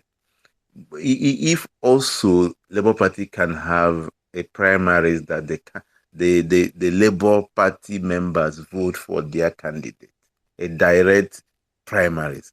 I think it was done in 1992, option A4, when we had SDP and NRC, Abiola Tofa, that era.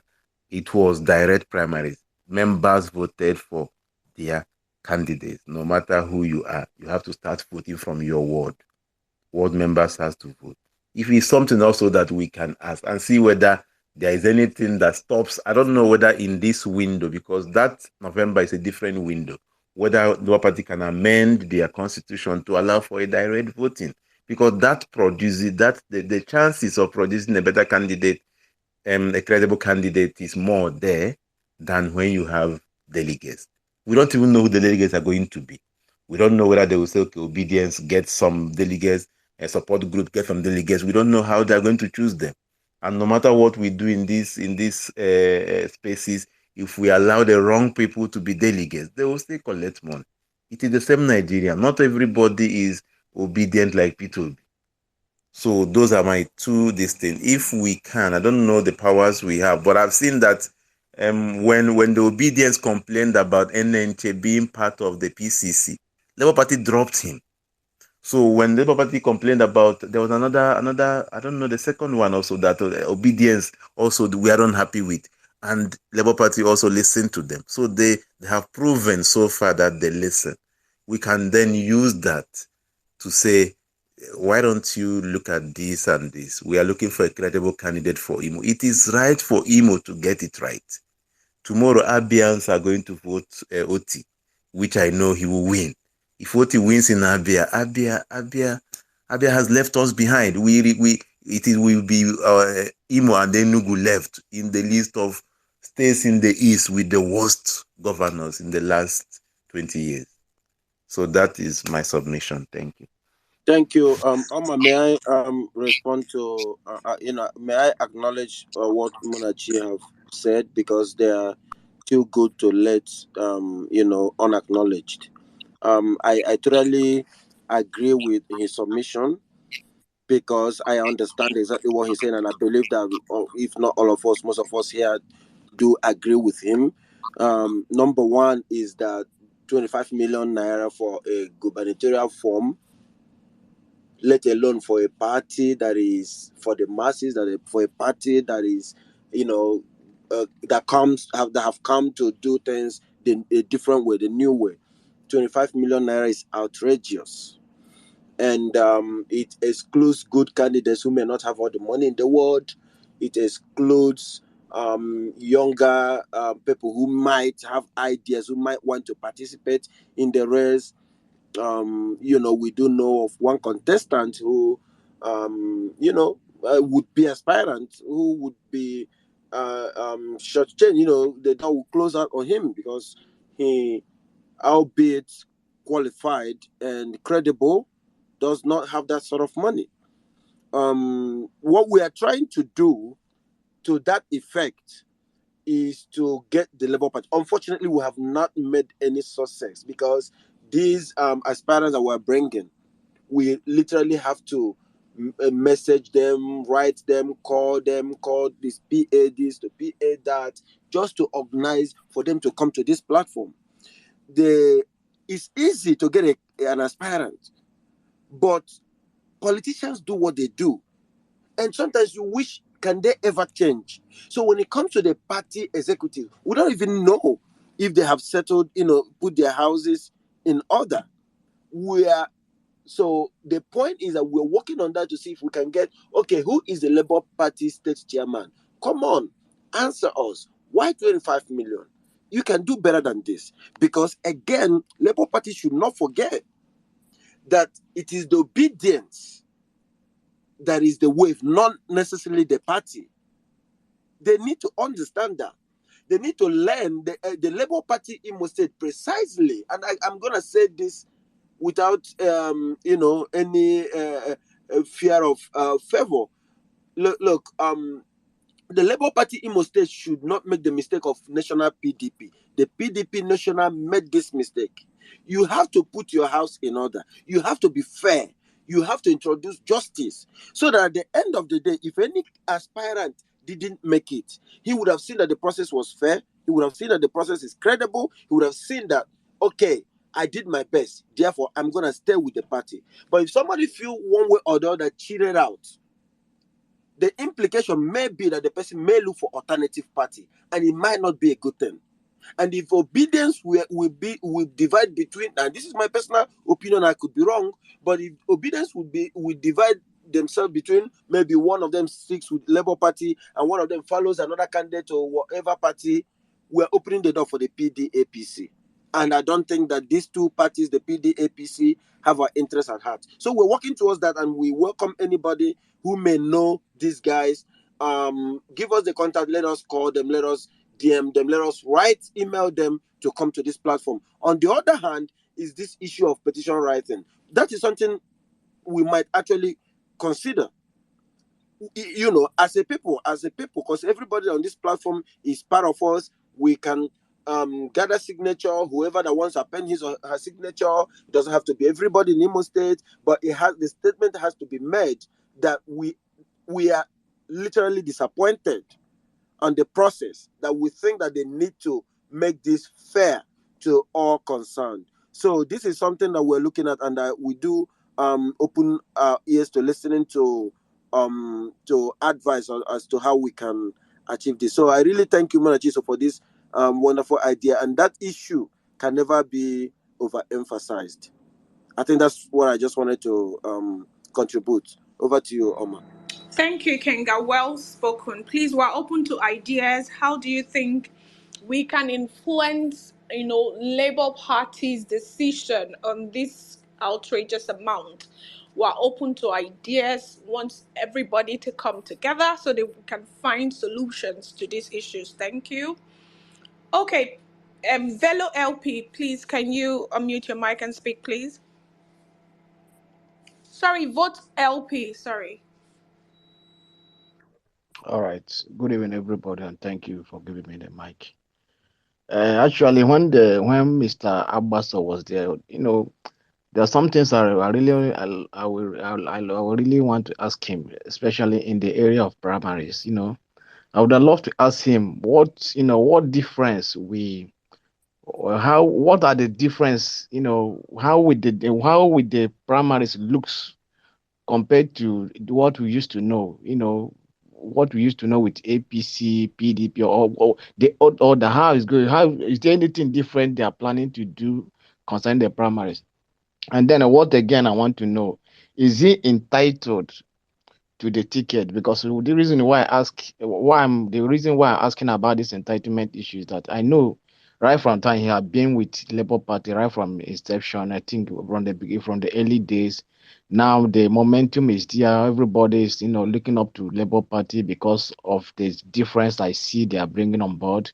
So that's why if he happens to lose the ticket, we still remain with Labour or will he jump?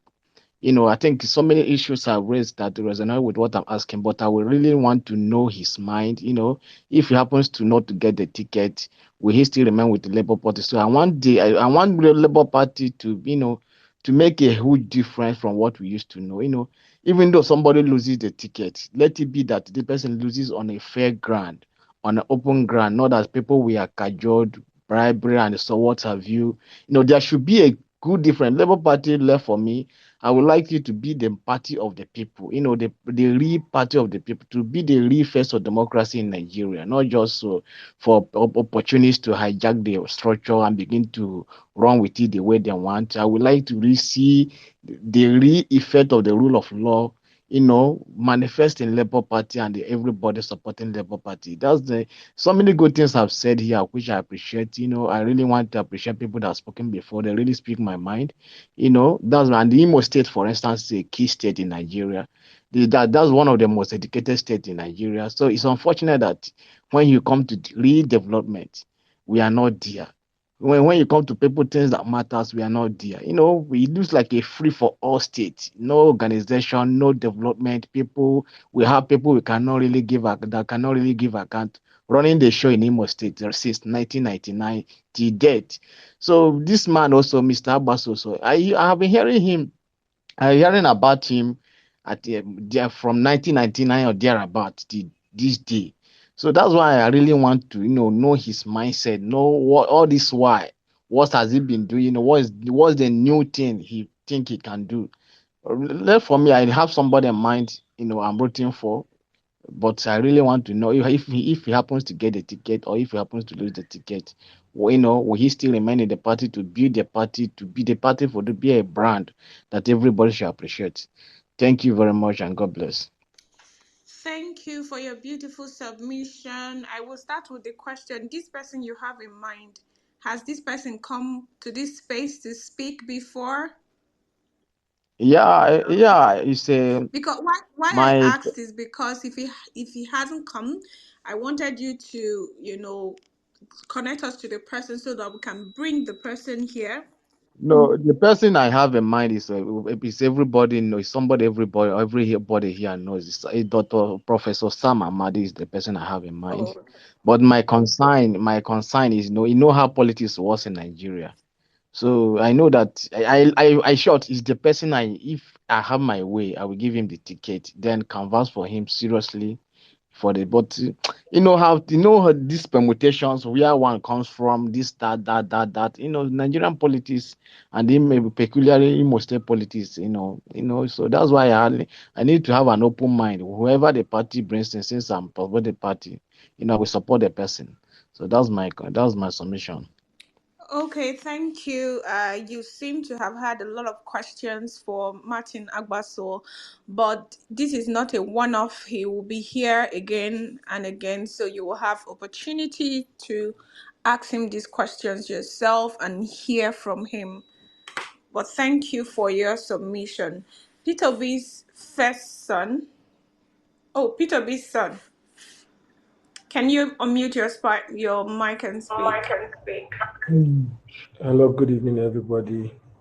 Good evening. Thank you. Hold on. Yeah, hold your thought. Hold your thought 1 minute, Peter Obi's face on. Please hold your thought.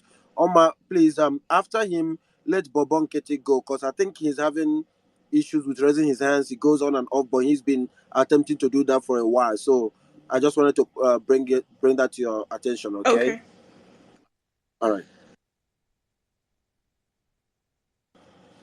Go ahead, Peter Obi face on.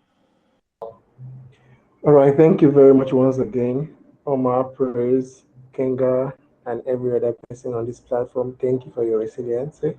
Thank you for your patience. So I've not been in a haste to speak because network has really been frustrating, and Lagos and traffic have been on the road. And the last time I was talking, the network just went off, and sometimes the space goes off. I think Twitter is battling a whole lot of hitches and all that. So a lot has been asked or directed to Mr. Martins Abaso, and I've not really heard him speak before. And I only knew about Jude Abaso, who was deputy to Rochas.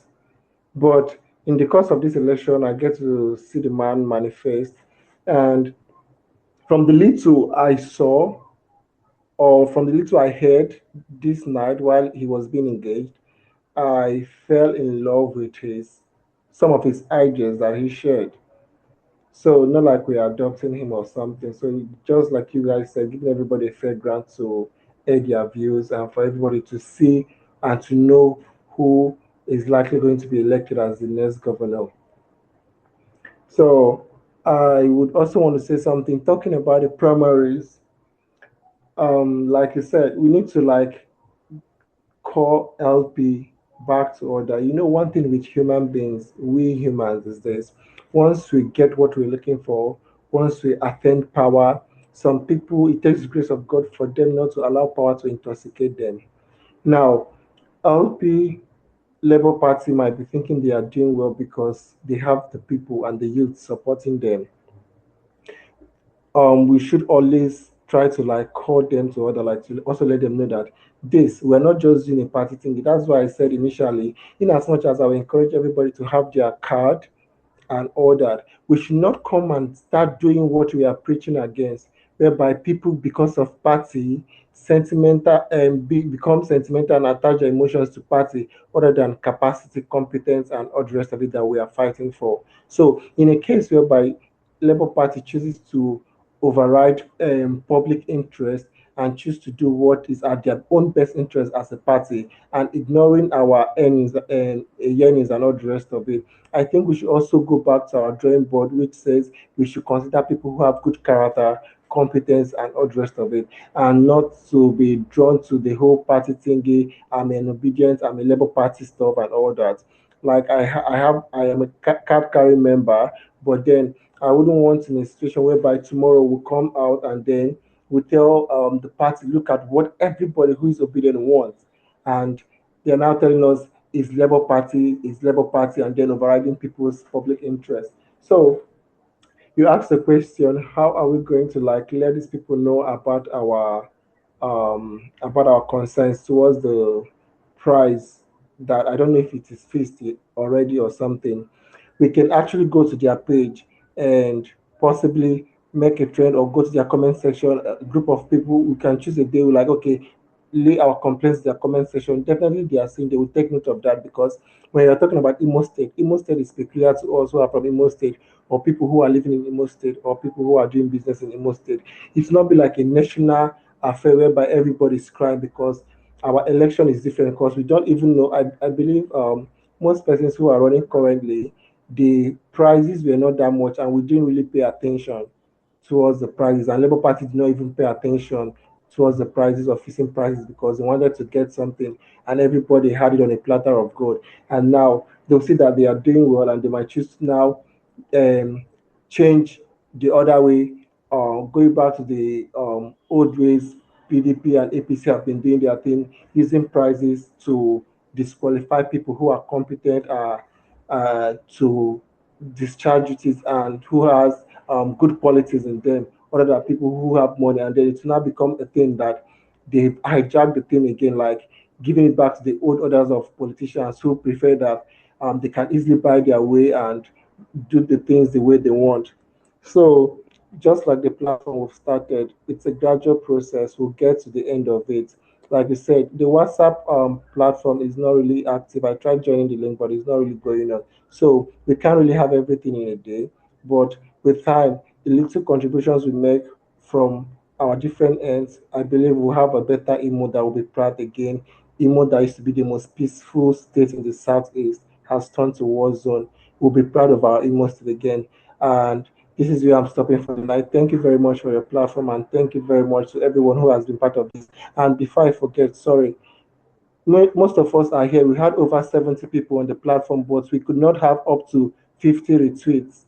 Please, if you're liking what you're having here or what you're seeing here, please, when you join the platform, please help us retweet, share to your WhatsApp stories, copy the link and share so that other people who are on your contact list can possibly join us. So with that, we can create more awareness and people know about what we are doing, and we won't be taken for granted. Thank you very much.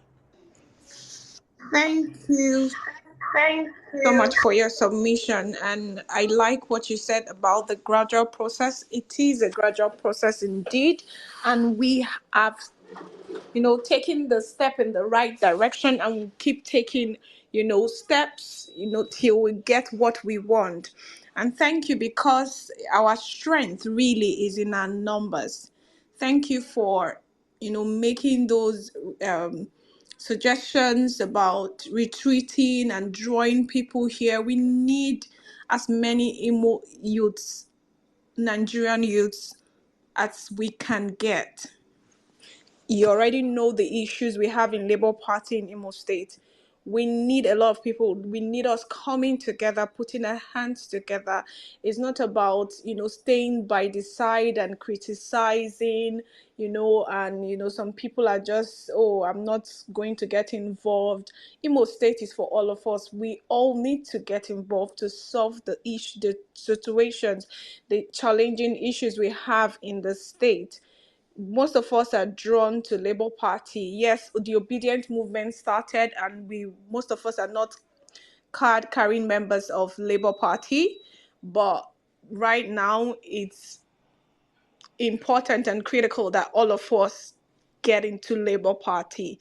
If we were there, maybe the issues that have come up now wouldn't have come up in the first place, but we were not involved. So we need to be in there to get involved and solve these issues. Thank you. Okay. Babon Kitty, are you there? Ikenga said you've been having issues with your network. I don't know if. Yes, I'm here. Yes, Okay, I'm okay, here. please. Can I? Yeah, Oh, right away. thank you very much. Please, I'll beg everybody to forgive me because I'm going to speak English.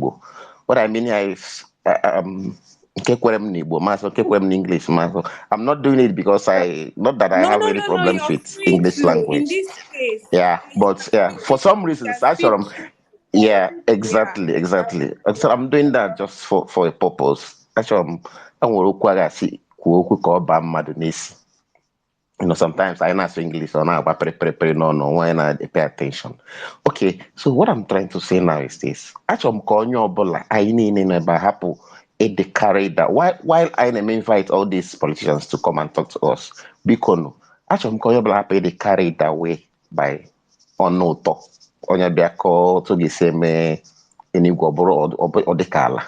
Now, when I say let us do away with the old order, I'm asị m na onye ọbụla eji ya gbagoro ebe 60 70 si tụpụ ya. No, onye dịgoro 100 years dị okay na old order, we can go along with that person. So why am I constantly pointing at this old order? Now, enwere reason onye ọbụla ji yara for Peter Obi, including Moaneba. Like I used to call myself or I used to see myself as one of these ajibo shy guy na na-achọ nsogbu, but I bịazi mụọ onwe m n'ime ahịa Abuja buru microphone na-akụgheri, not nkụgheri anyway, na-eme campaign for Peter Obi, onwe na-akwụrụ m anything. No, what I'm saying is this. Anyị niile hụrụ onye anyị kwụ n'azụ mara ụdị mmadụ ọwụ, bụrụ somebody enyocha ya tụna ya elu bendo isi ya n'ala, chine ya okwu elu, ipu ya akwa, gbaa ya ụtọ, ipu pant ya, onwe ihe a na-ahụ, everything dị okay.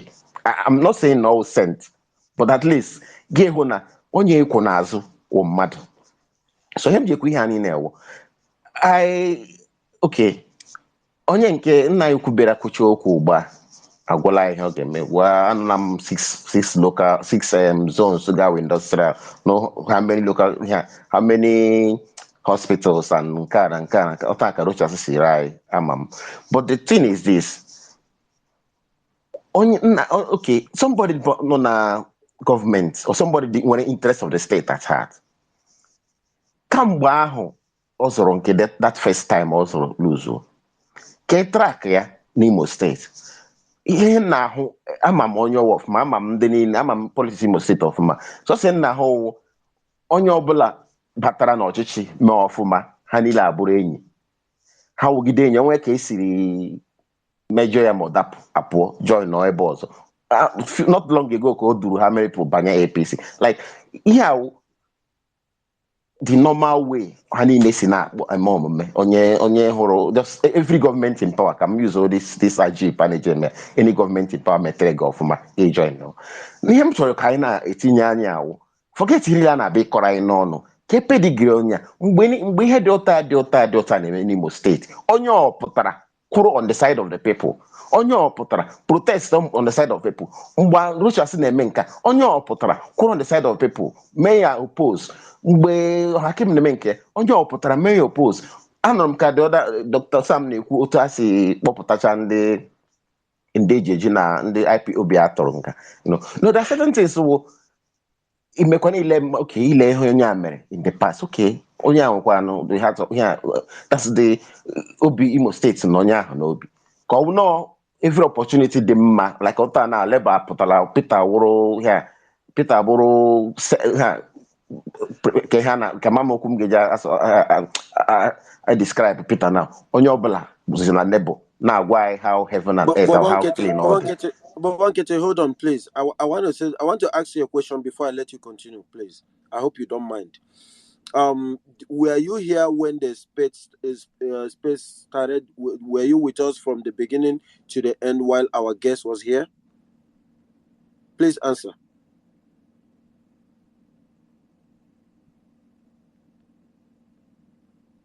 Can you hear me, Bobankete? Hello. Yes, I was here. Yeah, can you hear me? Did you listen to the guest from the beginning I did. to the end? I did, yes. Okay. So here is what we're gonna do. Okay. Because we are not gonna use this platform at this moment until everybody agrees when the time comes. Because we are not gonna use this platform to market a candidate, otherwise the host and the co-host would be doing that. We wouldn't allow to use this platform to demarket anybody. Now, let's do it this way. You are free to really tell anybody who your candidate is. That is fine. But when the candidate has spoken to us and leave, I think it would be unfair for us to be going after the person when the person is not here to speak for himself, as though we're using this platform to demarcate or to market a candidate. So if you have any contribution with respect to who your ideal candidate should be, right now what we're doing is, in fact, if this candidate that spoke today spoke badly, everybody here has heard him. They have taken note. We do not need a second party or a third party to come and say, Onahola, Onya didn't speak well. It is not, I believe it's not fair, because if people speak like that about your own candidate, you may not like it. If people are going to come here next time, they need to believe that this platform is fair and unbiased. And in the spirit of fairness, kindly contribute on who your ideal candidate should be. And if you really want to say, and Mr. A or Mr. B is my candidate, that is fine, because that is within your right, even though we're not campaigning in this platform. But this idea that somebody went to exile and somebody was very much around, and let us not do this, because we don't want this. In as much as we all may have our individual candidates, we do not want this issue to be politicized, at least not yet. So please, some people have expressed their grievance about how he got angry, the outburst, which is true and which we understand. But even Jesus was angry at a point. A human being can get angry. Everybody wants a contestant now to become made in heaven.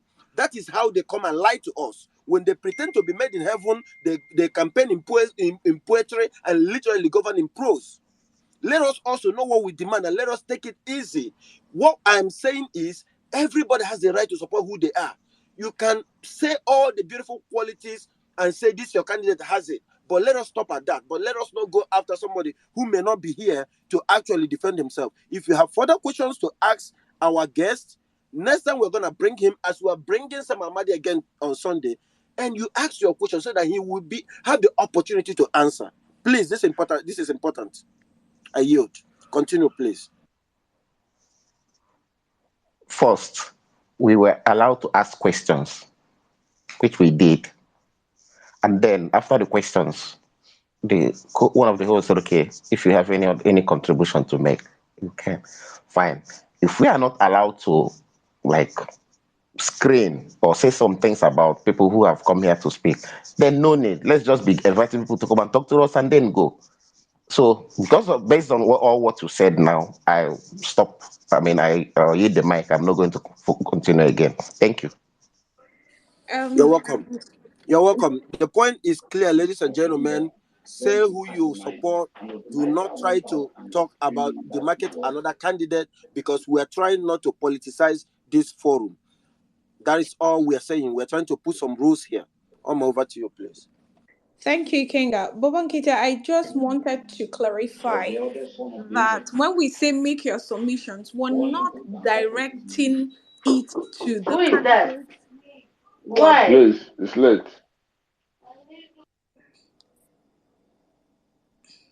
Go ahead. Okay. Sorry. Okay. So I needed to clarify that when we say make your submissions, why we're here is because of the problems of Imo State. We're not here to, demarket any candidate we bring up here or to say things that are not right about them. Okay? When we say make your submissions, we're generally looking at Imo State in view. Imo State. What are the things that are wrong in our state? How do you think we can correct them? Because we want to give a fair hearing to all candidates and we don't want to pick sides, not just yet. you know human beings human beings are beautiful, amazing beings. Okay, so you cannot just come up. They say don't judge a book by its cover and all of that. So that's what we're trying to do.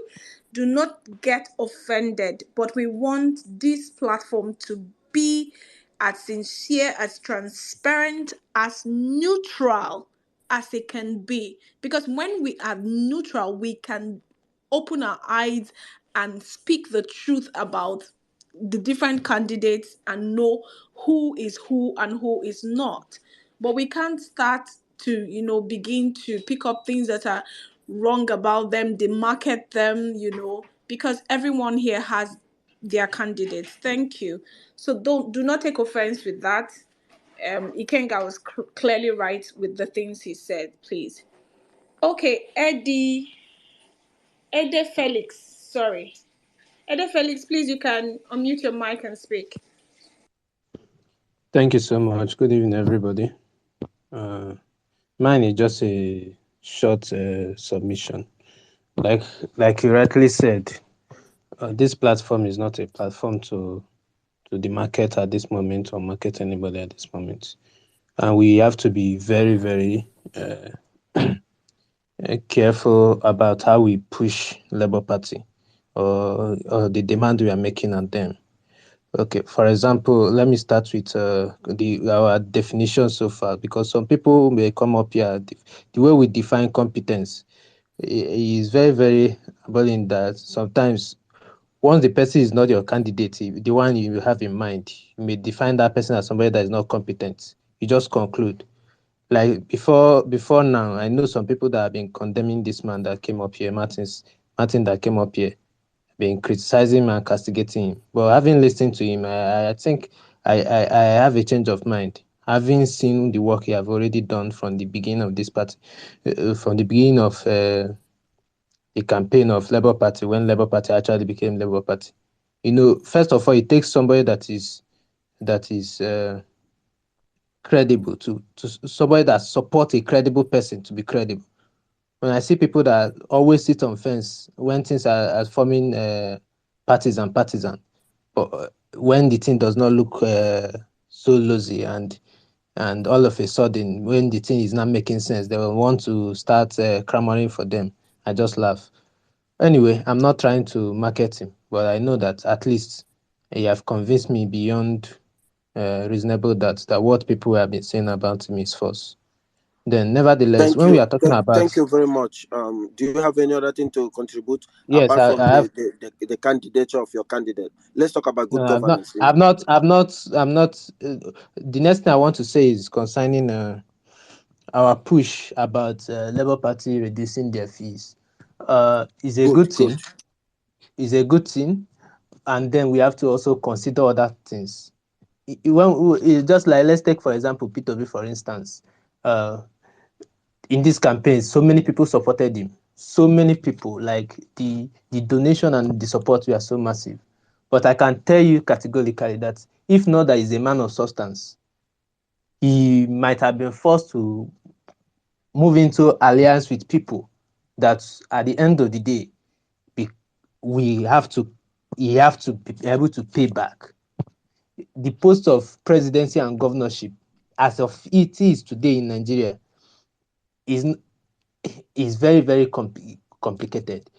Other sectors like House of Assembly, like Senate, we can somebody that does not we can manage somebody that does, but at this moment our political situation have not been structured whereby people sponsor candidates. When I say people sponsor, I mean fully sponsor both the advertisement, both the everything. In some countries you don't use your own personal money to campaign. Is individuals that campaign, monies, the donation that you receive that you use to campaign. But as it is today, majority of the people campaigning, even under Labour Party governorship position, look at other Labour Party, majority of them I can categorically tell you is either they are the ones sponsoring 90% of the campaign or 80% of the campaign, or they have people behind them who are usually big men, when I say men of substance, that are actually supporting them. And at the end of the day, there will be a demand on them.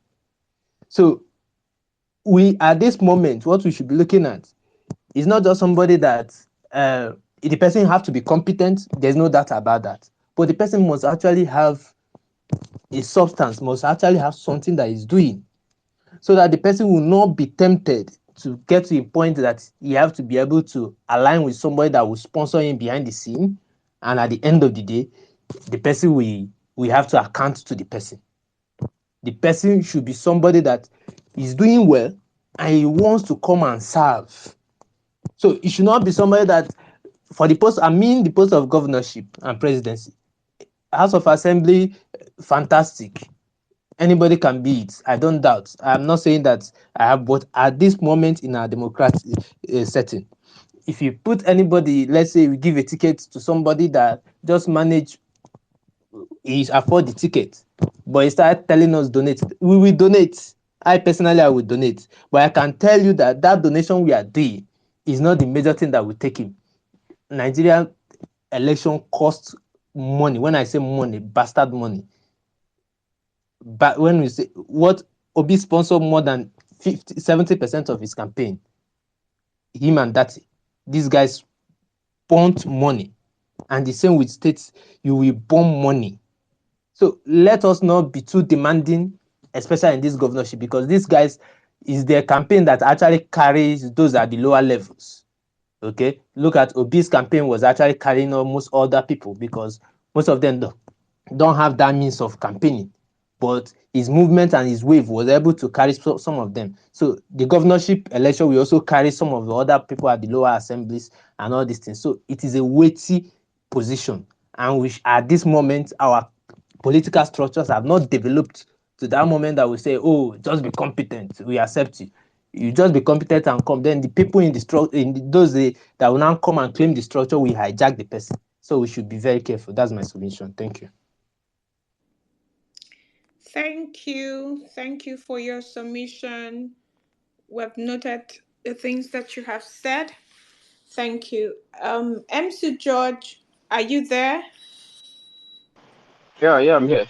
Okay, take it right away. Okay, good evening. Good Okay, evening. let me start by saying what Ikenga was actually saying.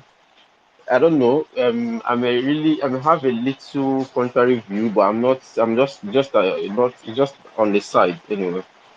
I think probably it's a bit healthy for everybody to be saying things about what is it called? All the contestants that are coming. So we'll be able to. We need the criticism. We need all of that. It's healthy. It's healthy for us to make, because we can't afford to make another mistake in Imo State. If not for anybody, me, me especially, Sorry, we can't MC afford. George, not to cut you. You know why we had this space in the first place? I'm a fan of, if you want to hear who Mm, someone is, you ask the person directly, you okay. hear from the person directly. A lot of people would hear things about other people and take the finalize and conclude on who this person is without even knowing who the person is.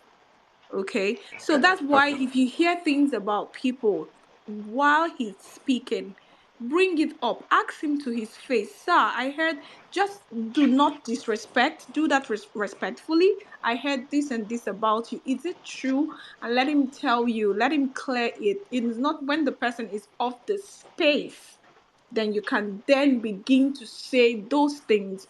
If the person hears it after now, it looks as if, we bring people so we can bash them after, and it doesn't tell well of us. Okay. Yeah. Okay, yeah, that's on the side. That's on the side. In regards to the Labour Party issues, I know. I think I've been trying to say this on my own from as little as I can from the onset of these movements and all. I looked at it. I knew. I just knew that something like this will come up. I knew it was going to happen.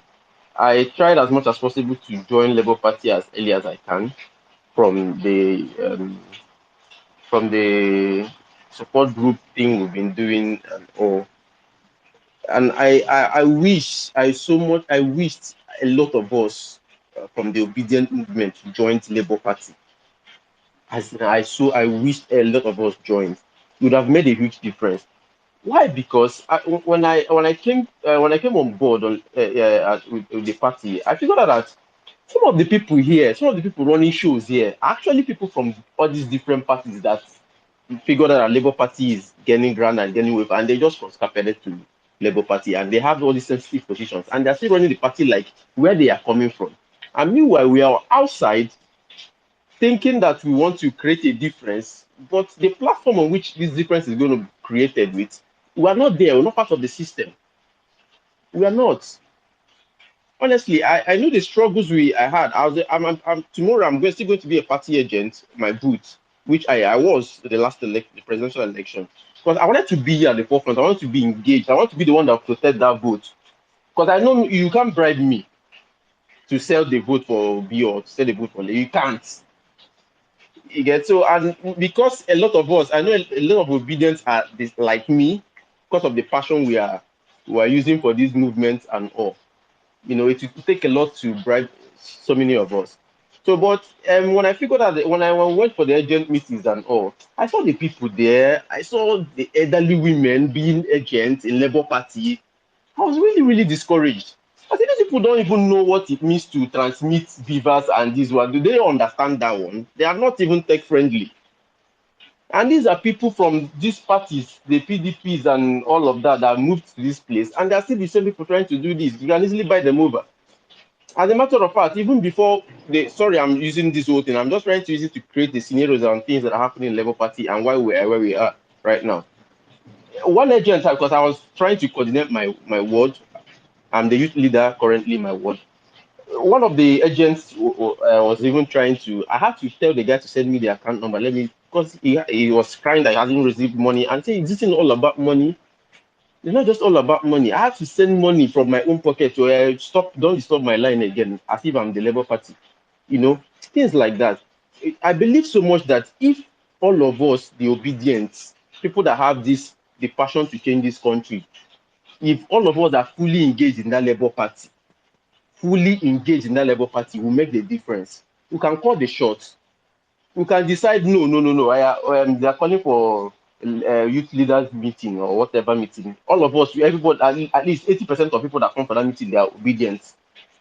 We can say, no, you can't sell this form for this price. That's why we are here. I had to change this.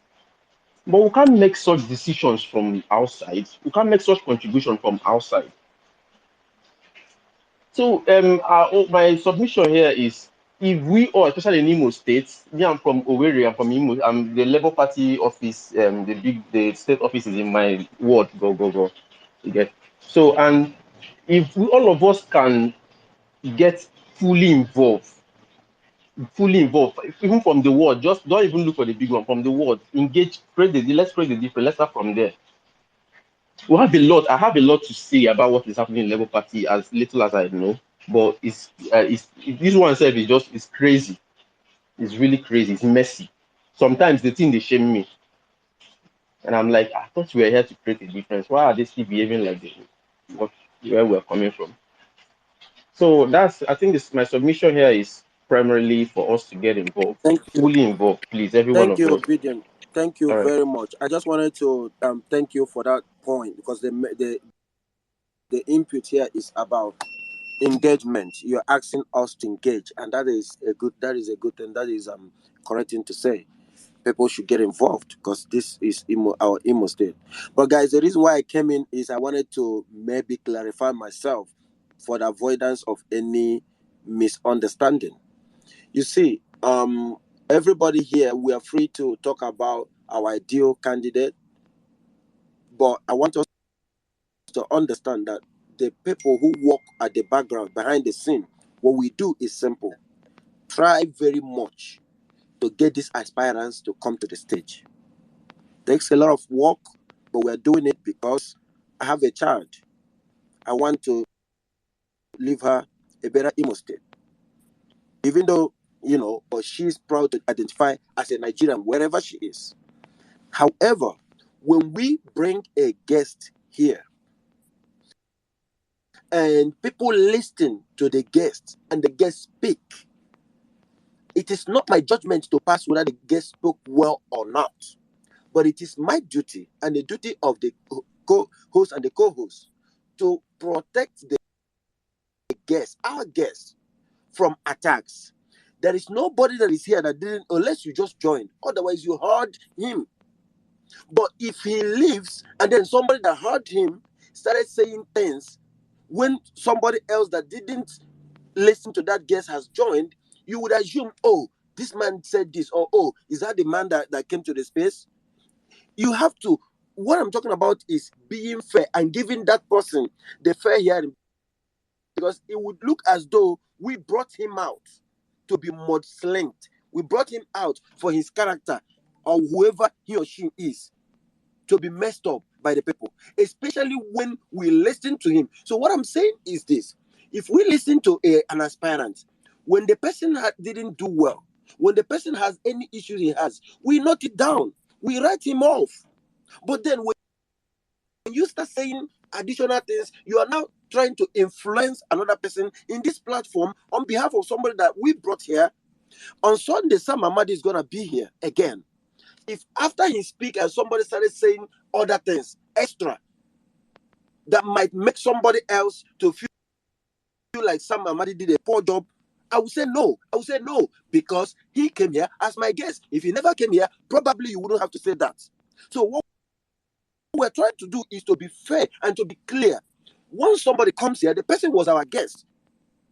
So I'm saying this so that we will not think that, oh, we don't want people to talk. If we don't want people to talk, then what are we doing here? But most important is we want people to listen.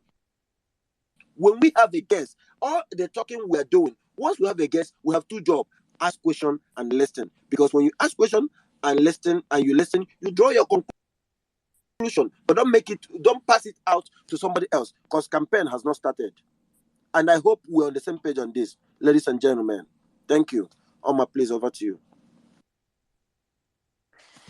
Thank you, Kenga. Thank you for clarifying that. Obi, your hands were up before you went off and you're back. Obi, can you hear me? Yes, I can hear you. Okay, yeah, please. You can speak, please. I don't really have much to say. Just right now, due to this obedient momentum, a lot of old dragons have joined the Labour Party, and I think it's time for us to be I can careful. barely. We can barely hear you. Please, can you speak up? Yeah. You know, hello. It can be better. You're still sounding faint. Like we can't really hear you. I don't know what the problem is. Can you use? Do you have earpiece? Can you use it? No.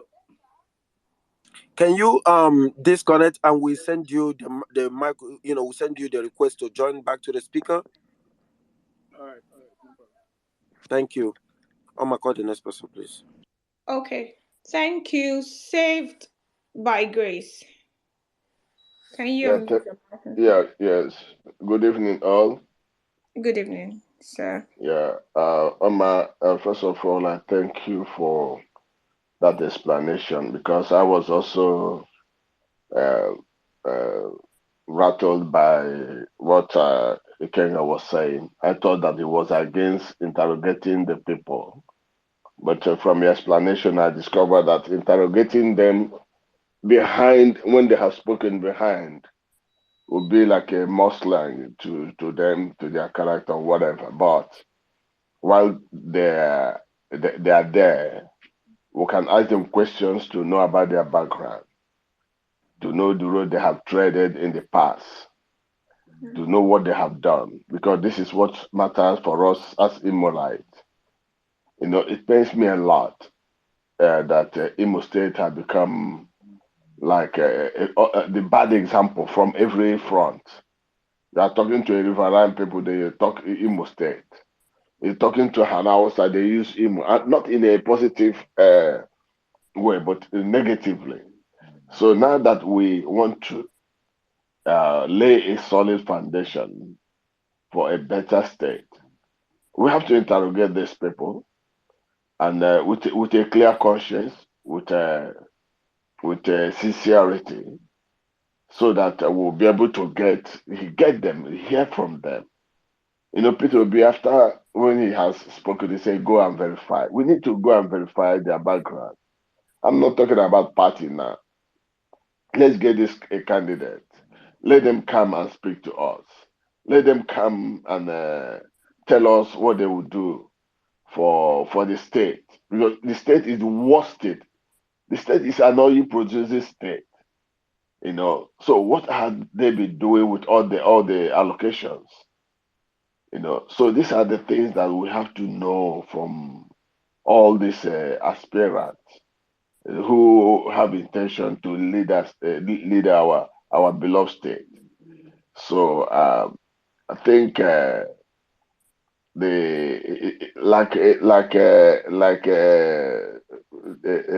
representing the issue as a favorite candidate. Nobody says favorite candidate for us. For me, I have no interest in anyone, but the only interest that I will ever attach after hearing these people going back to check what they have done before, who were they yesterday, or before yesterday, what part did they play? It's not about being in governance. Those who are not in governance, have they spoken out against the ills of what is going on? Because one thing I have discovered in the whole of the Southeast, our political class, I call them dummy. Even if their twin brother is being slaughtered, they kept quiet because of they have a vision, either going to the Senate or becoming a Exactly governor. what I was saying. Yes, or becoming a governor, or going to the becoming a president. No matter what happened, let it happen because of their selfish. This is what it killing the Igbo nation today. We have lost the respect we have. Ịma ka nsọ nke n'Igbo enwere anụ a na-akpọ ufu na-ebu ọkụkọ, you know, ufu bịa ya ele anyere dị na ọkụkọ isi ihe anị ya n'isi, you know, ya na-atụ ya ụjọ.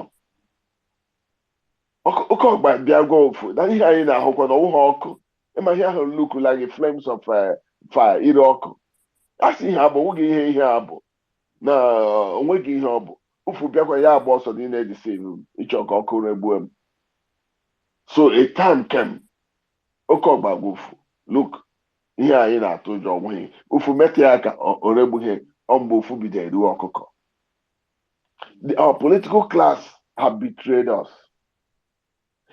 The Igbo nation that is being respected, that's being feared, that is being regarded, have been trashed on the floor because of our political class or our politicians. So we have to do what I might call the re-engineering or renaissance. We must look inward. I don't have a favorite. I don't have all I am interested in. Let Imo State work. Let jobs be created. Let schools be running. Let everything be done well. Let us live like sane society. I grew up in River State. And when the moment they hear that you're an Igbo man, all you hear Igbo sense. But I discovered that Igbo sense we are being known for are no longer there. Everyone is selfish, looking for their own personal interest. So as these people come, let us have an open mind towards all of them. Because each time somebody talks or speaks or responds, you are deducting something from that person. Let us not use this platform or this space as maybe as a platform to destroy others or to push our own candidate. No. Let us have an open mind. Look into these people. There are people when you give you know somebody when he has money, how will he behave? There are people that are poor, and by the time you think they are gentle, but the time they see money, their real nature will come out. There are people that will be walking gently, but when they have power, you see their real nature. I want us, please, I'm begging everybody. Let us throw away our pride, our ego, or whatever we feel we know. We have a state that God has so blessed. You know, when I'm looking like from the pinnacle, I look at Imo State. I know that even if the state treasury is dry and red, if a cool-headed man or a cool-headed woman, because not only men that can become our governor, if a cool-headed man or cool-headed woman will take over as the head of affairs, I tell it will take a question of maybe 3 months. Imo State will come back, will become a toast, will become a state that people will be jealous of, because there's nothing we don't have. We have the best brains in the world. We have that ingenuity. The Imolite are classic. They are hardworking. We have the youth age. There's nothing we don't have. All we are lacking. It's like I know there are driverless cars that are still being tested, but a car without steering or button to control it will crash. And that is what we have been going through all these years. I want us to look for a driver. A driver can carry 50 people in a bus. A driver can carry 20 people in a bus. A driver can carry 10, 5. But only one man drives it, and the lives of everyone are all under his care. Like a pilot. A pilot will be flying a cargo plane that can that might carry 200, 300 people, but just an individual, and everybody trusts their lives in his hand. So what we are looking for in Imo State is a man who has character, who has love, who has empathy, who who who who cares for what we have gone through, for what we are going through, for the plight of the Israelites. Believe me, I tell you, some people are still alive because somebody else is giving them, is supporting them. But it's not supposed to be like that. So please, when any man comes, they want to become our governor. Let us thoroughly interrogate every statement, because talk is easy. Talk is easy.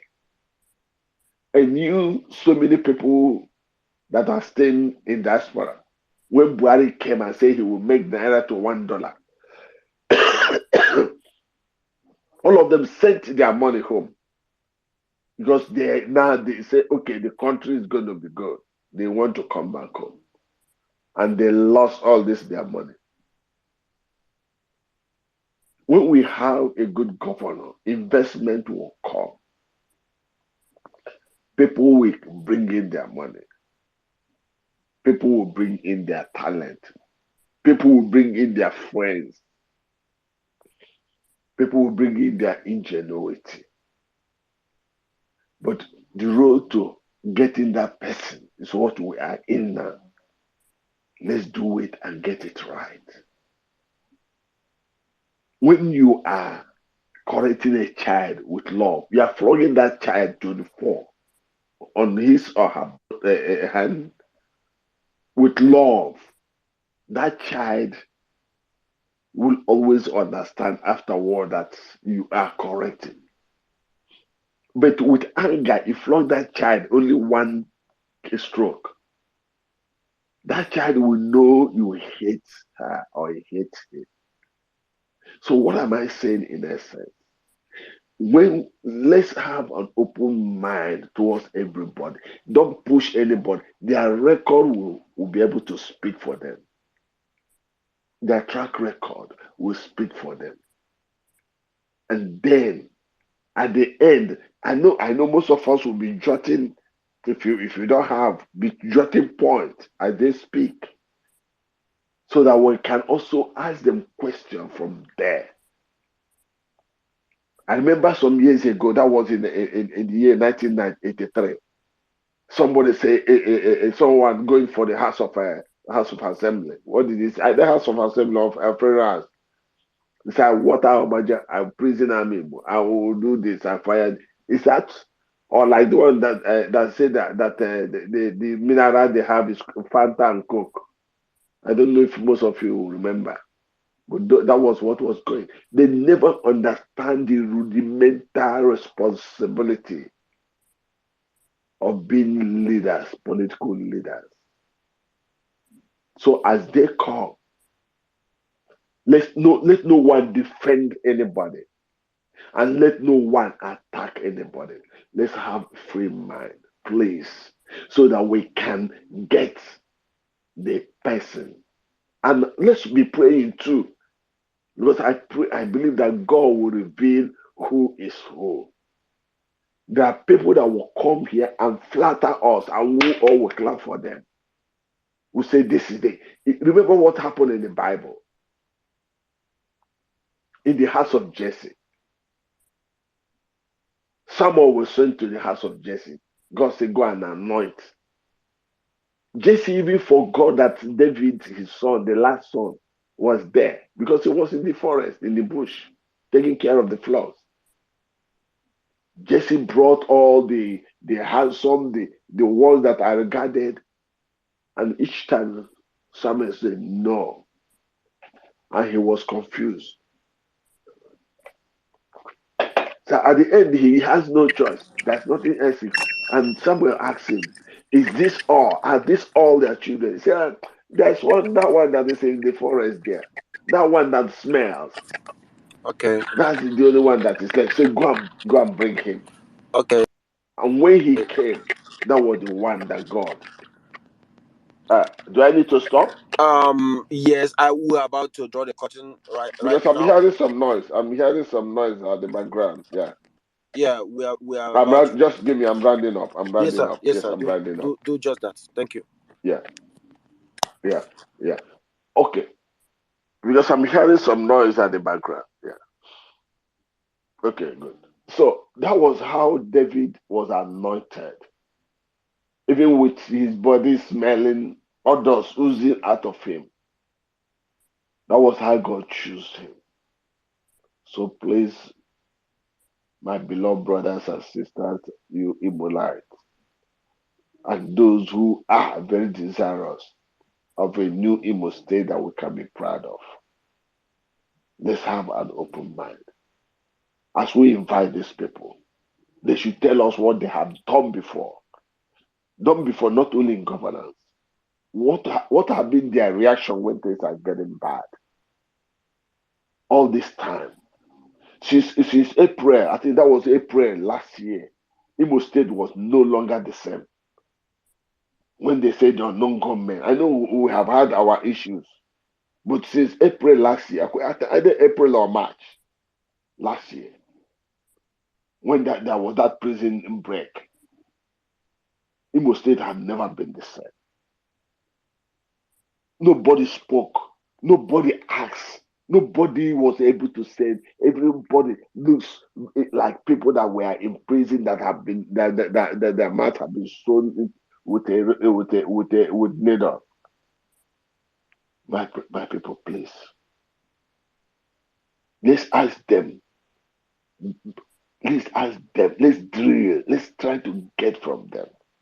These are the things we have to ask them face to face, so that nobody will say we are maybe you are siding A or B or you are talking behind them. No. But at the end, we still need to come together to analyze, because we cannot be void of analyzing what these people have told us.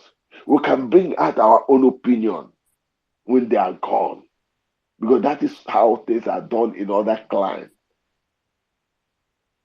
What we have started doing today is what have made so many nations great.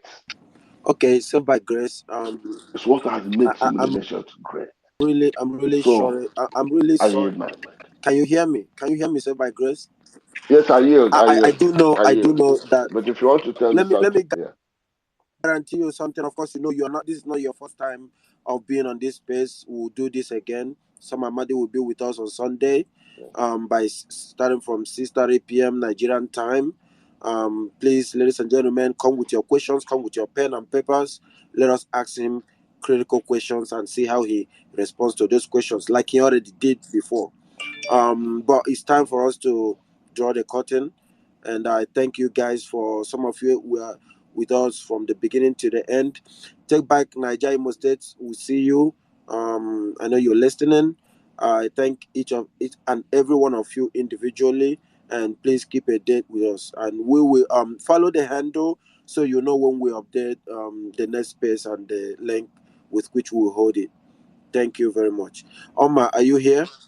Yes, yeah. Please let me ask you. Can you always send us information when next we are meeting anybody in time? Because I just came up and saw. I didn't know there's a space going on. Exactly. Yeah. We always update it on this handle, Imo for Good Governance. So if you follow this handle, if you like, you could actually put it on, what is it called again? On notification. That way, once any update comes, it will just come in your feed as a notification. That way you will know firsthand. For important people that I Okay. follow, that I want to know what they're doing, like PO, like Sam Amade, like Ochoudo Agbaso, I have them on notification. That way, once they make any update or anything, I'll just see it. So you guys kindly follow the handle and keep a date with us next time. Thank you. It's okay. Thank you so much. Have Odinaka, a are you here? I am here. I've been listening. Thank you guys for holding the fort. I thought I needed to sit back a little bit, and you and Oma, of course, as always, have done wonderfully. Since I moderated our host when he was here, I wanted to take the back seat a little bit. But yes, unfortunately, we have to come to an end here. I want to thank everybody, and I want to apologize to people that wanted to speak. And actually, I'm just now seeing some messages that some people have been trying to raise their hand while they were in the speaker section, and due to glitches, they weren't able to raise their hand. I really apologize.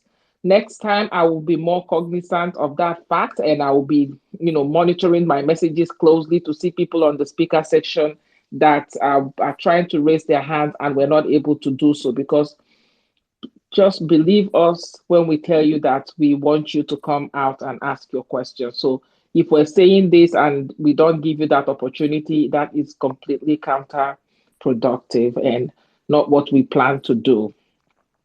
On that note, I want to thank everybody for coming out. I want to especially thank Ochoudo, Martin, Agbaso. I know people like that who have very busy schedule, but of course, they are taking out their time to come talk to us. We really do appreciate it. They don't have to. It's not by force. But again, because we're building a new Nigeria, we are glad to see people that are going to toe that line of the new Nigeria.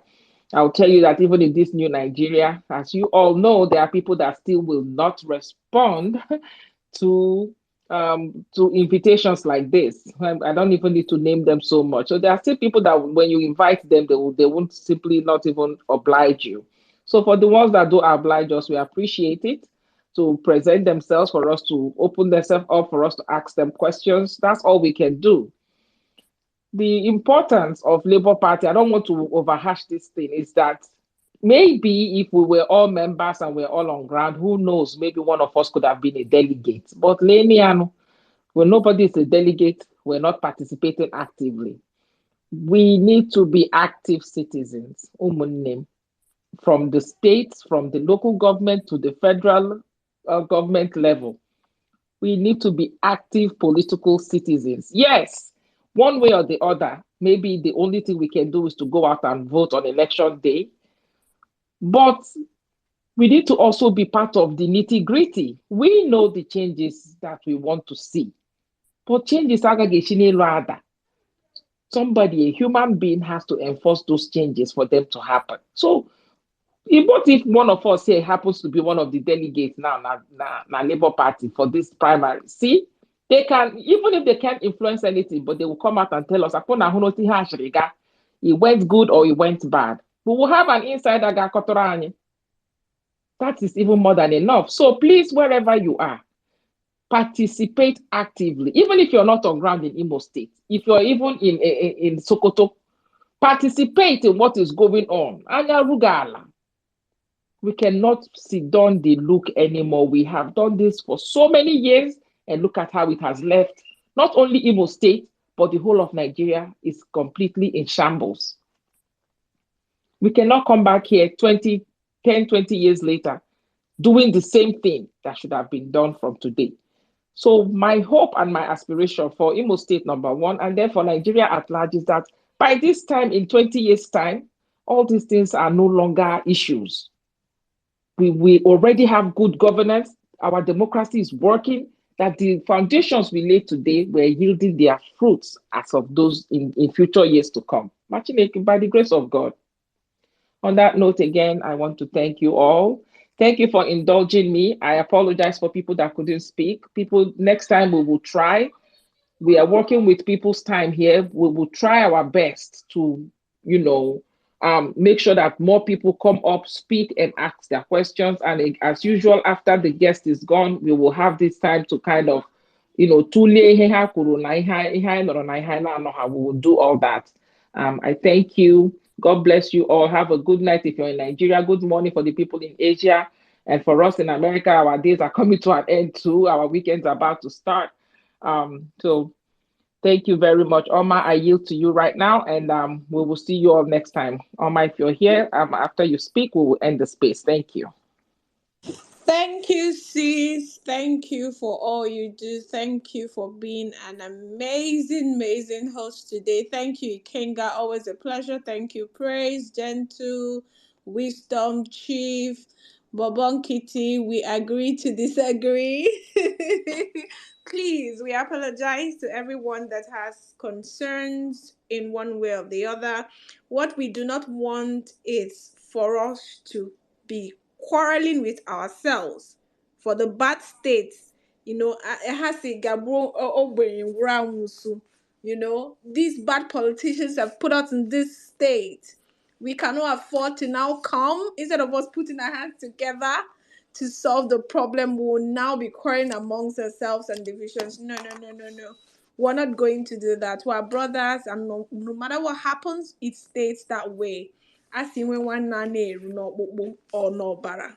Okay?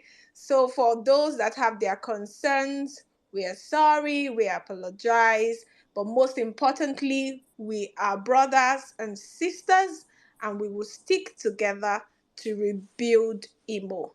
Thank you guys. Please, spread the word, bring all the Imo State youth, tell them that we're ready to rebuild our state, our beloved state, and we need everyone to come on board. Good night, guys.